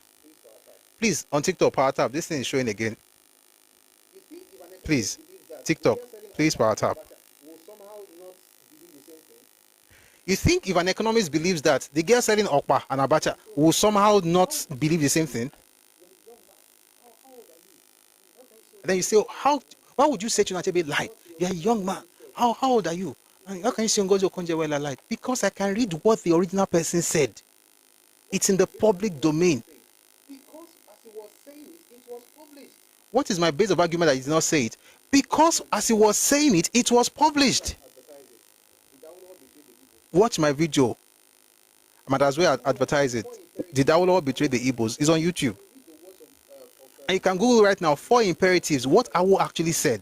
And you read the words of Chief MCK Ojukwu, who is an Igbo man, by the way. And I intentionally quoted him because there's always a remnant. There's always a wise minority in every group.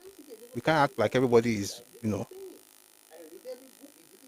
MCK is even telling you that this guy did not say it. I read every book, he didn't say it. What did he say? This is what he said. The 4 imperatives. If the East was allowed, if the East was allowed by any acts of omission or commission to secede, the West and Lagos will also break away from Nigeria. That's what it is. What he said is available in the public space. But people that you look up to will take what he said, twist it and say, I heard that he said that I said, and then they'll change it for you, and you guys believe it. And me, as a Yoruba person, I should now tell you that because your entire region believes that thing, it is true. Even though you are casting aspersions on my own leaders. You must be joking. I don't care if 1 billion people from your region and the unborn children believe in nonsense. It is still nonsense. And that's the funny thing. Say, oh, why are you saying that the whole Eastern region believes you are telling them is a lie? Oh, did we all not believe that there were weapons of mass destruction in Iraq? Why did we believe it? Because George Bush said it. Did we go to Iraq to go and check? No. George W. Bush said it, we believed it, and that settled it. Until we discovered it was a lie. Would you now say because the entire America believed that there were weapons of mass destruction in Iraq, the entire world should now say, oh, it's true. You should do what you did to Saddam Hussein because there were weapons of mass destruction? Of course not. The numbers do not matter at all when it comes to veracity of claims. 1,000 people can be lying. Some people believe they are from Israel. There are bad people here. So you believe you are from Israel. You believe from Ghana. You believe from Ife.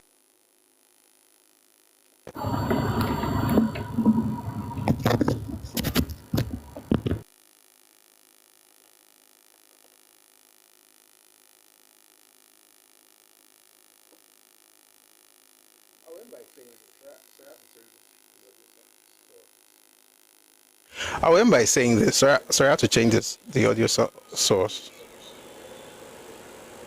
I'll end by saying this. With all due respect to folks from the Southeast, listen, the things I say are not... I'm intentionally stopping to answer this because it's very important. I don't want it to look like people are just here to bash people. The things I say, I'm not saying it because I'm trying to reduce the East or talk down or cast aspersions. That's not the point. It's just that there is information hidden in books that your leaders knew about, but decided to hide from you. There is information, they knew about it, they hid it from you, and they did it not for your sake. They did it for their sake. Read the book by Elechi Amadi. Read the book by Ken Saro-Wiwa. Even in that book, they were trying to explain the difference between the people who were Igbos and the leaders who were Igbos. See, if you came out, I was not alive during the war, but I've seen images, I've watched videos, I've read books. And there's no way you would see people suffering like that and you just think, to just dump on them, or dunk on them, whatever English is the right one. The problem is this. Those people who suffered, the leaders who made them suffer, told them that the fault or the reason for their suffering was someone else. Those people, because of their pain, didn't bother rationalizing what they heard. They just believed. They told their children and grandchildren, an entire region believes that thing because my papa tell me, because of course my papa no feel lie.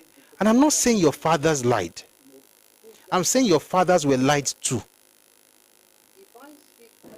I'm not against your father as much as I'm against the propaganda machinery that, pushed out that agenda. If I speak contrary to what you believe, it's not because I hate you, it's because I found the truth. And I'm not saying my truth or your truth. I don't even believe in all those my truth, your truth, what's my truth is nonsense. For truth to be truth, it has to be absolute. There's no my truth. That's just a subjective opinion or subjective reality. If, for instance, let me look for an example. If, for instance, I do my hand like this, and you tell me that there are, what's it called now? That I have, what's it called this thing? Marks on my palm? You're right. But that doesn't mean that this determines everything that my hand is. Someone is looking at it from this perspective. But I have the hand, I can look at it from both sides and give you a proper, you can't be shouting my truth, my truth. I don't care about your truth if it doesn't take into cognizance the entire thing that is the truth. So what I do is not to denigrate your people, it's just to say, listen, there are things that you've not been told, and perhaps if you just find it, if you just discover this thing, your life will change. For the first time in your life, and I can assure you this, you would not see yourself as a victim. Now, here's the problem. If your identity and your survival is dependent on victimhood, you will hate me. But my question to you is this: why should your identity be dependent on victimhood? Why? Are you not a man or a woman, a human being? Can you not make your way in life rather than just acting like you're subservient to everybody? Can't you see what you have achieved? Do you think you achieved that to be able to spite people and say, I did it in spite of what? Nobody cares what you did in spite of anybody. The point is that you are a human being. Stand up and work as one. I did this intentionally. I'm going back to my book now. Thank you very much for understanding. And I'll be doing this from time to time because I know so many people will hear this and say, oh, this guy hates us.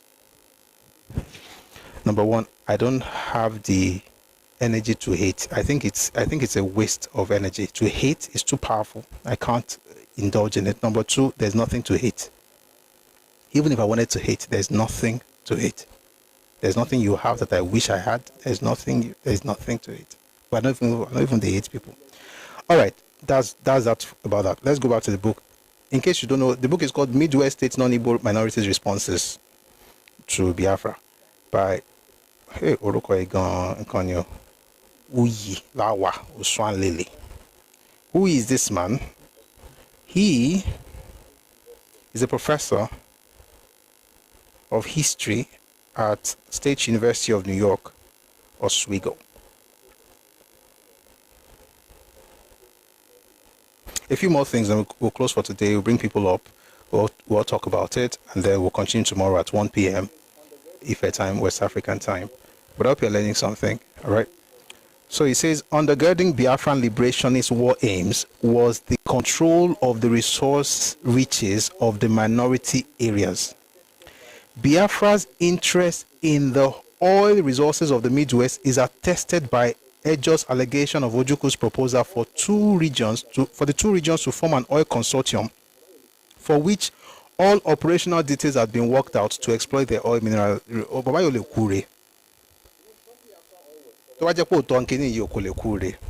know what that means?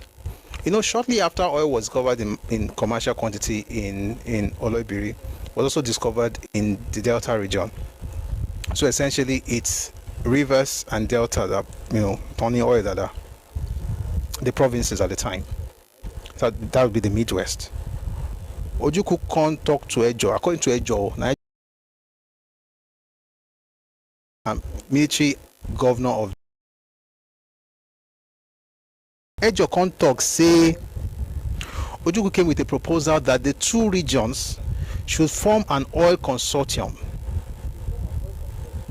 in a country that's practicing unitary system, to form an oil consortium for which all operational details had been worked out in order to exploit the oil resources. Why is it that this guy especially just likes to poke nose and enter things wey no belong to him? Why? So they want to do NDDC. Yes, do NDDC without federal government approval. This is where we'll continue. The oil and other natural economic resources of the Midwest were then located in the non-Igbo areas. With the significant refugee problem and its virtual encirclement, Biafra's only outlet to the world was the neutral Midwest, which was also the source of most of its resource needs, located in the non-Igbo minority areas of the former Eastern and Midwest regions. The neutral resource-rich Midwest had 37.1% of Nigeria's oil export and 75% of Nigeria's timber and rubber exports, as well as foodstuff, which had always been in short supply in Eastern Nigeria. You know, I said something, somebody asked me the other day. The truth is, historically, foodstuff has always been in short supply in the Eastern Nigeria, and it's not because they are bad people, it's because of the kind of soil they had. Because, of course, compared to the numbers. Okay. We'll just leave them like that. In the apparent bid to capture Lagos and overthrow the federal military government, Biafra invaded and occupied the former Midwest region, now renamed Midwest State. The ease of invasion and occupation of the Midwest was facilitated by the weaker military force and armament of the Midwest Military Area Command. And more importantly, I'm trying to connect this with the book, with this book. What we read in this book. Remember what we read in this book? The Tragedy of Victory by Godwin Labisama. He mentioned how they worked with Igbo officers in the Midwest. So that's where we're starting now. Or that's what we're to go into now. So he says here, the ease of invasion and occupation of the Midwest was facilitated by the weaker military force and armaments of the Midwest Military Area Command, and more importantly, by the connivance of the most senior Midwestern Igbo officers who had almost complete control of the armory. I am detribalized. We're done. We're done.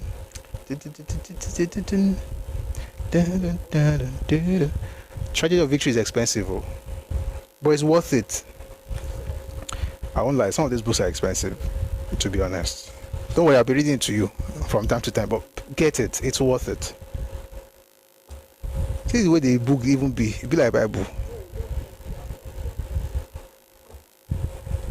Oh, we just want Biafra. Okay. He said more importantly, by the connivance of the most senior Midwestern Igbo officers who had almost complete control of the armory. Ogbemudia, one of the senior non-Igbo officers, alleged that the Midwest, by the way, Ogbemudia was one of the three people that were suggested by Victor Banjo to become the head of the Republic of Benin. Professor Lawale. So there were 3 people that were suggested by Banjo, Ejo, Ogbemudia, and Chimnel. So this is Ogbemudia that he was talking about. It's from Benin, of course. You can tell from the name. Ogbemudia, one of the senior non-Igbo officers, alleged that the Midwestern Igbo officers tricked the non-Igbo officers to hand over the keys of the armory and remove most of the magazines on the eve of invasion. There are also accounts of lax security in Asaba, the Midwestern Igbo major town and gateway to the Midwest state, resulting in clashes between the police and the army on the eve of the Biafran invasion over the security of the bridge. Ogbemudia also alleged that Colonel Wanwo, the same person mentioned in this book, Colonel Wanwo, a Midwestern Igbo officer, showed, thank you for the gift, thanks a lot. Colonel Wanwo, a Midwestern Igbo officer, oh boy, where was I? Midwestern Igbo officer showed a lackadaisical attitude towards the invasion and only called a meeting after Biafran troops had effectively occupied the state. Wanwo quickly switched sides and defected to Biafra. Other Midwestern Igbo officers who worked for Biafra stated their different reasons for supporting Biafra. An instance is Colonel Okwechime, who justified his support for Biafra with the allegation of a secret landing of federal naval ships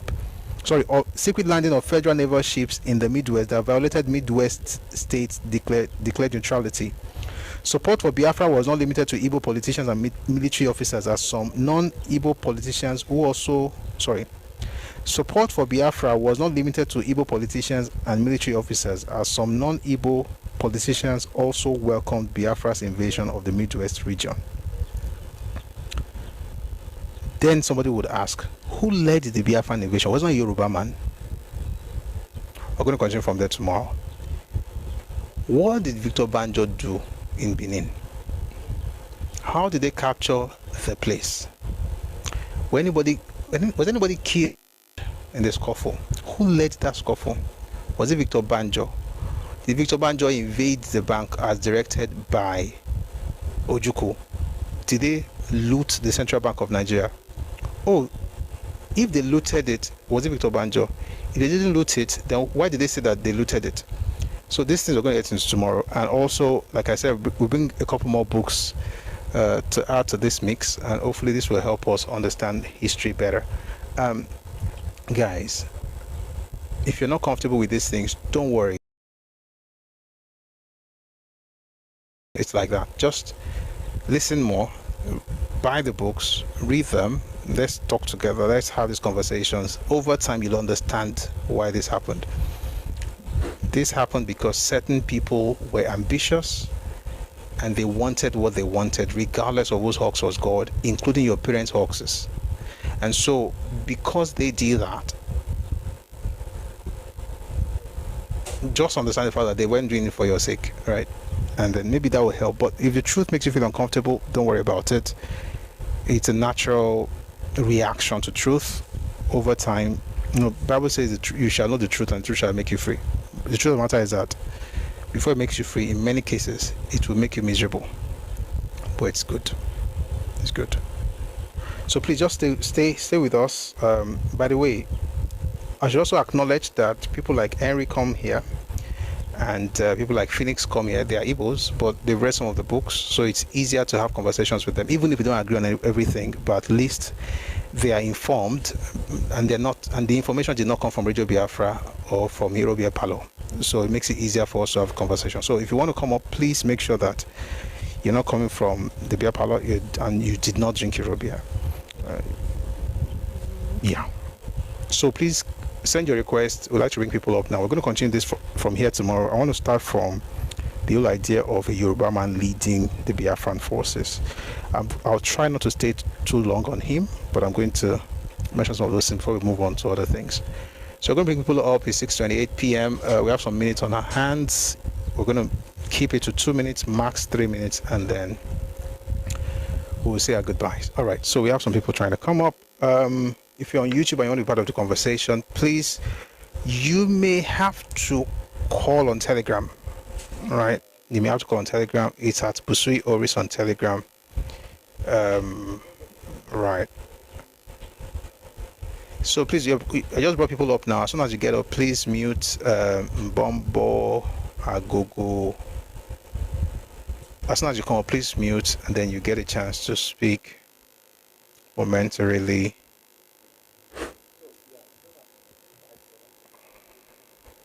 Yeah. So yeah, you don't have to like what I'm saying to come up. Please feel free to come up. Just make sure that when you speak, you are not going to speak based on my papa tell me. My papa say, oh mommy, no follow, I never chop. Make you find correct guy. No be love, we go chop. Now you should talk about why did Aburi Accord fail implementation wise? Because Ojuku rejected it. That's a simple and short answer. ETZ. Aburi Accord failed because Ojuku rejected Decree number 8, which was the implementation of Aburi Accord, and Decree number 8 actually had in it 95% according to Aqua, 98% according to Larinjo of the demands. There's a man's name I usually don't call, and I don't think it's fair that I don't call his name. 1 second. I want to take care of you, baby. Oh, you're my love. Mr. Don Egbe. It was the governor's private secretary who said to Ilarinjoku that decree number 8 contained 98% of the Aburi decisions.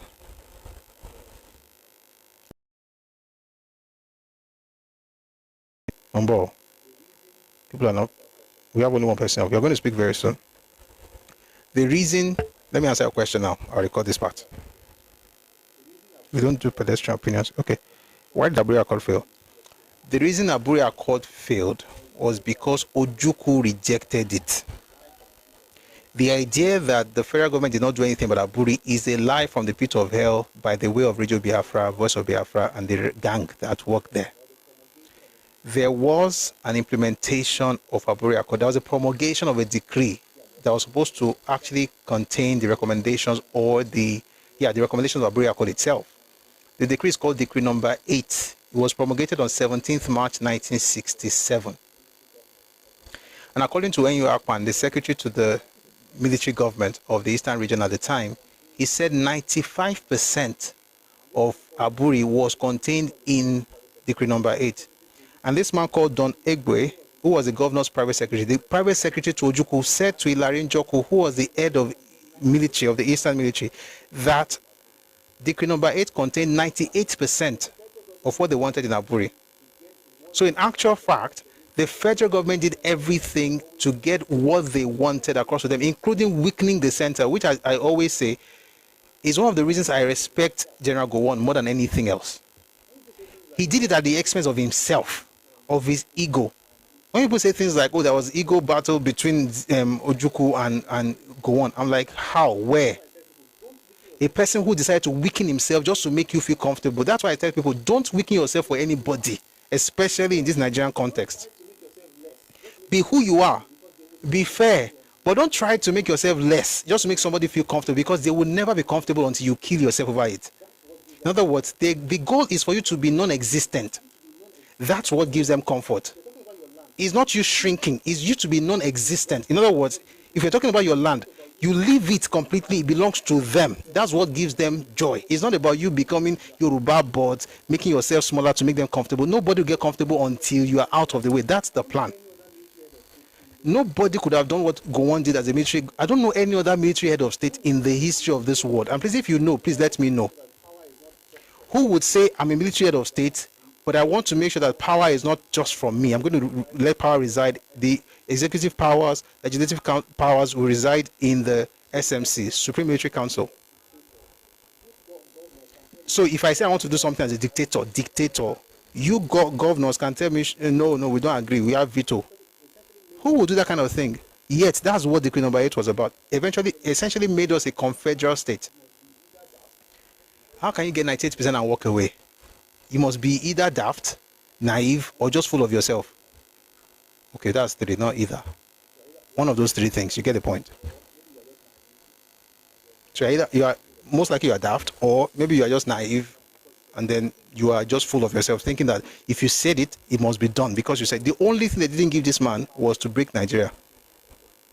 Why would a person who took over power want to break the country because of you? He's not a dictator. He's an administrator. ETZ. He's an administrator, no longer a dictator. And guess what? He wanted to do that. And Ojukwu said no. So to be clear, for all those people who are always shouting, Yoruba men can never change, twisting history to suit them. Okay. Apparently, your entire ethnic group just enjoy the lies and stupidity that you guys bandy about as history. Let's tell ourselves the truth, even if it makes us uncomfortable. We'll be friends afterwards, eh? But it's based on truth. I don't want to be your friend if you want me to lie to you. I'll tell you the truth respectfully, but I can't celebrate your lies because it makes you feel comfortable. That's why Nigeria, that's one of the things that make us be like this. We know they tell ourselves the truth. What was I saying before? The point is this. Gowon did everything Gowon could. And if you ask me, what are your sources? I might as well just start mentioning. Number one, read the book Gowon by J. Ligo. Gowon said what happened, and it's written there. Excuse me. Read the book by the Secretary of the Government of Eastern Nigeria. The man's name is N.U. Akpan. The book is called The Struggle for Secession. Guess what? I was on this live months ago when a Calabar man came up and recommended that book. I had to get it. And now I'm thankful that he mentioned the book. And then read the book by Hilary Njoku. The book is called N.U. Akpan is The Struggle for Secession. Hilary Njoku is A Tragedy Without Heroes. It's there. Everybody bent themselves backwards for Ojukwu. And if you are Igbo and you find that, you say, why is it? I'm not attacking you. I'm attacking the person who got your people into trouble. You should be on my side if you have sense. But I'm not crossing my fingers. Anyway, good morning, everybody. I hope I answered that question. Let's go to Dark Poet. Good evening, Dark Poet. Good evening, Prof. Yes, sir. Good evening, everyone. We always appreciate you for this class because, Yes, like I do tell people, I read a bit because when I see people who have this knowledge than me, I sit down and listen and I learn. Unlike some people from one part of the country that they don't want to learn. You learn, you gain more knowledge, and you will be able to say yes. At least you've been enlightened and you know more about this particular topic or this particular subject that you have read about before. Number one, when I in the books I read about some people talking about why they lost the war, and I do tell people, I said they shouldn't even have gone into it in the first place because it's just like a suicide mission. Because tactically you are not sound, and there are a lot of superior officers in the Nigerian side that are tactically sound than you. And like the book the book you just read about what somebody said in the book by Alabi Nsama, you are advancing west when you could have gone easily to Midwest, to the Benue side, to secure, to have a better strategy. You are To Middle advancing Belt. to where to Middle Belt. You are advancing to where you know 100% you will never get it, and that is where they start to fail. Because before, at one point in time, they gain a little bit of traction through motivation and one, but it's because they, on the Nigerian side, they just withdraw and start. They don't want to really go into them and maybe do some damage. They are calculating. It's just like the one between Russia and they are calculating at some time that these people are people. At some point, this war will end. We are still going to be one people. But he just made the wrong calculation almost all through the war and keep on sending people to their grave. And on the long run, killed like millions of people, and some people, those people that he sent to suicide mission still consider him as hero. Well, that's for them. Even in the Art of War, people that have read the Art of War, when Sun Tzu talk about why people lost war, the first person they talk about is the general, and they talk about instructions. So if the person that led the war is not given a better and clear instructions that will make them gain traction to a certain extent, then it should be the one at fault. But unfortunately, those people that are meant to see, they are just looking, they are not seeing. That is why till today, when I discuss with them, I just tell them, go and read before we can have a conversation on this issue. If you are just coming on, oh, my great grandmother that was there, that was in only one village, is telling me, oh, this is what happened. Whereas the people who participated in this war from all angles wrote books, different books, and the people who investigated wrote different books in which we gather evidence. You are telling me, oh, my grandmother narrated to me that this is how my grandfather narrated. The people that are in one particular village that can't see more than the village they were in, that were even running helter skelter because of bullets and guns. So then, for as at now, I don't know what to tell those people again. I will just tell them, may God open their eyes one day. Thank you very much. Thank you very much, Dark Poet. I really appreciate that. Fantastic submission. But let me respond to Folashade Mejule on YouTube. She says, Gowon is still alive. He should please tell Nigerians the truth. Let the Igbos know the truth from 1966 to 1973.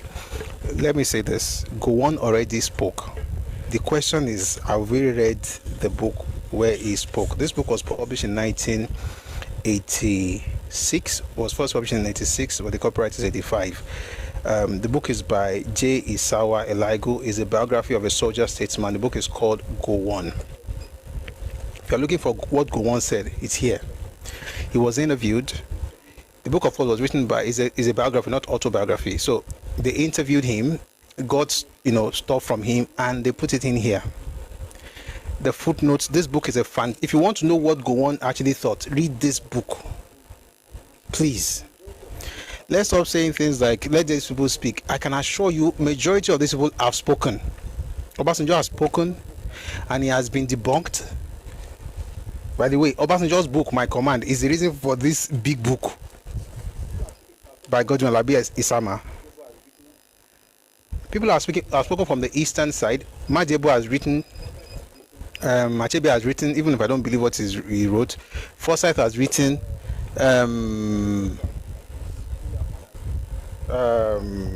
Hilary Njoku has written, Enyo Akpan has written. People have written.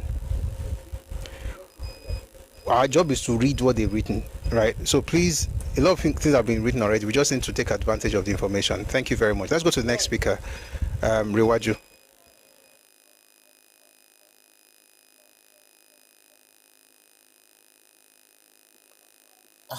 I don't know how to use TikTok. I don't know. Well done, BC. Just like we usually say, I've not changed my position like I do usually say. I don't pray they change. I pray they continue to exhibit the behavior they are exhibiting so that we can find a lasting solution to the ignorance of our own people who are majority the Yoruba bots.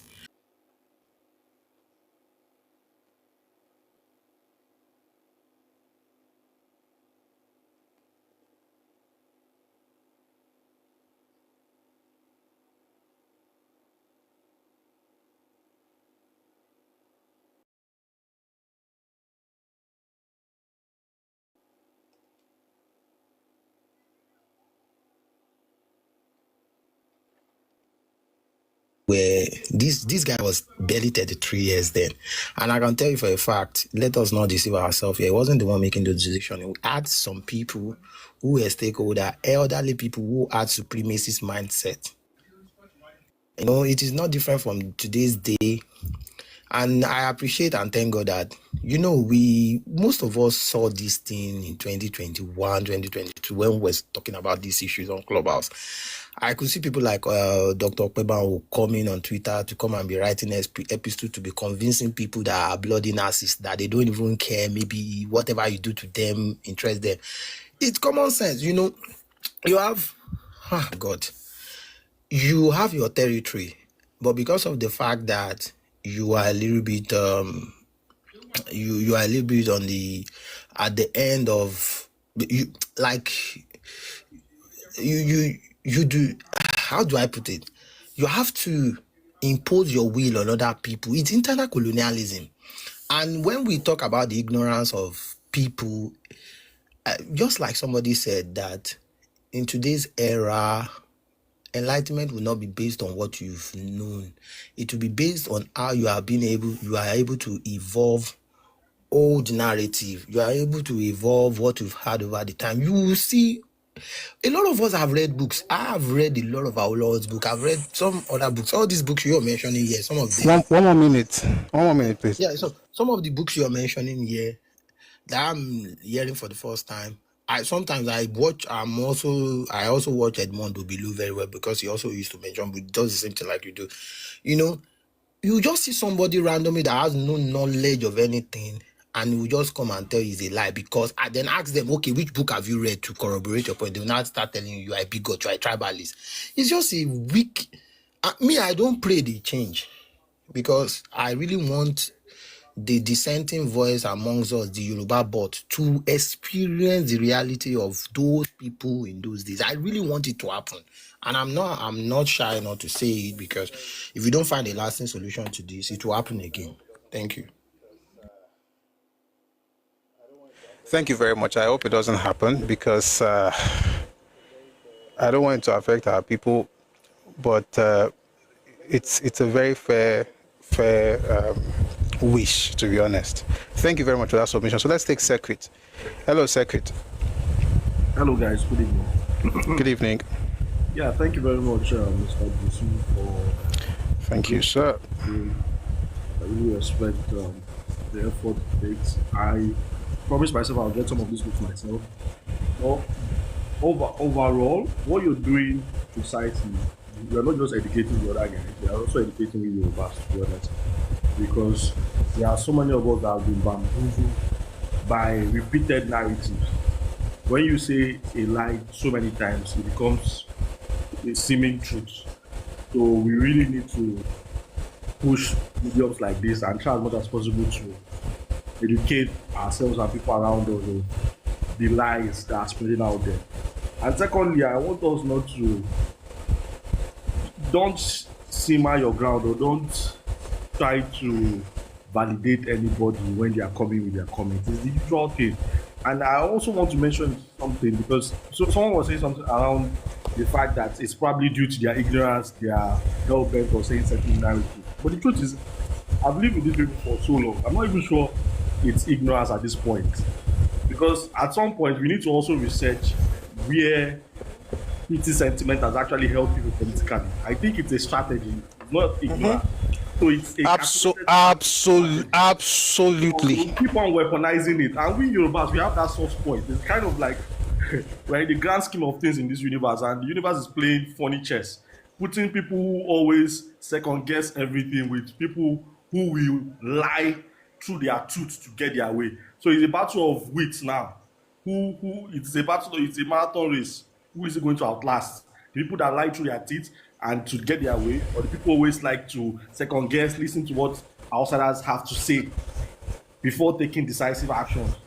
I think there's a reawakening happening. I don't know, for some reasons recently. I thought there's a reawakening happening across, I hope it's across the whole Southwest, to understand who your true friends are and who your enemies are. So it's a strategy both old and young. It's not a matter of you're old. They knew what Ojuku did.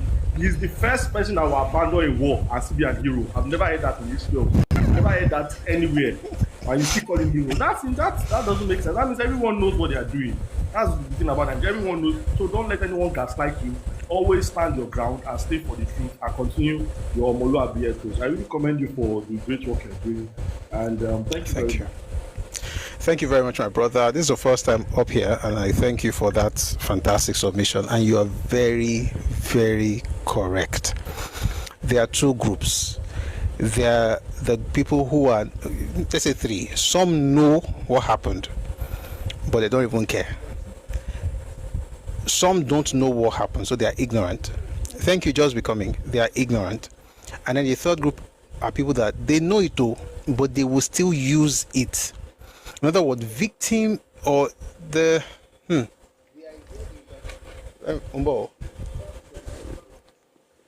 The idea is that it helps the narrative. If I call myself a victim, then people can easily rally around me and do certain things for me. And so it's like a person who, for instance, is asked to do certain things, but you have to act mirror or adibo. You act like you can't do it. Some people do that a lot. You act like you can't do it so you can get help. It's not that they're not strong enough. They just want to use it as a strategy. So you are very correct. Absolutely correct. There are people who hate what we're saying, not because they don't know it, but because sometimes they don't know it, to be fair, but also because they know that they're going to lose the trump card they have, which is victimhood. But like I said, why would you need that? You've already shown in different areas of your life that you can stand on your own. In trade, for instance, the Igbos have done well. So why do you need that thing? And by the way, it's unraveling. Like, you can't use it anymore. We're this close. I mean, the education is going on. And by the way, I'm not doing this to, again, oh, you guys are bad. I just need my people to understand not to be blackmailed. Like, nobody can just come and tell them something and just say, oh, okay, because may not be like, say, I don't care how it be like, okay. So the more we get this thing, the better we get. But to be honest, this whole idea of gaslighting people and blackmailing them into submission is stale now. It's getting stale. So you might want to look for another strategy. But I think your best strategy will be the truth. Will be the truth. Use the strategy of truth. If there's, and I'll end by saying that I'm not saying there is nothing that the Eastern region can complain about, but I'm saying that there's nothing that makes them better or worse than any other group. No, let me not say worse, because actually that worst thing is there, because your VAT is the lowest in Nigeria. But the truth of the matter is that you have a right as just like every other Nigerian, but you're not more special than anybody. Once you get that, once you understand that, please no. Once you understand that, we'll be fine. Like, make your demands, speak as a Nigerian, say whatever you want to say, but just understand the fact that you're not better than anybody. And when it gets to certain issues, me for instance, I don't care how you feel. As long as I'm true to myself, I'm respectful until you said that you're not worthy of my respect, because it's very expensive. So yeah. So we'll have the last speaker, and then we'll move on. We'll continue this conversation. We didn't get to 200K today, guys, but we got to 145. Thank you very much for getting us to 145.6K. Let's see if we can, end with a blast on TikTok. So please power tap on TikTok. Let's see if we can get this into 200K. Right? We have a few more minutes before we go. These things help the live, and it's our live. It helps us to get ahead. Thanks to all the speakers who have been here to speak. I really appreciate your contributions. Thanks to everybody in the comment section. Thank you for writing and tapping and sharing and liking and commenting, for engaging the live. I really do appreciate you. Thanks to all the gifters. Thank you, Mr. Agbigbo. Thank you for your support, everybody. UIG, thank you for the many gifts. I just remembered now, I'm going to put up the account like we do every day, but please don't get used to it like it's just there. It's actually there for a purpose. So if you want to support what we're doing, please feel free to use the account. I'm going to put up the details now while Prince is speaking. So Prince, please go on. You're going to be the last speaker for today. Please go on, sir. Hello, Mr. Oris. Hello, sir. Hello. Good evening, good afternoon, good morning. I always said I don't speak very good English, but I will just try. We don't need to beat around the bush. We know these people. And thank God for somebody like you that is enlightening us and at least open the truth to us. And Yoruba people used to say something about Gwataludu, Paluatalolo, Atole Pawada.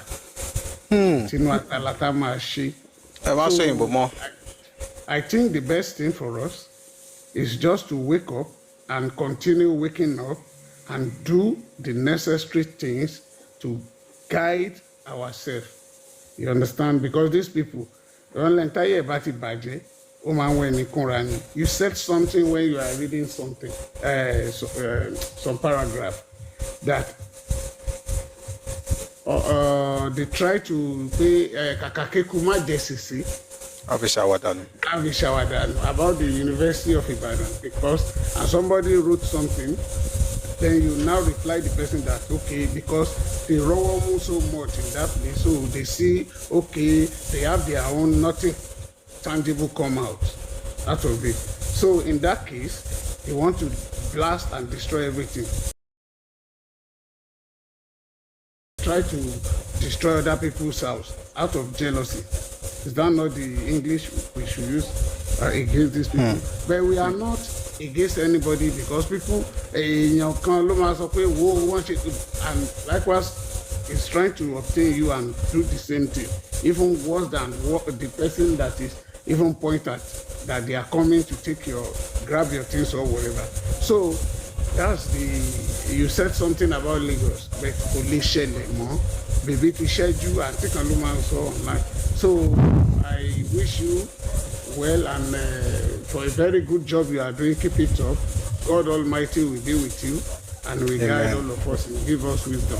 So of course, Bubu will listen. So better can disagree and can agree. I think we need to open our minds and know what is happening. If you make a very good reference when George Bush said somebody have weapon of mass destruction. Does that mean the person have it? But for their own interest, they went there and achieved their own aim. They don't even care what happened to the living things over there. But today we can all see what is happening. So that's just my contribution. So I really, really appreciate you. I appreciate your effort. So may God Almighty be with you. Amen.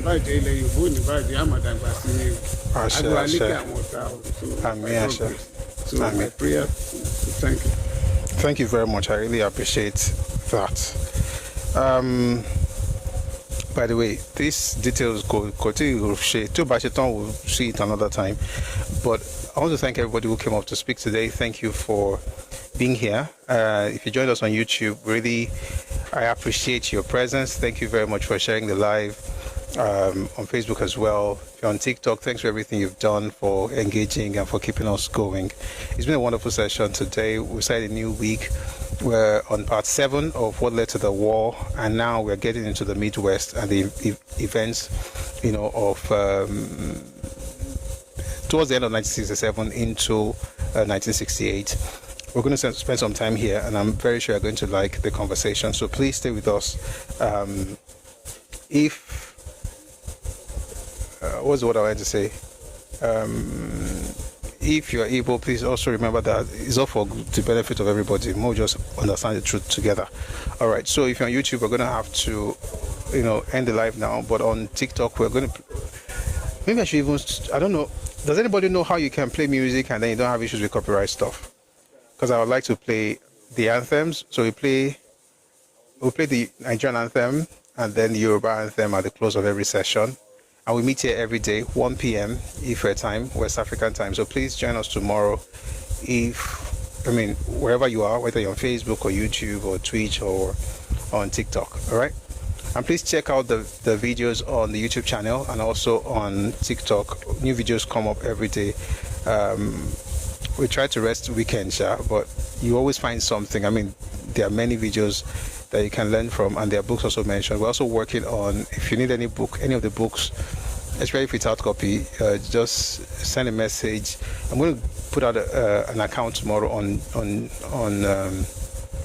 Telegram that you can send a message to, and then we can have a chat about the books you want to buy and how to get it. All right. Mute YouTube while the anthems are playing. How do I mute? So I'm using an app to almost like a simulcast of sort. Yeah. So I can't mute it like that because on the shower it's just flowing from here straight there. But I'm just going to end for YouTube and TikTok YouTube and Facebook. So thank you very much for joining us. We'll play the anthem now, the Nigerian anthem, and then the Yoruba anthem. Kelonje ki ile Yoruba kogwerusi ki ile Nigeria komabaje. Right. Thank you very much for being here today. Have a wonderful evening on YouTube, on Facebook. God bless you. Thank you so much. I'll see you tomorrow, 1 p.m. Tuesday. 1 p.m. West African time. God bless you, Daro. All right, ẹ̀yin tẹ́ wà bí jáde